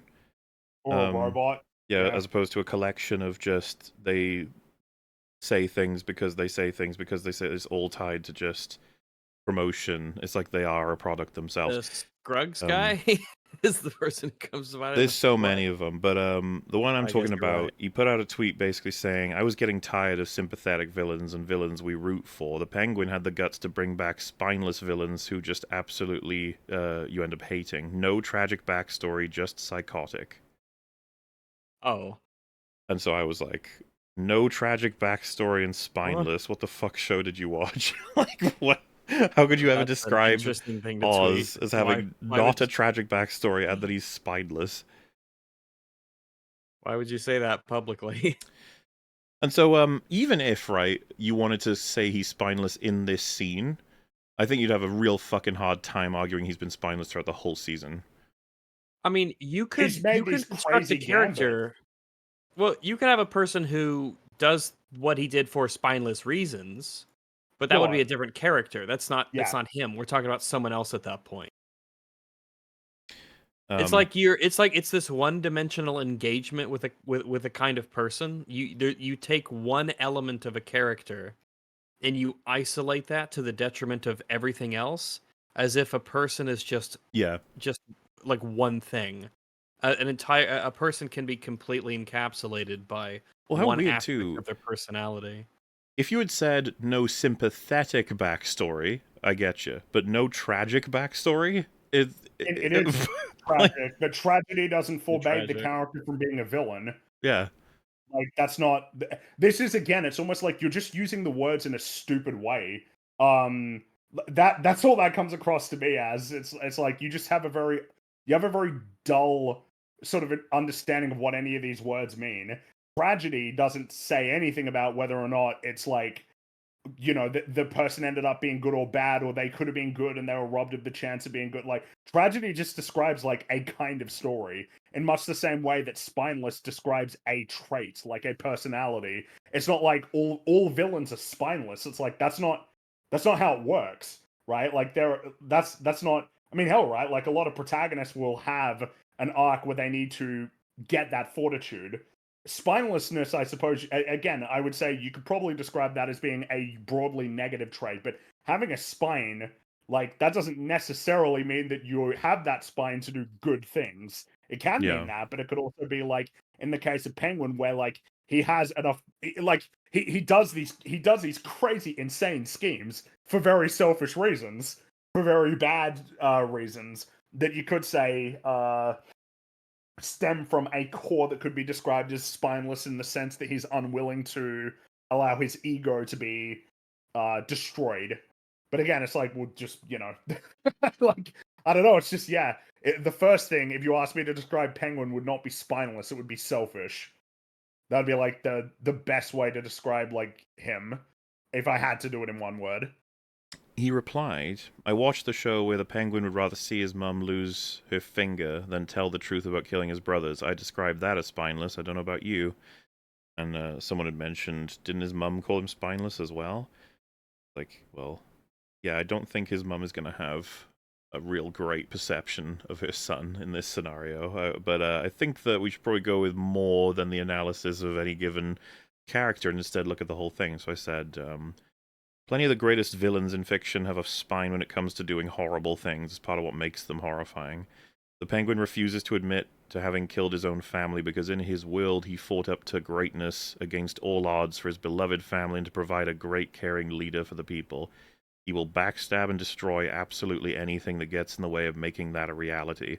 Even his right-hand man, even his beloved mother. The opening of the show is Oz killing Alberto for insulting this dream, despite the incredibly complicated repercussions obviously it's going to cause. It is what the whole thing's about, that Oswald Cobb will do anything to manifest that dream. It's the only thing he cares about. Admitting he killed his brothers would ruin the dream. It would have taken tremendous villainous spine to refuse to simply say some words that would relieve his mother of suffering, but that's how committed he is. This, along with later scenes, is what makes him a strong villain. They all spell this out. Just a quote from Sophia being that you would have let me do it because you don't care about her. Oz is only serving himself, ultimately. He only ever saw his mother as a means to prove his own worth. That's what the final episode shows us explicitly several times. Her well-being and preferences are not important to him compared to his own self-interest. She is in her own personal hell, and made that clear to him in prior episodes, and she's stuck there. I'm trying to avoid being so specific until we get to certain things.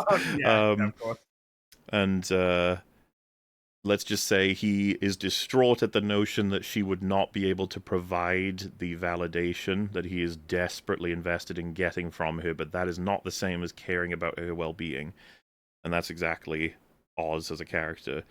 Proof of what he would consider success in his world versus failure. And it's something that no one believed he could pull off, but he wanted to prove that he could.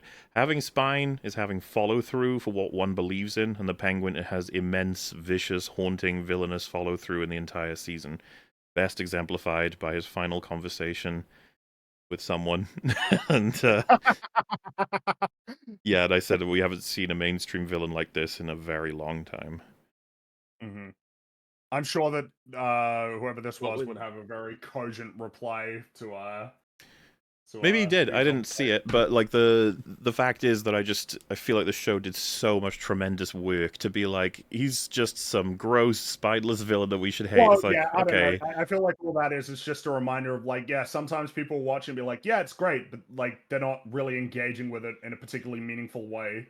Yeah, they're not really getting the calories out of all that story that's been put there. They're just skimming off the top. They're just picking out a piece, or they just don't even notice it. I don't know. It's a real shame, but I think guess so when too. we watch something like this and we really enjoy it and we're really engaged with it, and we see someone else who's like, "Oh yeah, I really really liked it," and then they like completely, almost on like a fundamental level, misunderstand what it is they're watching. It's confusing to me. But I guess some He didn't people are even just address the calling it no tragic backstory. He didn't even do that part. What a dingus. coward. Coward. Anyway, Francis then says, I had enough to give all three of you. You didn't have to leave them down there. You didn't have to take them from me. They were my babies, my world, your brothers. You're a disappointment. You're a waste of space. I wake up every goddamn day. I was sick to be your mother. I should have let Rex kill you when I had the chads. Which is just like, holy shit. Not the kind of thing you expect a mother to say to her son, but hey, that's this show. Some tension in this room, you know? And Colin Farrell's face under all that makeup is so damn moving. It's insane for him to hear all of that. And remember, like, he would kill people for saying anything close to it, and it's his mum that's saying all of that. Rough. And then she breaks a bottle and stabs him with it. And man, for a moment, she sees the younger actor for Oz, and it's so sad. She sees her two sons soaking wet, and you can tell her mind is just falling apart. And unfortunately, she has a stroke and hits her head on the way down to the ground. I imagine this put a lot of pressure on her, this whole sequence, and just It's the That gotta be the most stressful moment of her life, probably. well, and she just, you can tell, even after everything, stabbing Oz, she regrets it almost instantly. And then the fact that we know she's talked about seeing things that aren't real, that visual of her other kids is probably something she's seen several times, and then she just says, I'm sorry, which obviously she's blamed herself so thoroughly for them dying when there's just nothing she could have done. Yeah, it's not her fault at all. She's what a character as well, you know. It's hard to sometimes explain just how much work is being done at all times, but there you go. And that is, you know, the conclusion of this scene in terms of the character dynamics, because then Oz tears his right arm off the chair, like he sort of just rips through the duct tape or breaks the arm itself. I mean, the only way to describe it is this is a somewhat unsatisfying way of essentially doing what needs to happen, which is getting Oz out of here alive with her. Yeah, when we were watching it, the first thought I had was like, why Pretty wouldn't flimsy. you either make it such that she stabbed him and it loosened whatever was keeping him held, right? Or that she stabbed him and then he's able to grab it out somewhat and use it to cut one of his, you know, binds while I they're understand distracted. the angle of him just freaking out so much that he tears it free. Like, I get it, but You can it's keep just a that bit though. weak. Yeah, Like if you can, have that's him true. weaken it and then do it, I think that's much more viable. Yeah. And then, but yeah, I mean, the reality is like we know what's happening here. We need to get Oz out of here because we got more story to do. Yes, So, we Mr. do. Tao. I thought it was kind of funny the corrupt cop was just outside giving himself drops, and he just so And get casually shot in the fucking gets his eye. head blown off. Yeah. Yeah, just Um, shot in the face. I will say they have the room because he's a hyper drug addict and was probably doing that, but you'd think he would have been made somewhat aware by the gunshots. Like, You'd think so, but I guess he was really high. he was That's super that's high. how zonked out he was, He's man. like Towley. He was in the he's He's zone. like so Towley. Don't you take me down to Funky Town? That's what he's thinking in his head. So, Oz gets his mum to hospital, starts looking for a way to patch himself up, and calls Victor in to plan what's going to be the end of the show, basically. You see him applying staples. It's quite rough, but I quite enjoy the fact that they're more than capable of showing just how rough it would be because he's already wearing a bodysuit. So, That's like, right. So you can do whatever you want. yeah, Really. I feel like it's got to be even easier to get that looking real good.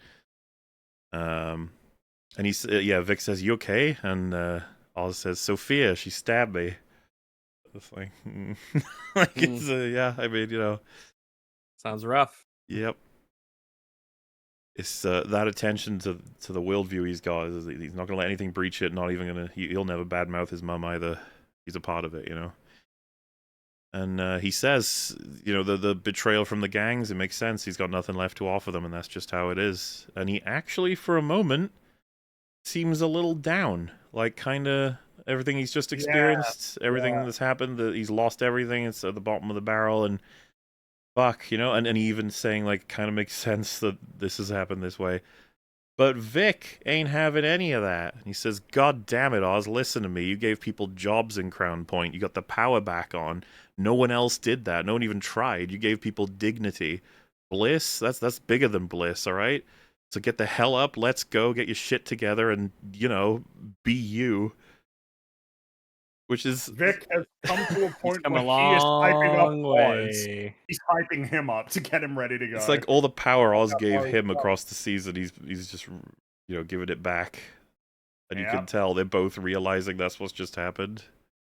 It's so great and so perfect too in terms of what Oz would need right now to get back on. He says, it was pretty good. You got to project more though, you know, from your gut. Yeah. Just the idea he's giving him advice on how to make him feel better. Yeah, he just gave him. So, Sophia offers that whoever captures Oz and brings him to her can have Gotham's drug trade territories and operations because she is gonna leave. But obviously, Out. before she does, gotta get that Oz revenge. It's like, Sophia. Sophia. It's like being Walt in the car. It's like, Sophia! What a great meme. Just I don't even know leave, if they Sophia. showed of that meme.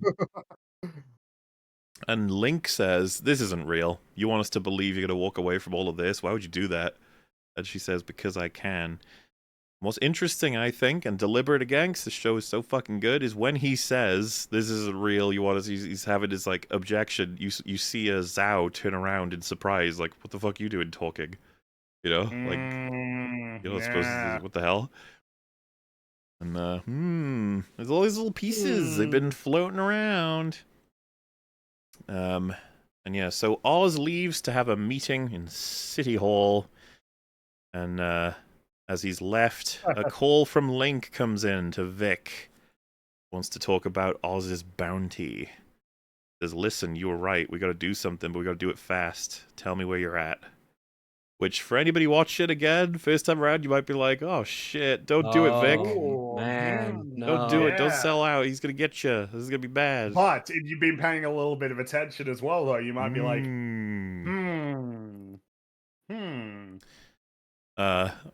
Oz standing where the mayor would be in City Hall feels foreshadowy, I guess. Yeah.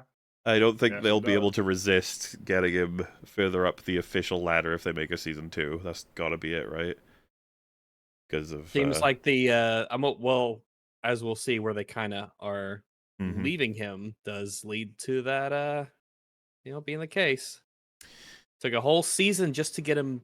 Well, we'll talk about it, but yeah, I gotcha. Oz claims people are going to blame City Hall for what's happened in Crown Point, and he offers that Sophia Falcone can be blamed instead. That she planted explosives in a car, blew up the entire place in order to sabotage a drug lab that was owned by Salvatore Maroni because they were warring and they killed each other. The Maronis killed Alberto, and Sophia killed Sal's wife and son and blew up his operation.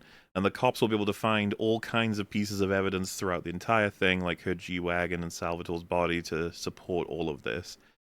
And he says, it is what it looks like, and this looks like an unhinged, angry broad got out of the loony bin and went on a fucking killing spree.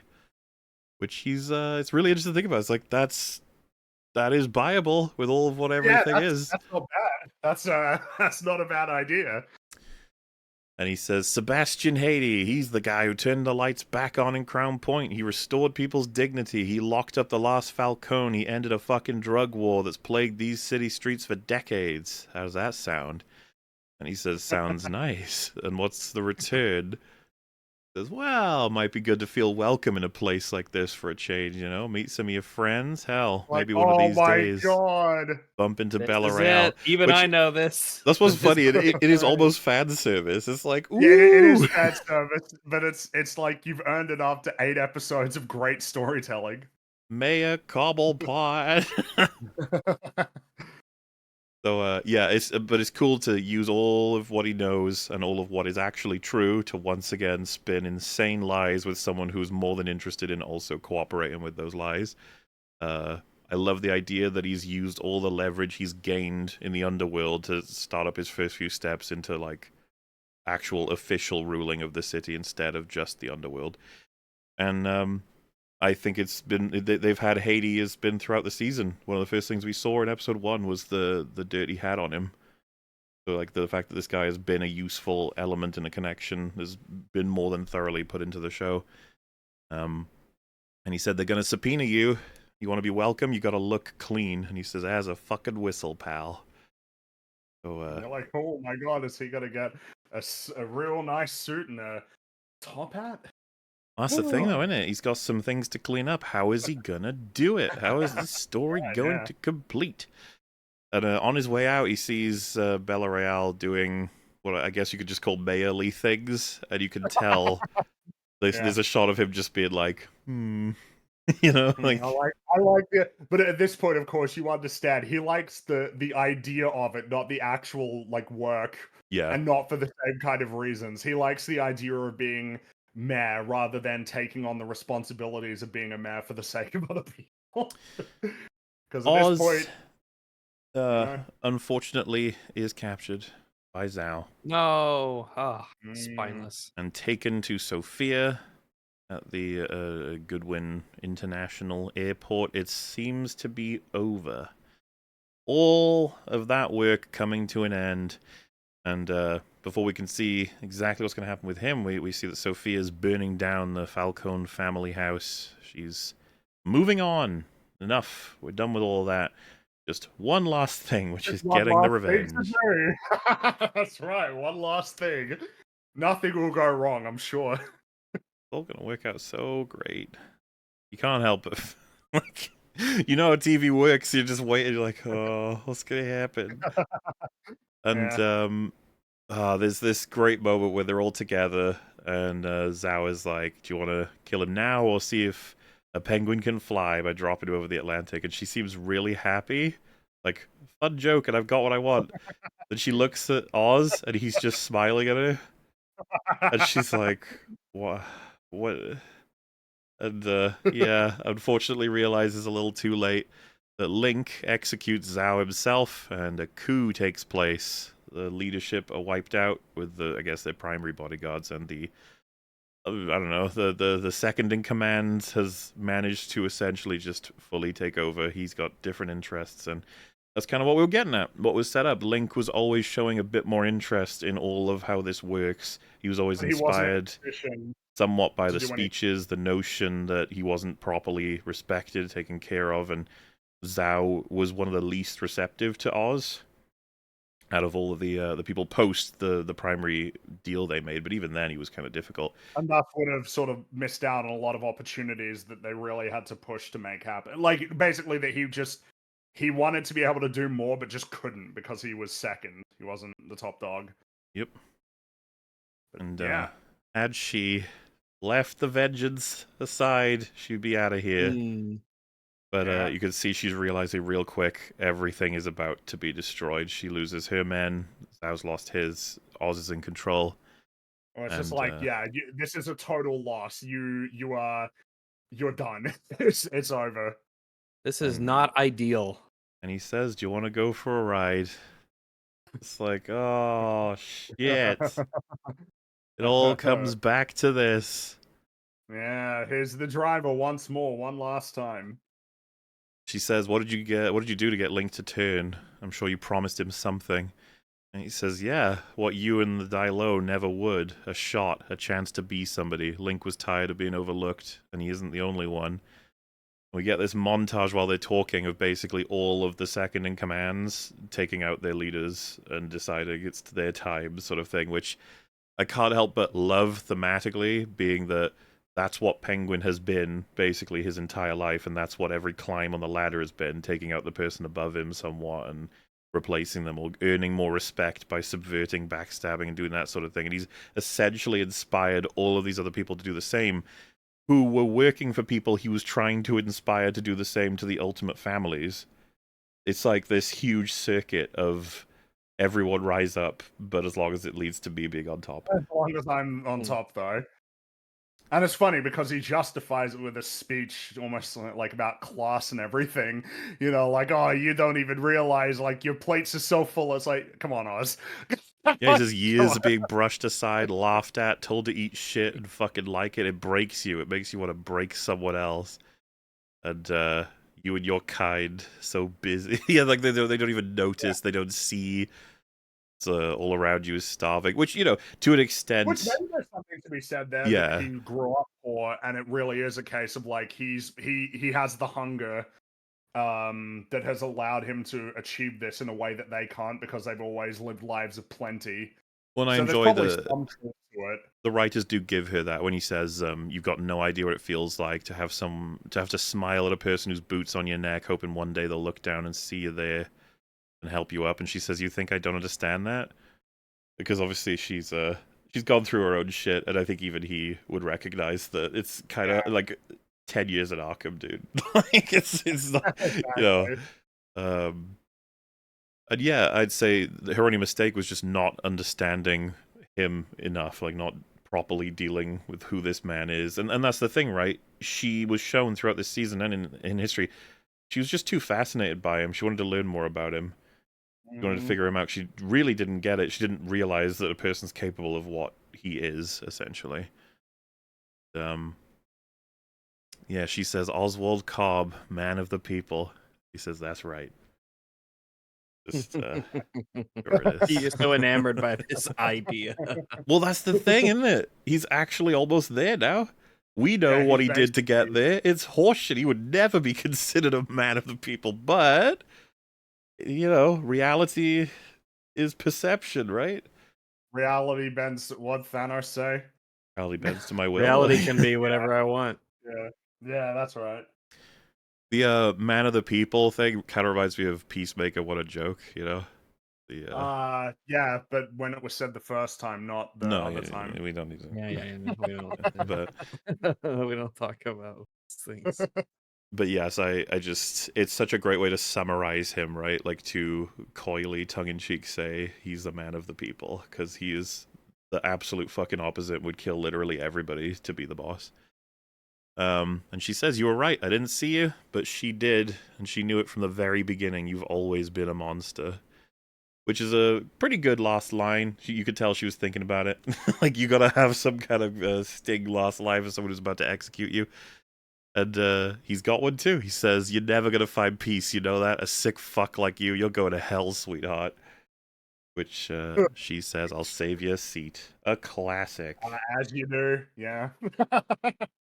And yeah, I think that this is definitely the moment she's fully bought into the idea that it had nothing to do with Francis. He was just a fucking monster to begin with, and this is who he is. But obviously it's not like he was made better by all the things that happened to him post some of the decisions he made as a kid. But yeah, I think she's just fascinated by the kind of person that he is. And I would say that you know, like telling her she'll never find peace, she's a sick fuck. You just sort of wonder, like, Oz, come on, like, you projected, or maybe you just want to. Well, yeah, but maybe there's a little bit of foreshadowing, though. Maybe Foreshadowing for what's about to happen in 30 seconds. And well, I guess yeah. He's got the gun to her head. She looks like she's come to understand that this is the end, and that's that. You know, some level of peace. And you get this really interesting sort of effect with the lighting as well when you know it pans over from the gun over to her, and it's I'm not sure how to describe it other than like the light is kind of artifacting in a way where it's like a beam almost like through, almost indicating, right, like the bullet, like the path what it would that look the like if bullet she was shot, taking. but Yeah. in white. But what happens, Bola? Well, a Yeah, light. tell me, I'm on the edge of my seat. A light shines on her face. What's going on? Oz has disappeared. Light of heaven. What is this? And the police arrive.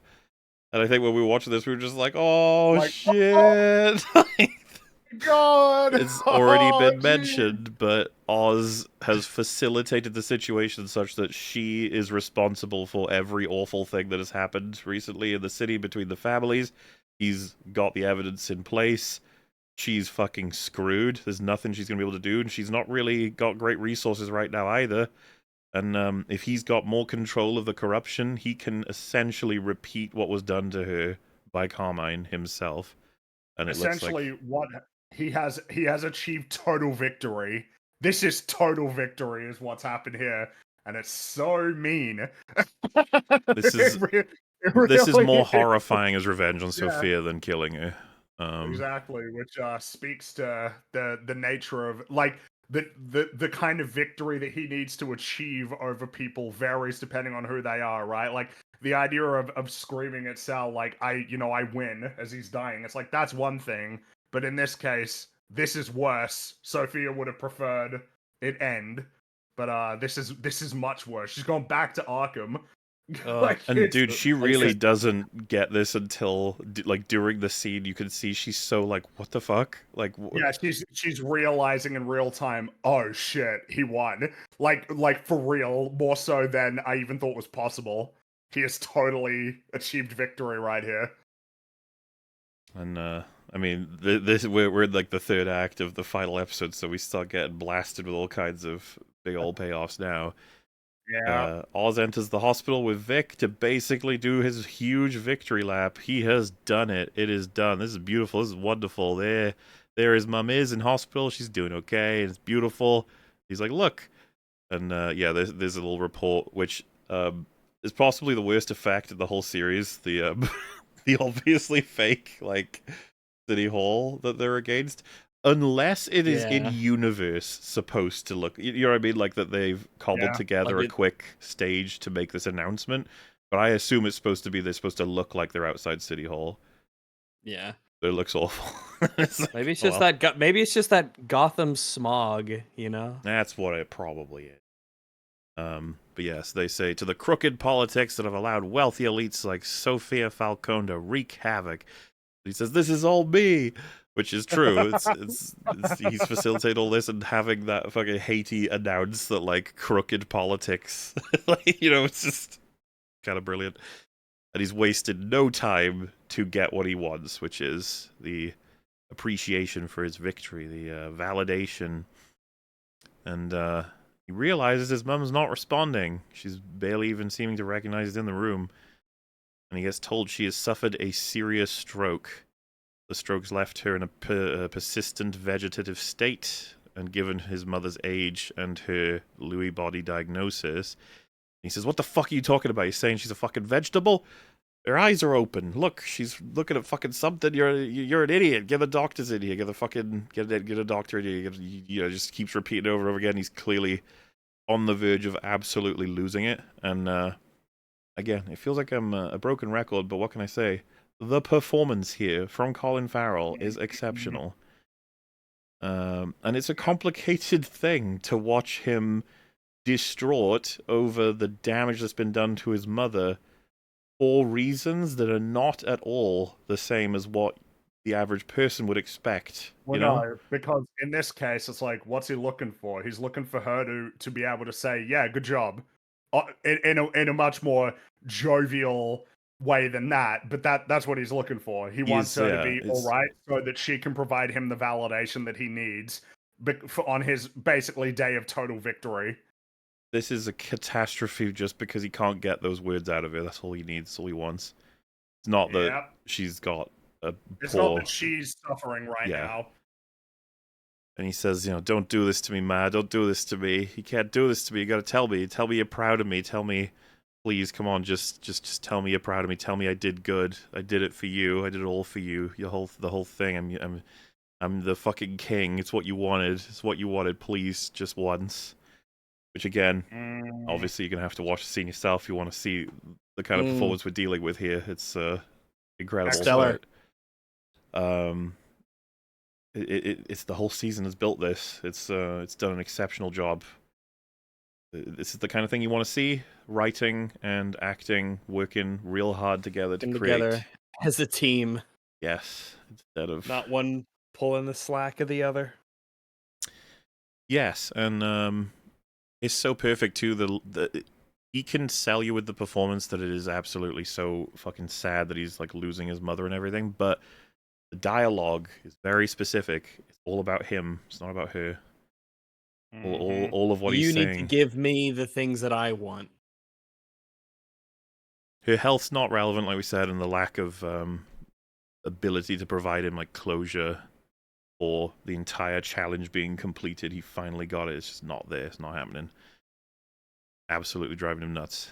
And yeah, really good scene. And Vic puts his hand on his back to be like, you know, sorry this has happened. I wonder if Vic understands. Yeah, exactly. That Vic would be looking at it in the way that you would be looking at it for a normal person, not Oz, not Oz as he is to truly be understood. Mm-hmm. And Which so brings us to the Sophia scene hits, right? And the Francis scene, that hits hard too. Yeah. But holy shit. So Yeah, luckily I can get a moment to breathe. Jeez, calm down, yeah, show. yeah. Nice little gap. So he says, "You think she forgives me?" And Vic's like, "For what?" He says, "I don't know, all kinds of things. None of this came easy. Can't stop thinking about him. You know, my brothers, what kind of men they would have been if they had a chance, and what they'd think of me now. Which I think is such a fucking good choice of line that you can almost slip into thinking he's talking about the men that he took the lives of, right, and the potential that he killed. But they simultaneously throw in, it's like, would they think I've done good? Would they think I'm strong? Would they think I've, like, done right by the mum and stuff? It's like, you killed them. Like, I don't think that they would have opinions on that, but simultaneously just, imagine all of the thoughts he's having in his head at the same time of what alternate pathways could have been done, right? And how much better things maybe could have been had he not killed them. Who can say? Who can know? I imagine lots going through because of certain decisions that are going to be made pretty soon. And Vic says he thinks about his family too, and he really, really misses them. Something of a thing they can bond over, you know? Mm-hmm. Yep. And I would say, like, the scene, what a start. It's such a heart-to-heart. They both lost so much, and they've both achieved so much together. You kind of can easily be tricked into a sense of, you know what, Vic and Oz, they could be together for a long time. They could do all kinds of things. They could see this being a team they've really properly 100% built really well. And he says, you know, I couldn't have done any of this without you.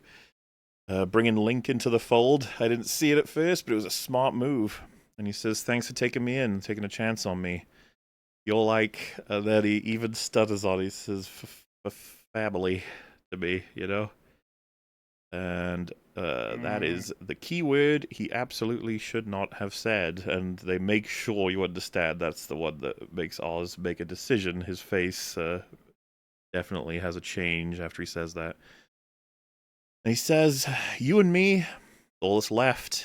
It's good that we met. You see me at my lowest, all this shit with my ma, but listen, kid, I can't bring you with me this time. He says, what do you mean? He's like, well, it's the thing about family. It's your strength. It drives you, but fuck if it doesn't make you weak. And I can't have that anymore. I can't have that shit. I can't. It's too much.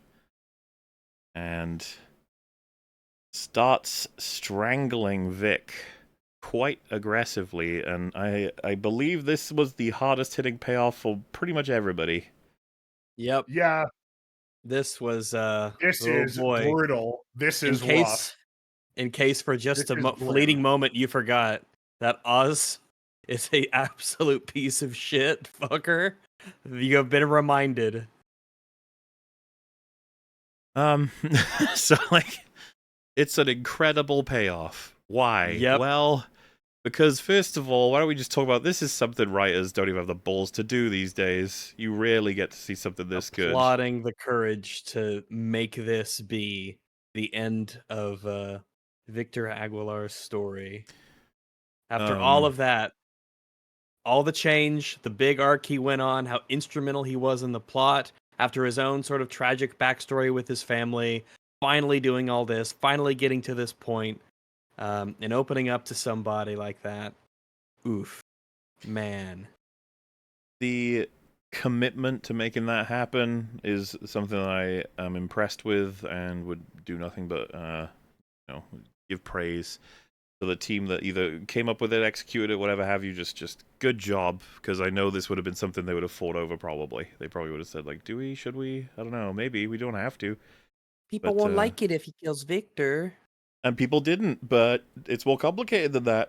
It's like, a lot of people would have wanted him to absolutely survive the season, but look at everything they've shown us across this season, everything we've come to understand. The issues with Oz and his mother have occupied a significant amount of time, and they change a lot about any given goal that Oz has. He has to account for her, he has to take care of her, he has to ensure that she has the capacity to, can give him the validation he was after, and simultaneously acts as this anchor point that's going to, if anyone finds out about her, be used against him as efficiently as he uses family members against his enemies.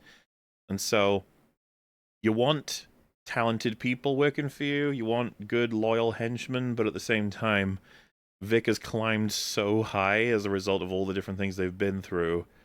He now cares about him too much.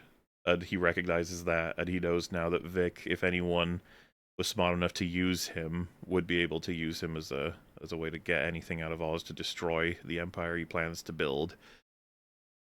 The dream's ready. It's viable. It's all good to go. But Victor could destroy it without intending to, with this kind of viewpoint Oz has on the world and his own weaknesses. And that is rough, cruel, horrifying, and, like I said, expected. What's kind of interesting about this is me and Fringy's early, I think, as either episode 1 or 2, were saying that we thought this season would end with Oz killing Vic. And yes, it just seemed like it was a direction that the story could go. Part of it, I think it almost does speak to a degree of confidence in the writers, the creators of this show, because the very expected storyline is these two were brought together by circumstance. They become real friends. They connect. They both essentially enable each other's success. And in a sense, you could say that there's a tragedy that Vic, there's an alternative path where he went and lived a normal life, but instead here he gets driven down, like this life and does bad things.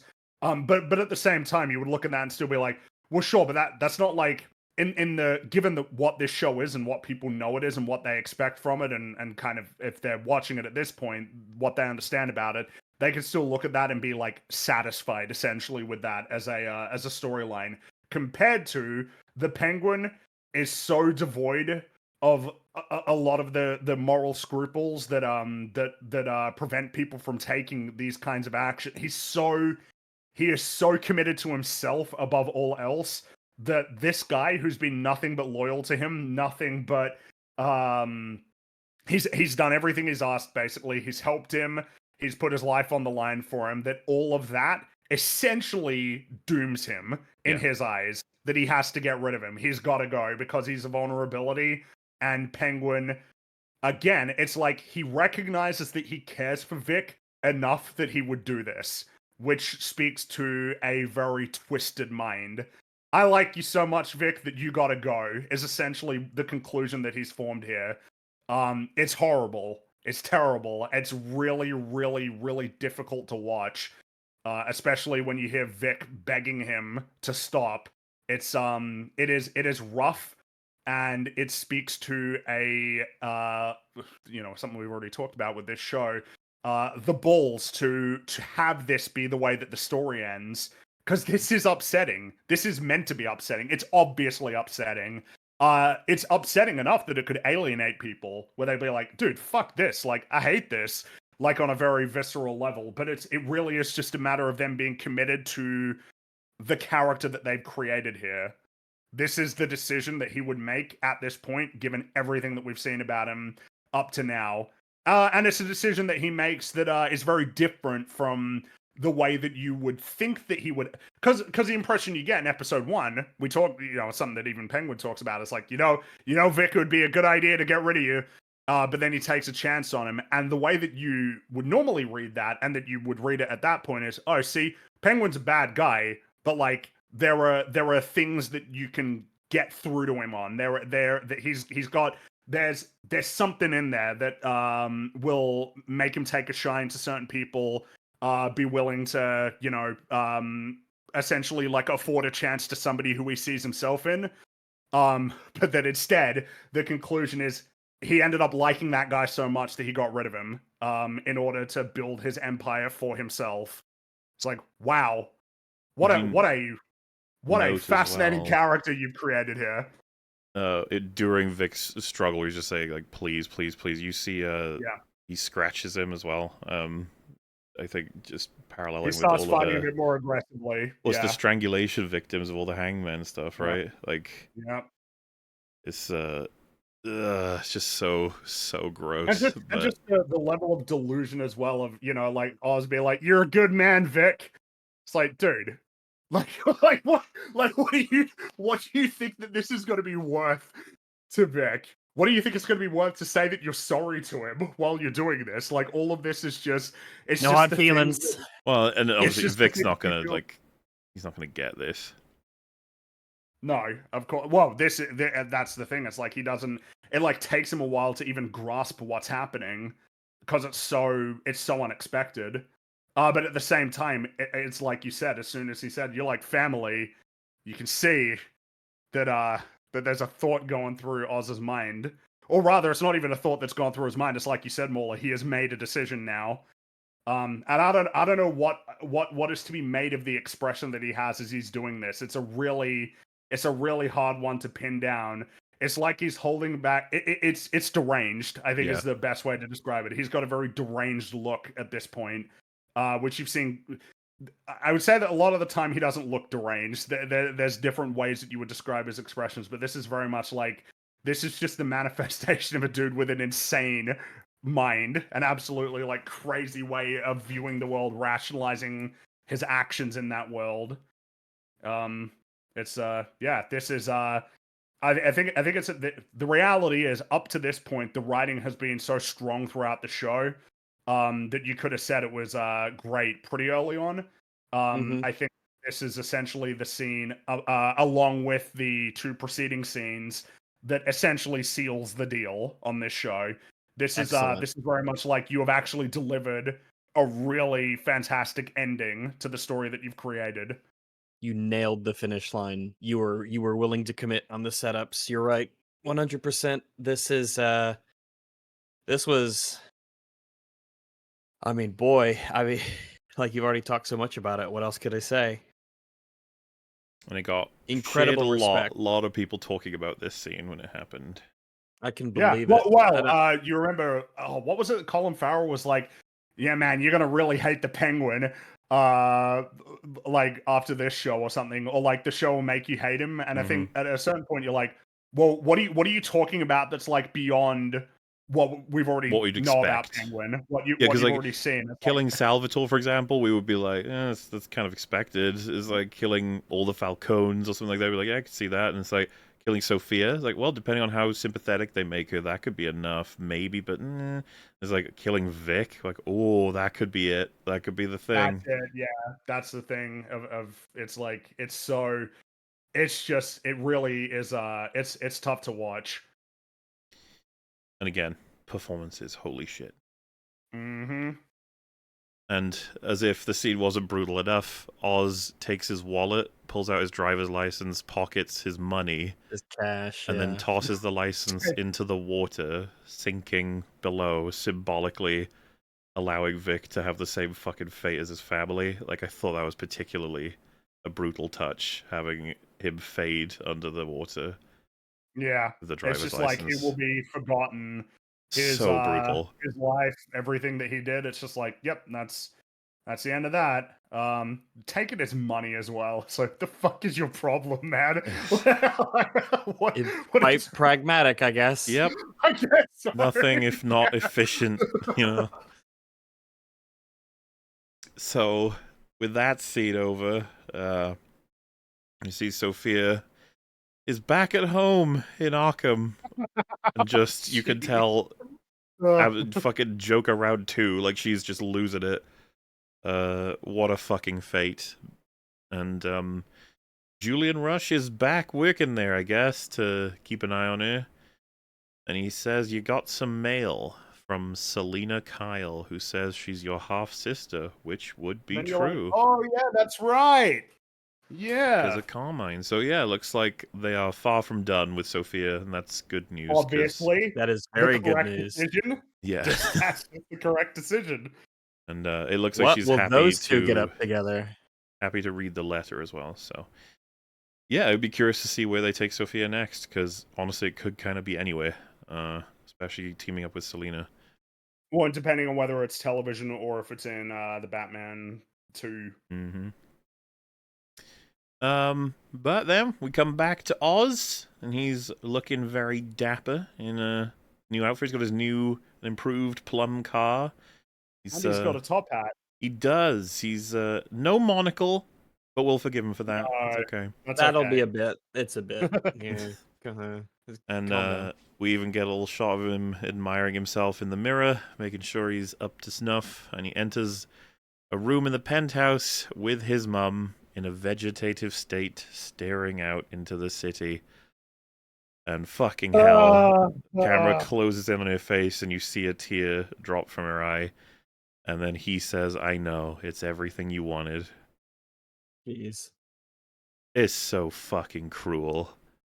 And obviously, the scene we talked about earlier, it's everything she was desperate to never have happen. And this is all he ever wanted in almost the best version for him. She can't, hurl insults. She can't deny the validation. Well, he's in a position to twist every single thing in a way that affirms him. And now she's living this knowing he knows she knows, and he's still doing this. This is just hell. This is absolutely hell. Yeah. I don't know who you'd say would have who got the worst end. Obviously, Penguin, from his perspective, he got the best ending. In terms of who got the worst ending, it really is a competition between Sophia, Vic, and Penguin's mom. I feel like Francis has the worst one. Vic gets to be dead, and Sophia's gonna get out, but she'll have opportunities. But this is Francis's fate until death. It's so cruel, and once again, teeth. You got him. You didn't spare the character because you could have done that, but you didn't. The monster you enabled is Ugh, what a rough way. Cruel irony. And Penguin is very happy with himself and walks into the other room. You see Eve dressed entirely in the outfit that his mum always had on in those in the hall they were in when they were dancing. He's got her dressed up the same way. He just says, "Tell me you love me. Tell me you're proud of me. Tell me I did it." And he says, "I did it, Ma, didn't I?" And it's actually just running the fantasy in his head. Completed it, and she's obviously indulging in it because now she's with the richest, most successful gangster in Gotham. Top floor in the penthouse. She says, "I knew you'd do it, my beautiful boy. Gotham's yours. Nothing is standing in your way now." And he says, "You're so goddamn right." Which, his fucking twisted psyche, she's just running along for the ride. He's done everything, achieved everything. It's all wonderful. It's great. It's brilliant. And as kind of expected, we pan out into a big old wide shot of the city, and we see the bat signal turn on. Yeah. Remember, this is a Batman show, sort of. It's like it really was. It reminded me, like, oh yeah, that's right.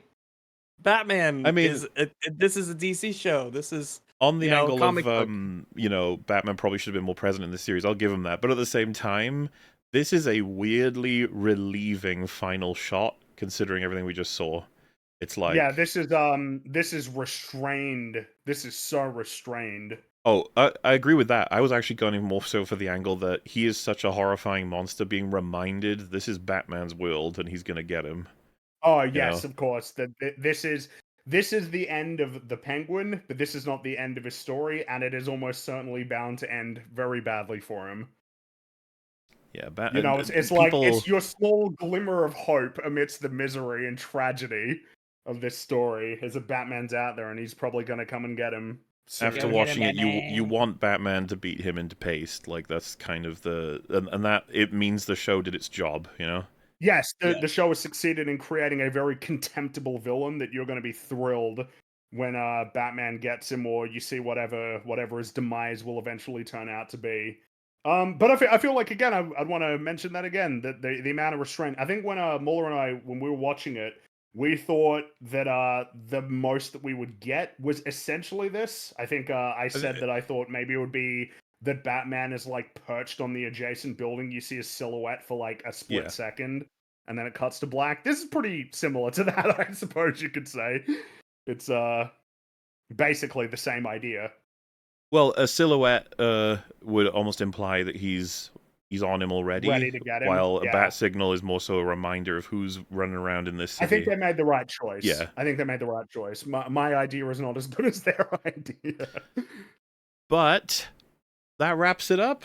That's the full season of The Penguin. It's an excellent show. What can I say? It really is. It really is excellent. What a pleasant surprise amidst a sea of disappointment.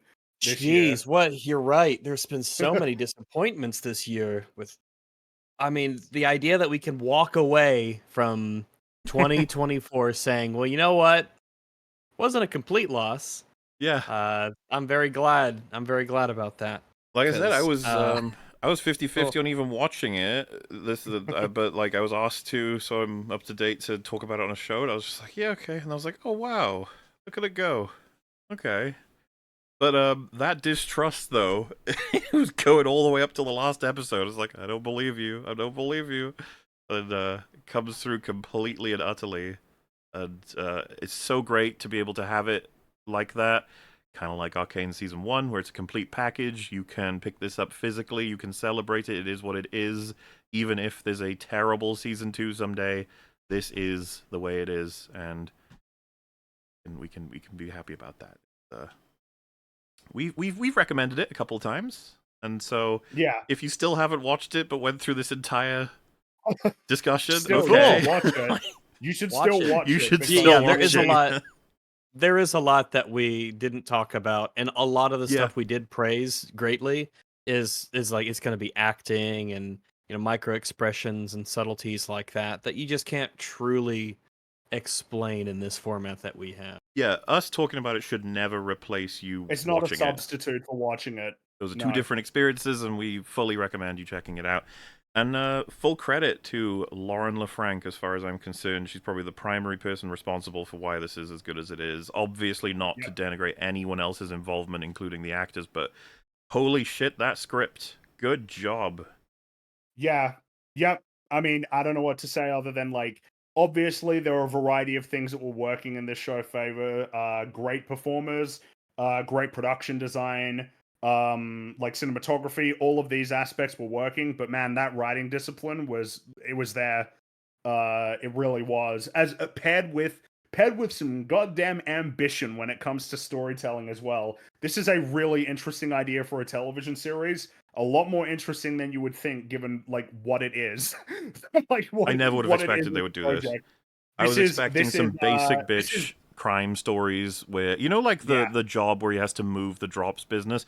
I would have expected that to take 4 episodes, and it would have been lame and yeah. laborious, and that's that. I don't know. It's maybe it sounds a bit silly to say it, but I feel it's apt to basically say that this is like the DC equivalent of Andor as a project. Yeah. A perplexing, Yeah. a seemingly perplexing idea that is sort of baffling that it exists, that was taken on by people who had an idea and the ability to deliver, and then ended up creating something that kind of initially flew under the radar, but then got more and more attention as people started realizing, oh, this is like for real. This is like a for real a television series that's worth watching. I suppose what's interesting is that if there was a question of, well, what do you hope or expect in the future? It's like, well, there could be a season 2. And if it's got the same quality of writing, that would be really exciting. It could be that the Batman Part 2 was going to be different and that it will be changed to incorporate more of this, which I also think would probably be a good idea. I would like or it. It could just be that this has an impact on future DC television shows going forward.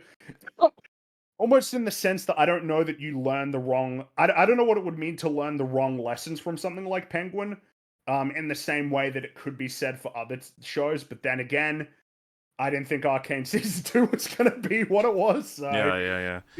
maybe it could be that the wrong lessons are learned. I hope not. On that note, Matt Reeves has confirmed Season 2's in development, and he said he's been talking to showrunner Lauren LaFranc about doing another season, that this first season was a special experience, and he feels really fortunate. These characters don't belong to him, they belong to the world, so it comes down to whether you can approach them in that way and express something personal. So hopefully, Hooray. That's what I like to hear. I'm Stuff gonna like want that. to see her name mentioned if ever there's ideas of a season 2. It's like, please give her enough power to do this again, If because she is not doing season 2, then I'll be like, well, tell me where the fuck she is so we can watch that then. exactly, it's Yeah. it's the kind of thing where it's like this kind of belongs to her, and it would be really fucking stupid of you to not take I think it would be advantage of what incredibly makes foolish. it work. It would be really foolish not to get the same group of people back on board. But then again, I get the impression that maybe they still got more ideas, more ways that they think that they could take the story. Though my guess would be that a second season would probably be more integrated. Not that this wasn't. I think that this show does a pretty good job of feeling like it slots into place as a sequel series to the Batman. It feels like it takes place in the agree, same yeah. world. Yeah. Yeah. But it might be that it's more characters from the Batman could be showing up and playing a role. If like the goal was to if the goal was not to carry forward the story of Penguin into like the next Batman movie, but to almost like have it be here while Batman 2 is doing a different storyline. Really, I mean, as long as it's good, I mean, I'd be happy just for more of it. That's really all there is to it. Yeah, and with I'm the state of thoroughly DC, we impressed. can't be sure of anything really. The No, but it's going to be awkward the longer like if Penguin season 2 is really good, if Batman part 2 is really good, it's going to get a little bit awkward of like, man, there's like this adjacent universe that potentially could be a lot more worthwhile than what's going on with the DC universe, right? Especially if they end up being successful like commercially, which it looks like the Penguin's been pretty successful. I mean, it was cool to see the show comes out and then everyone's talking about how well written it is, how impactful it Yeah. was, and none of that bullshit of just talking about, oh, did you see the Scarecrow glove? Like that's all that matters, you know? Oh, did you see the Well, extra then again, credit remember scene? there were some people who were like, "Oh yeah, we're eating good for like comic book TV shows, The Penguin and Agatha all along." Oh, yeah, putting those two together that's just criminal. The fuck's That's wrong with you? unbelievable. That's unbelievable that some people can't tell the difference between the two. And yeah, I mean, hopefully we have managed to capture somewhat of what made this show special, at least to us. And of course, Merry Christmas and Merry Oh, Boxing happy Day. Boxing That's right, Day, everyone. Yeah, that's right. This concludes the 3 special little gifts of EFAP Christmas, being That's the right. Grinch Triathlon and the 2 portions of the Penguin, Mr. And Pingu. Die Hard as well, since that is Christmas themed. So it's Yes. 4 things really. All under the YouTube tree, and you've watched them all now, so excellent. Go watch Penguin. Thank you all for watching this, and I suppose we'll see you next episode, which won't even be that long at all. No, not one. See you soon. That's right, everybody. We will see you later. Bye. Bye Bye bye. Bye.